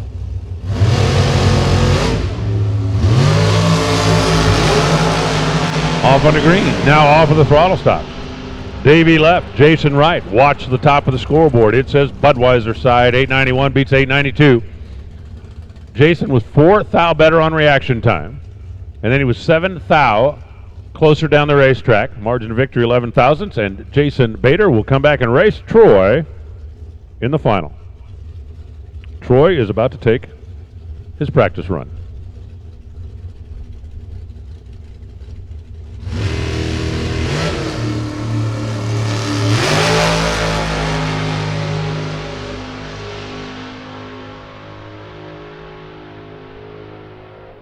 So if Jason Bader wants to pick up his first ever regional win, he's going to have to beat one of the best. Troy goes 885, 174, and he'll be ready.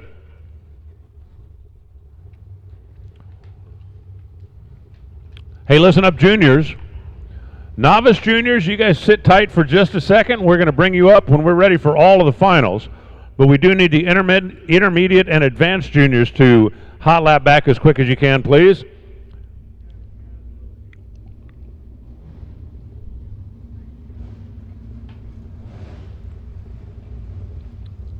It is stock eliminator. It is a reigning division champ in the right lane and a former world champ in the left lane. We got a Ford, we got a Pontiac, and the winner gets to come back and race the Duster.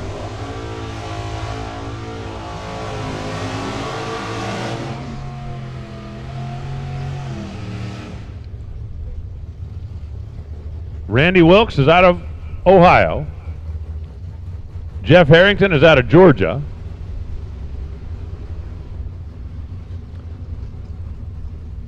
And Jerry Bennett ain't from around here either. And Jerry looks like he's just going to take the tree. Does not need the practice run. He'll take the tree back up and be ready for whomever. We just got to figure out who whomever is.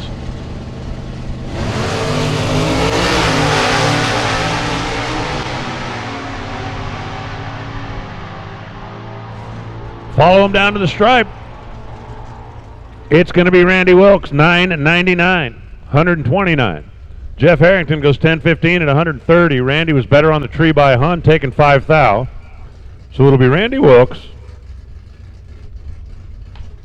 and Jerry Bennett for the trophy a little bit later on as Jerry takes the tree.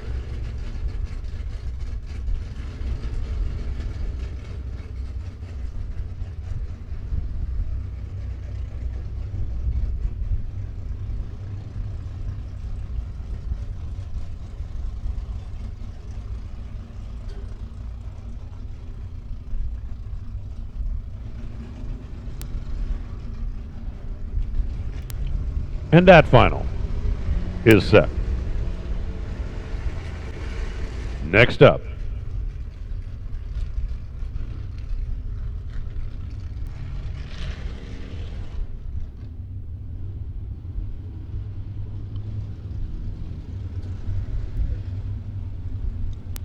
Superstock.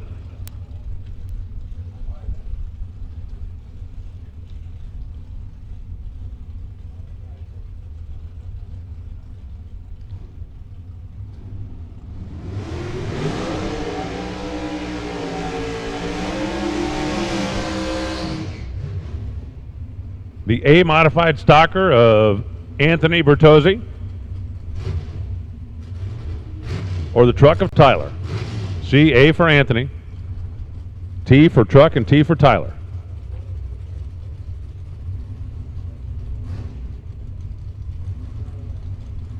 Tyler did not take his free ride last time. So practice for Anthony? Puh, I don't need to practice for Anthony. Are you kidding me? Send him.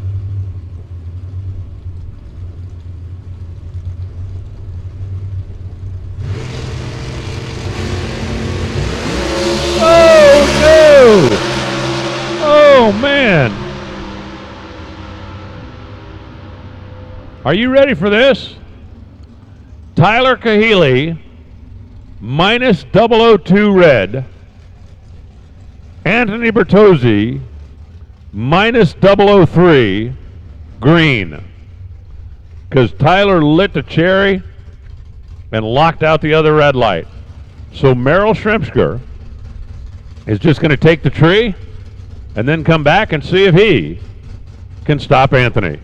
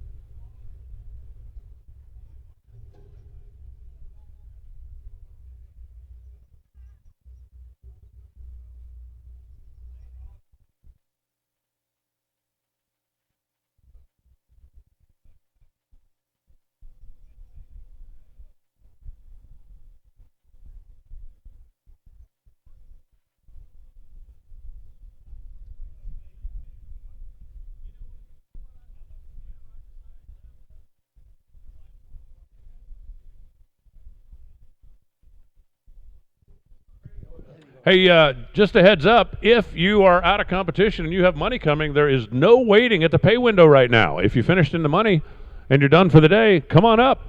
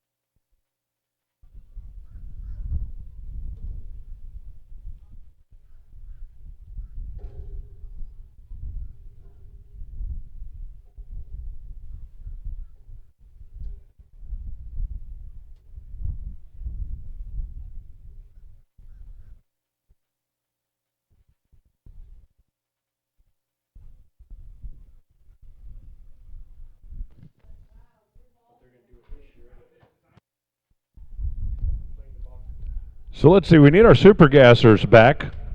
There's 3 of them. And we need our intermediate and advanced juniors back. And then it'll be down to final rounds for everybody.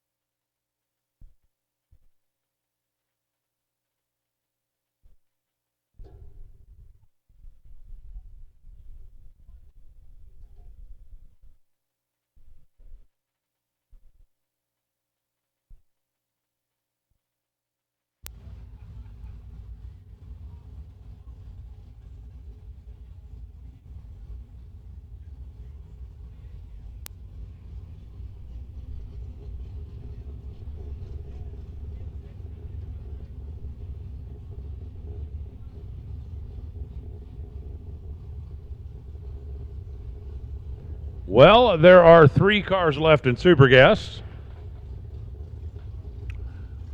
And we are going to see the solo run first.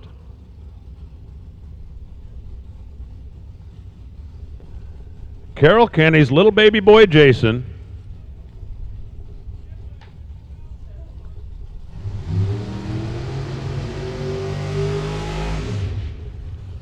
is about to go to the final round for the 31st time on the regional trail. Still looking for his first win. I'm kidding. It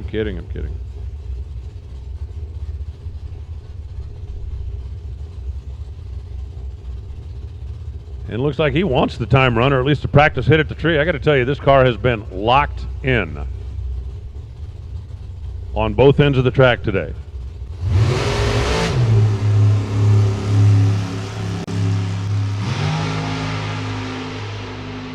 Yes, it is.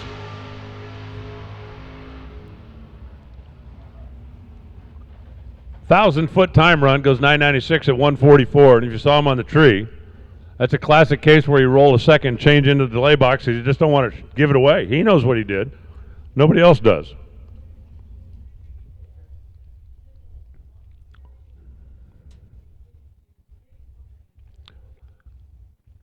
But Jason will return to race either Greg Slack or Gene Quinn.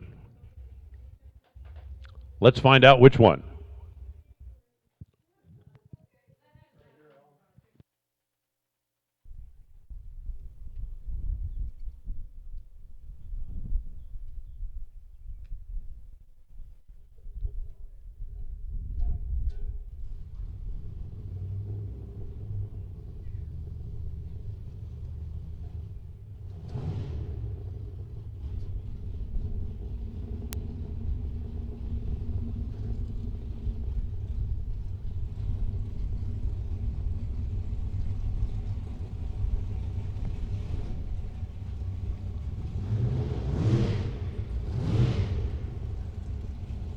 Greg Slack in the Maverick and Gene Quinn in the Corvette.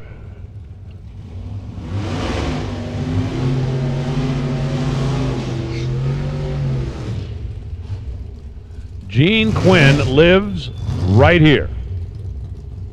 I don't mean at the track, I mean in Gainesville. I don't know, maybe he does live at the track. I don't know. I think they got a...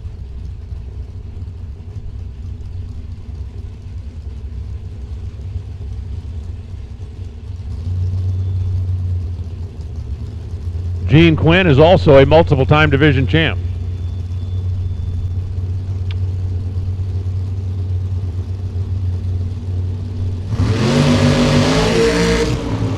They're both away on the green. Slack likes playing the wheel stand game. You know, if you're going to do a throttle stop, at least do a wheel stand and then do a throttle stop. Who races Jason? Check it out. 993 to a 993. The Maverick 001 gets the stripe, gets the win, and Greg Slack will run Jason Kenny for the trophy.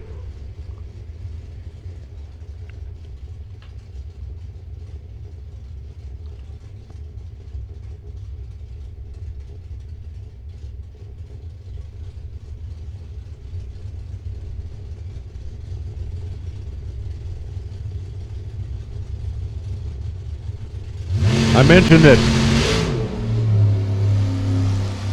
Jason is in his 31st final round for Greg Slack. Final round number 2. $989.70. Ray Miller wanted to take a practice run, so we slid him in there.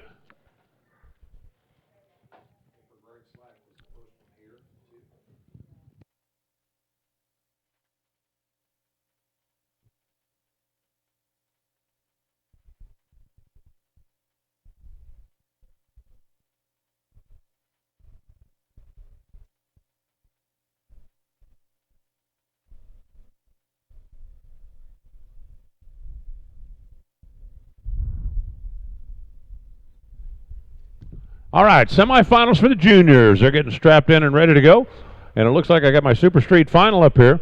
Let's go ahead and put out the call. All finals. Come on down. Whenever you're ready, we're ready. All finals. Bring them into the staging lanes, please.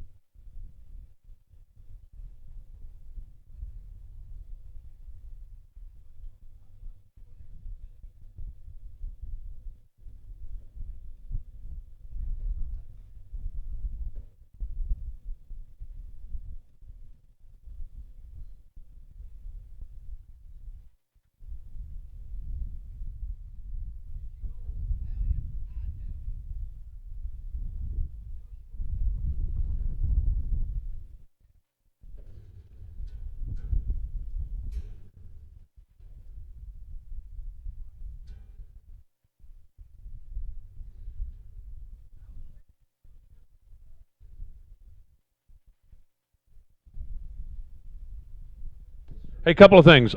All finalists, all categories, come on back. We're ready for you. And remember this. The person who wins first gets in and out of the winner's circle first. Just saying. Also, other than juniors, in my Lucas series, all winners and runner-up, please come back to the staging lanes for your contingency sticker check. So if you win or are not fortunate enough to win in the next round, please return for sticker check.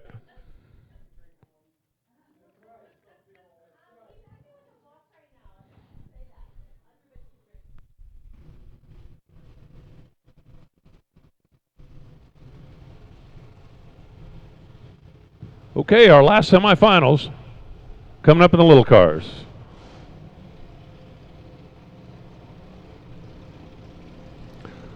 Team Black Ops against Ms. Skull Crusher. That's Ms. Skull Crusher to you. Let me tell you, if she's a Skull Crusher, I'll call her whatever she wants. You know, ma'am, your highness, I don't care, whatever.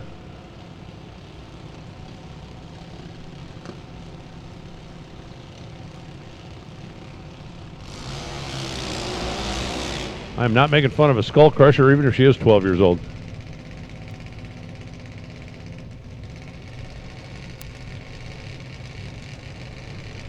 Dial in left side 890, dial in right side 905.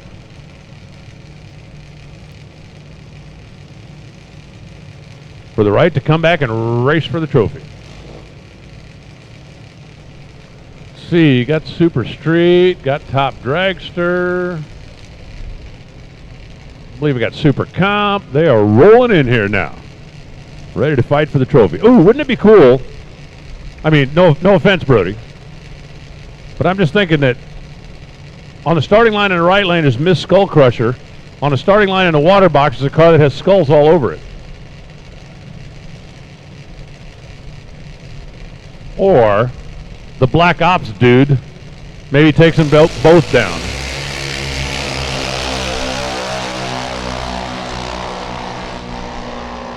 Alana, pretty good move on the starting line, and she's going to close it out 894 at 172 miles an hour for the win.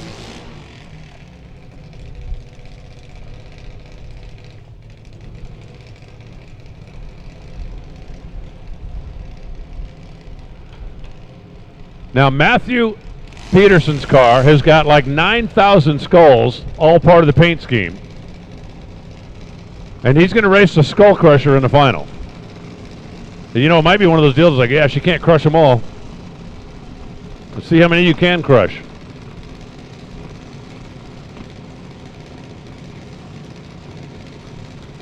I just find that hilarious. And I have the microphone. I know there are a lot of people that wonder why they give me a microphone. Including the people that pay me sometimes wonder, why do we give that guy a microphone? Matt's practice run, he hits the tree with an 031 and a 913 at 69 miles an hour.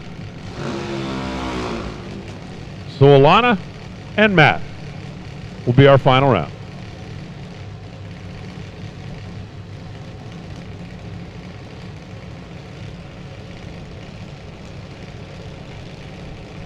And now, our advanced juniors semifinals.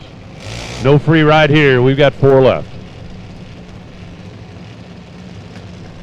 Madison Wilson, Jackson Earwood on the starting line first. Both dialed on the floor, 7.90. That's as quick as you're allowed in this category.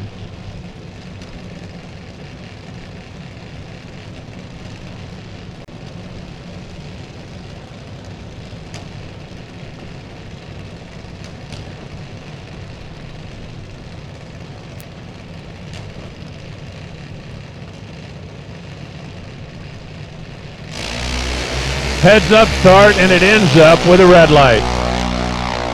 Madison goes 020 red, and Jackson Earwood will race for the trophy against one of the 2 cars sitting right behind him. 7.909 for Jackson, 7.915 for Madison, but Madison was red, and Jackson wasn't. So Jackson is either going to run Trip McCarty or Tyler Vinico.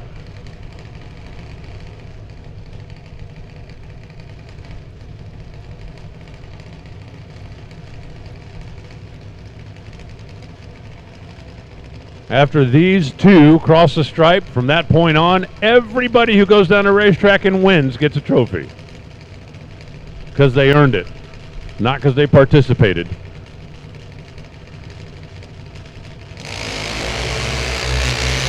Wow.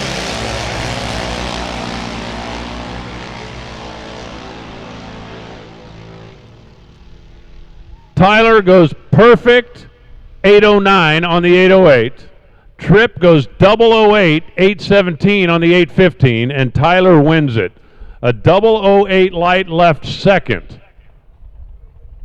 Tyler goes 000 809 on an 808. Man, that's just mean. I don't know what Tripp did to Tyler, but that's mean. That's really mean. Final round set for the advanced juniors.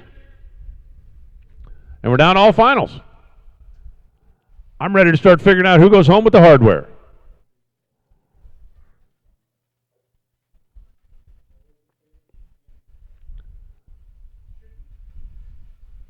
Let's see, who do we have so far? We have the Super Streeters. We have Top Dragster. We have Super Comp.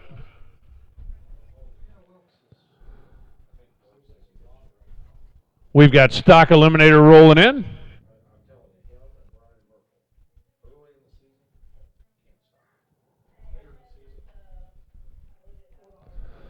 Remember, the quicker you win, the earlier you get in and out of the winner's circle. I'm trying to be helpful here.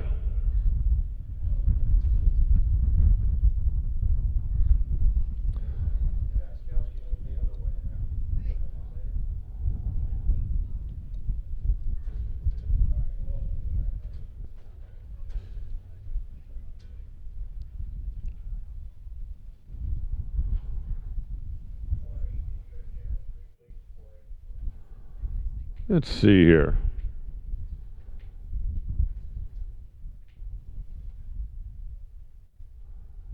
Nah. Let's see here.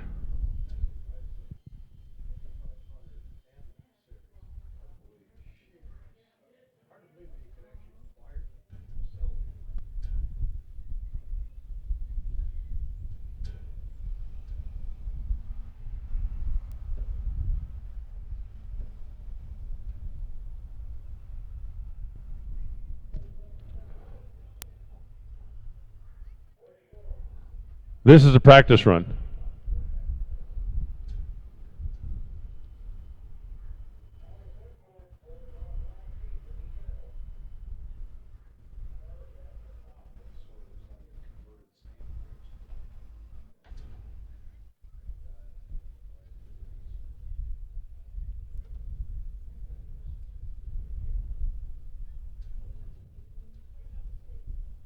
Wow.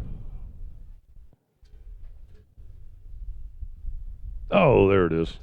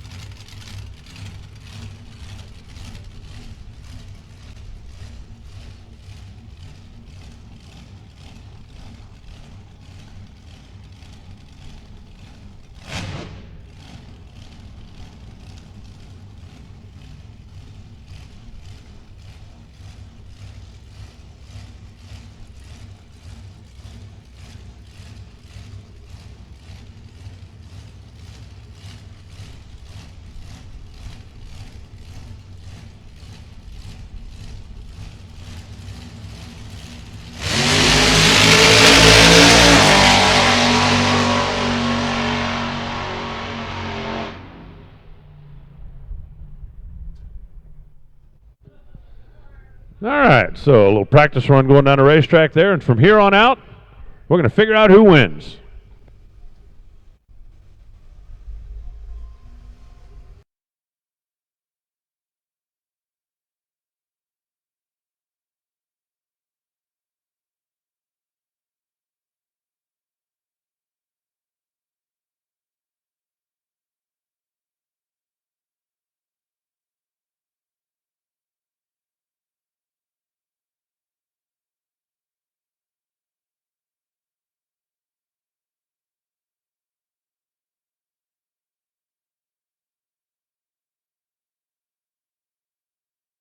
Whoa, big boy.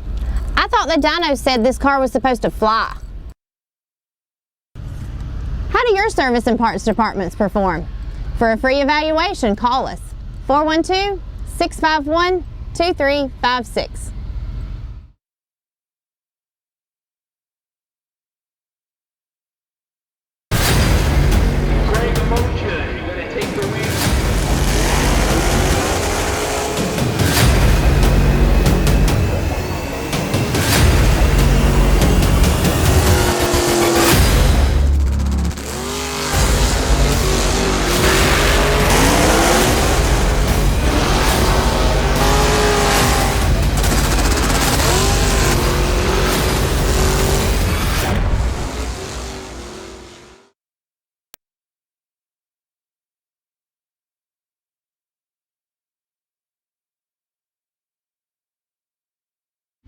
What? 150 lot? I thought you said you could drive. How is your response to your customers? For a free evaluation, call us 412-651-2356.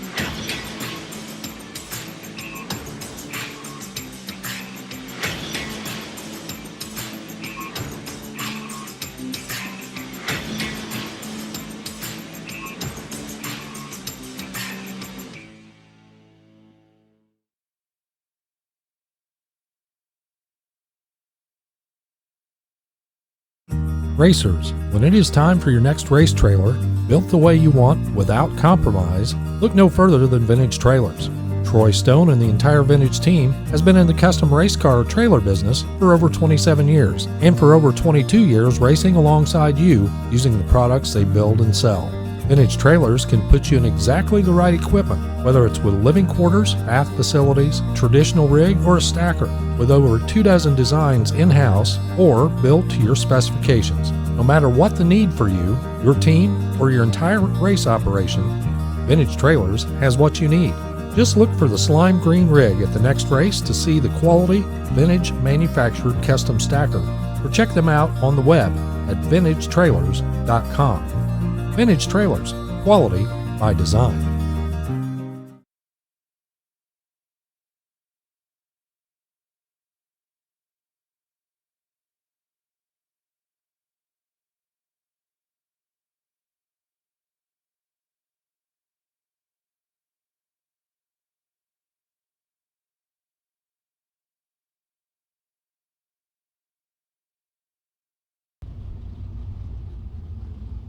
It is time to hand out trophies at the 5th annual Baby Gators Starting off with Super Street. Mike Griggs has been doing this a while, and he's pretty darn good at it. Especially here at his home track. The 72 second generation Camaro with the triple nickel big block. Les Harris came all the way down from Ohio, and you know the old saying, right? I didn't come this far to only come this far. The pickup with the small block, the Camaro with the big block, 10.90 seconds after the tree flashes, somebody will win Super Street. In, set, ready, green. Griggs drops back, and now he unleashes the rat motor, trying to close in on the little pickup top end. Scoreboard says, check it out. Les Harris takes home the Wally for the first time at the division level. 1091 beats 1091. On the starting line, 003 beat 15 as well. Les Harris, 12th thou better on reaction time, 5th thou better on the racetrack. Added up, margin of victory, 017, and Les Harris for the first time wins at the divisional level. And we go from Super Street to top dragster. Wayne Landry on the left side. No fear. Baby Larice on the right side. I got to tell you, if you're racing a guy named Baby, I'd be going, fear? I ain't afraid of a baby.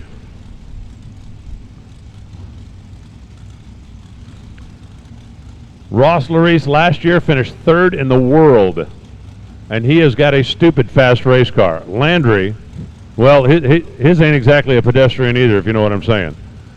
They are dialed in 100th apart, 620 to a 621.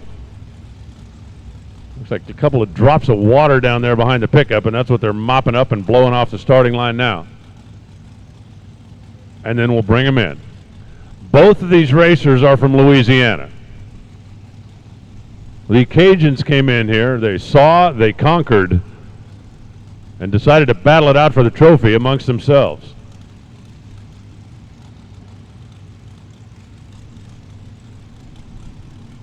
Wayne, who's retired and just kind of enjoying spending time with his family in his race car. Larice is in the motorsports insurance business.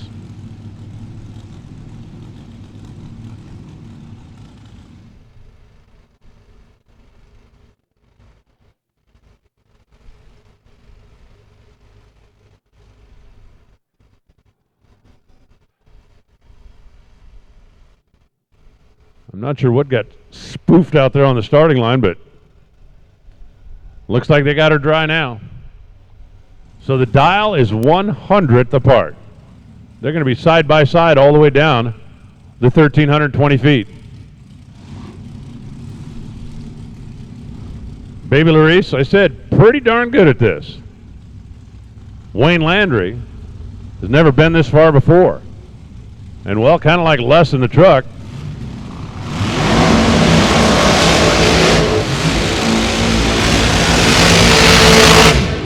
didn't come this far to only come this far.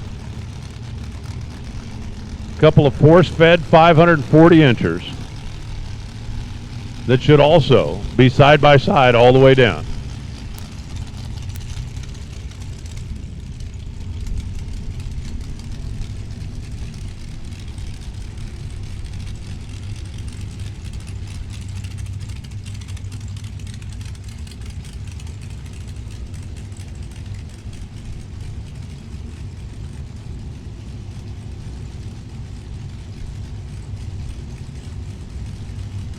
Ross Larice lives in Raceland, Louisiana. Isn't that a great name for a town?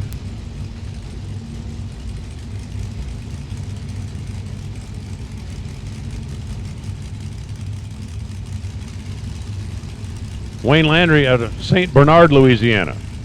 Really? Somebody named a town after their puppy? Probably more to it than that. Wayne's ready. Ross is ready.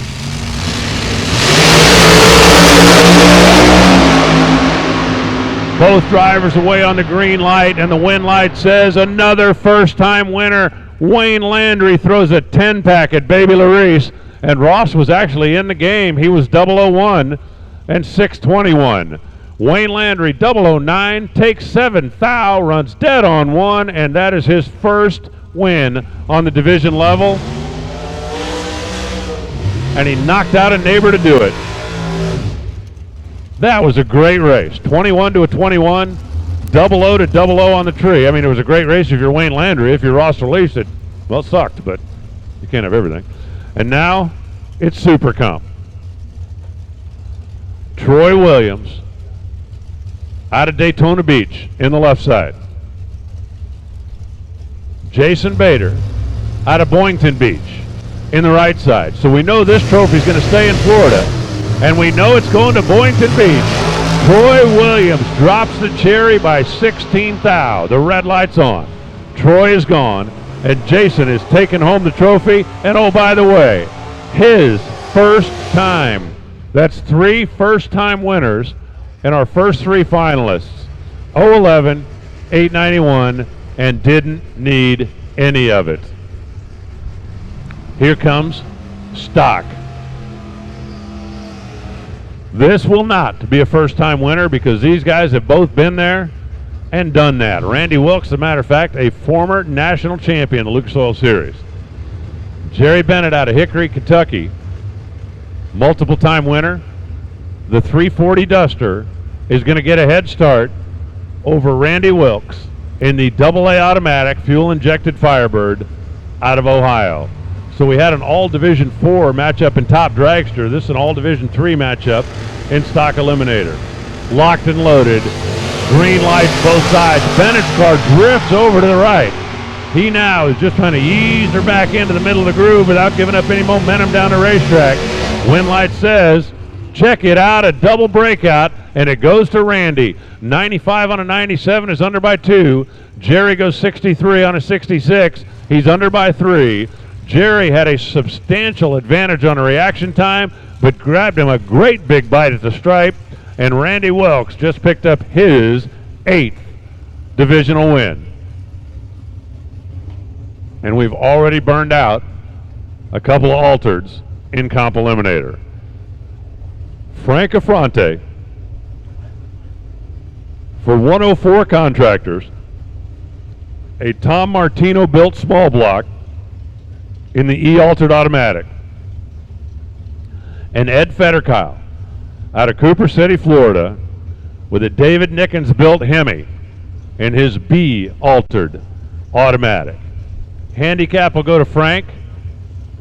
Ed will be on the chase. No breakout. Just get a green light and get there for the trophy. Whoa, both cars a little wacky move on the starting line. Fetterkyle, I do not believe, can recover. And now I know Frank Affronte, a first-time winner. That's 4 out of 5 so far. 768 for the W, 172 the speed.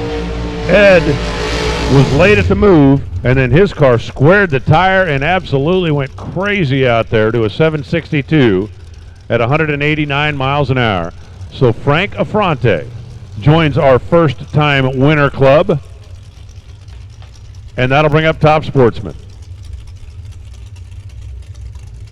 Scott Underwood in the Camaro. Dylan Stott in the Mustang.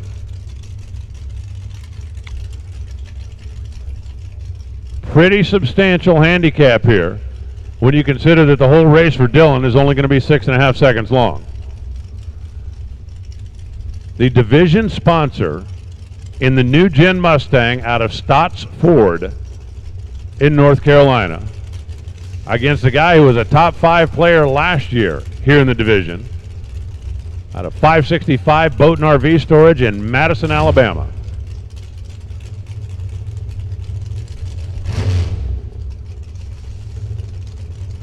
Dylan Stott's got 700 cubic inches and a couple of great big bottles. Scott Underwood's got a 622, and he says, I can take care of business with that.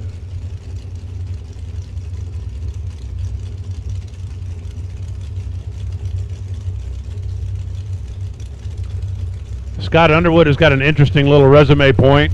He's never lost a final. Never.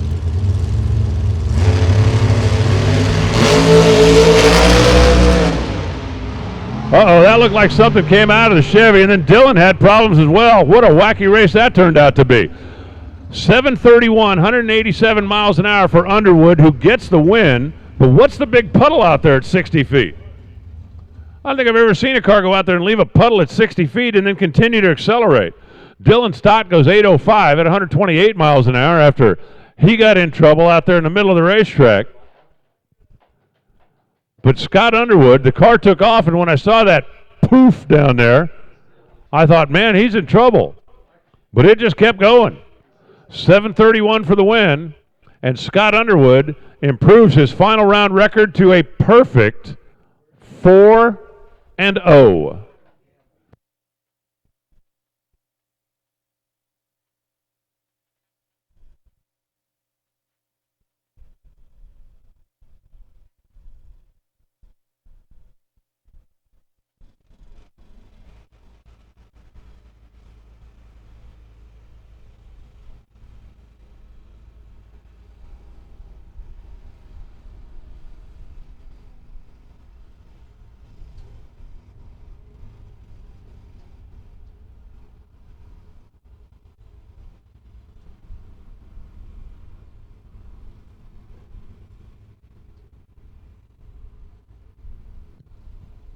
They're going to do a pretty substantial inspection of the lane down there before we continue on with our final rounds.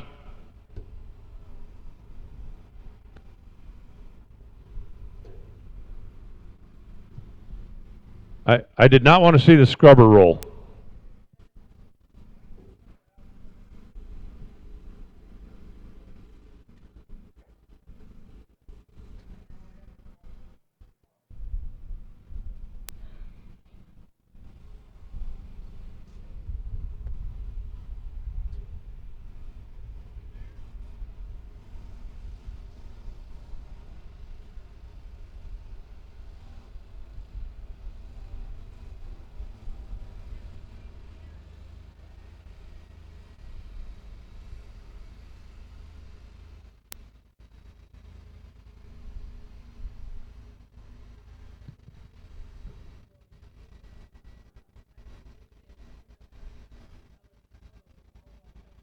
I'm wondering if it might be rear end grease.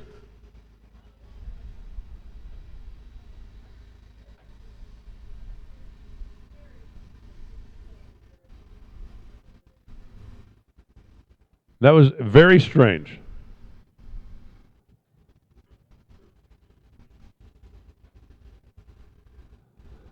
But we're obviously going to have to get the lane back in perfect condition before we can continue on with the rest of our finals. We've got Super Stock at the ready line. We got Super Gas sitting in right behind them. We've got our junior cars ready to rock as well. But we got to get it cleaned up first, whatever it is.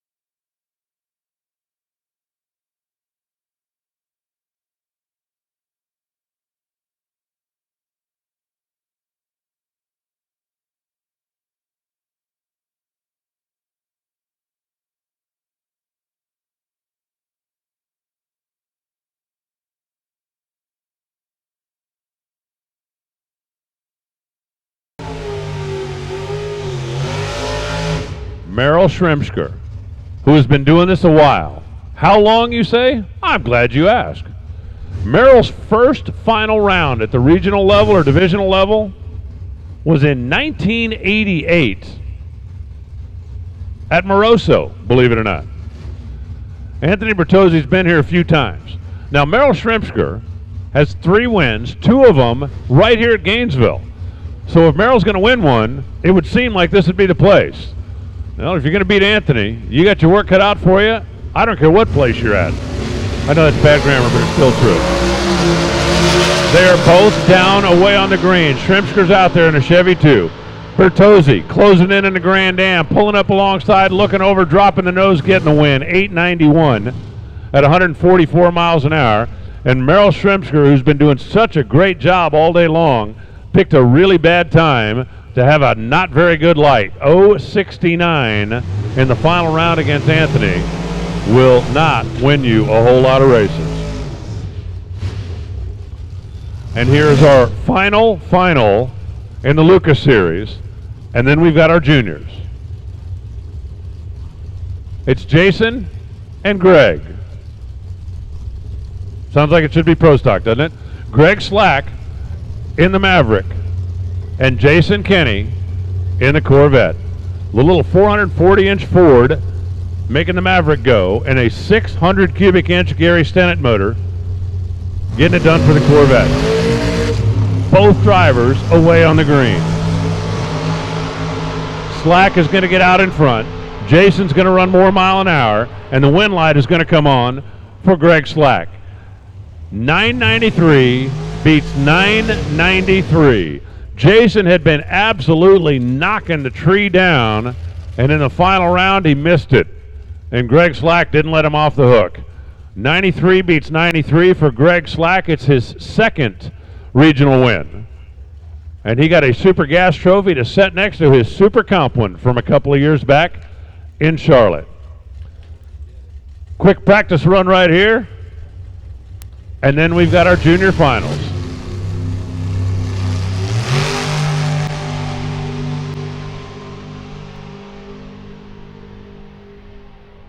$894, 177 for Rusty Cook. And bring on the little cars. By the way, for everyone who tuned in this weekend on dragracer.tv, congratulations to Warren, who had his all-time highest viewership for a day, second all-time highest viewership for a day, and overall highest viewership for the weekend right here at the Baby Gators. So everybody that tuned in, thank you. And I know we've also got watchers on NHRA.tv. This doesn't count that. But DragRacer.tv had a whole lot of folks from all over the place paying attention here to the Baby Gators.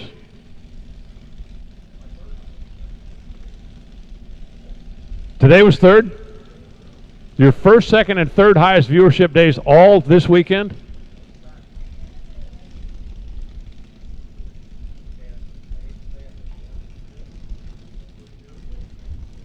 I know. I get it. You can quit telling me. It's Mason Summers on the left side. It's Jackson Summers on the right side. Now their grandpa is standing back behind the cars, kind of in the middle. Jackson's got his dad over there. Mason's got mom over there. So now I guess we know who dad likes best and we know who mom likes best. This ought to be fun, though. Hey, you know the old story, right? Like nobody picks on my brother but me.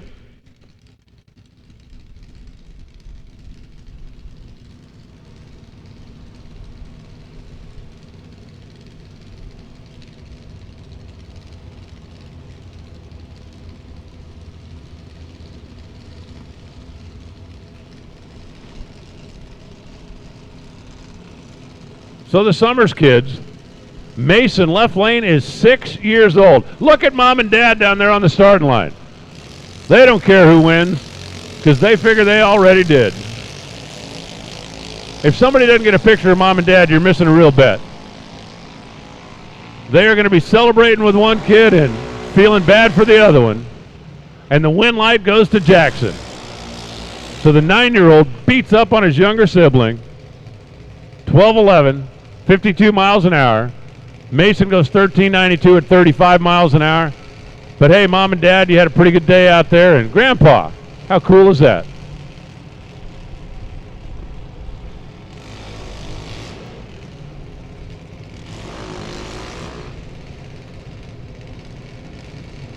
That's Alana Carden and Matt Pearson. And I mentioned it earlier when we were in the semifinals, but from the just because, how many skulls are on Matt Peterson's car? And Alana over here in the left lane, that's Ms. Skull Crusher. Matt says he's going to run 911. Alana's dialed on the floor at 890. For the trophy, Junior Dragster Intermediate. This ain't no brotherly love run right here. This is Georgia against Florida. Both drivers away on the green. Reaction time is not going to determine the winner here. 8.901 on an 890 dial. And Alana wins it. The Skull Crusher crushes the skulls. 9:13 for Matt Peterson. Reaction was a coin flip. Alana runs dead on one.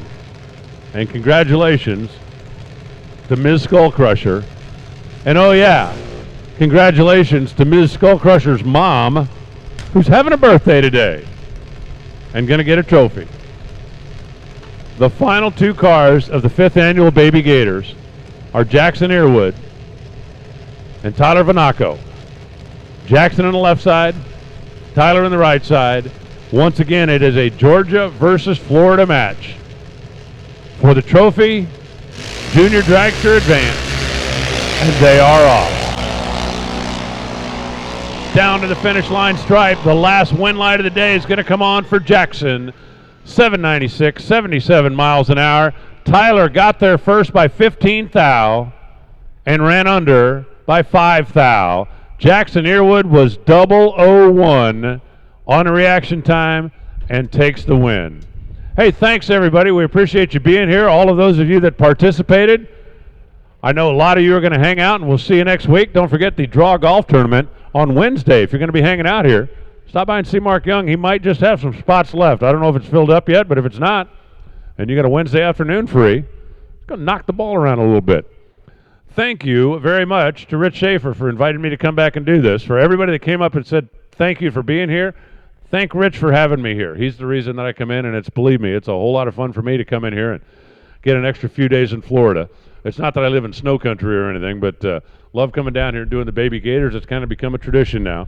Thank you also to Warren Evans, who came down and did the DragRacer.tv as well as the NHRA.tv feed, and we kind of bust each other's chops up here in the tower, but it's a pleasure to come in and spend a little time with him over the course of the 3 days. And it was fun to set the record for DragRacer.tv. First, second, and third best days ever. Best overall weekend. 100,000 people tuned in over the course of the weekend at one time or another to watch you folks do what you do. We all get to catch our breath. We'll be back here on Thursday to start qualifying and time trials for the Gator Nationals 51st anniversary. And hopefully they'll invite me to come back next year for the 6th annual Baby Gators. But for everybody here at Gainesville Raceway, for everybody at the NHRA, and for Warren Evans, who shared the microphone up here, I'm Alan Reinhart. Good night. Enjoy your evening. Enjoy a couple of days, and we'll see you right back here at the Real Gators. Ray Miller, if you're still here and you have time, please come see me. If not, I'll come see you next week. Thanks, gang.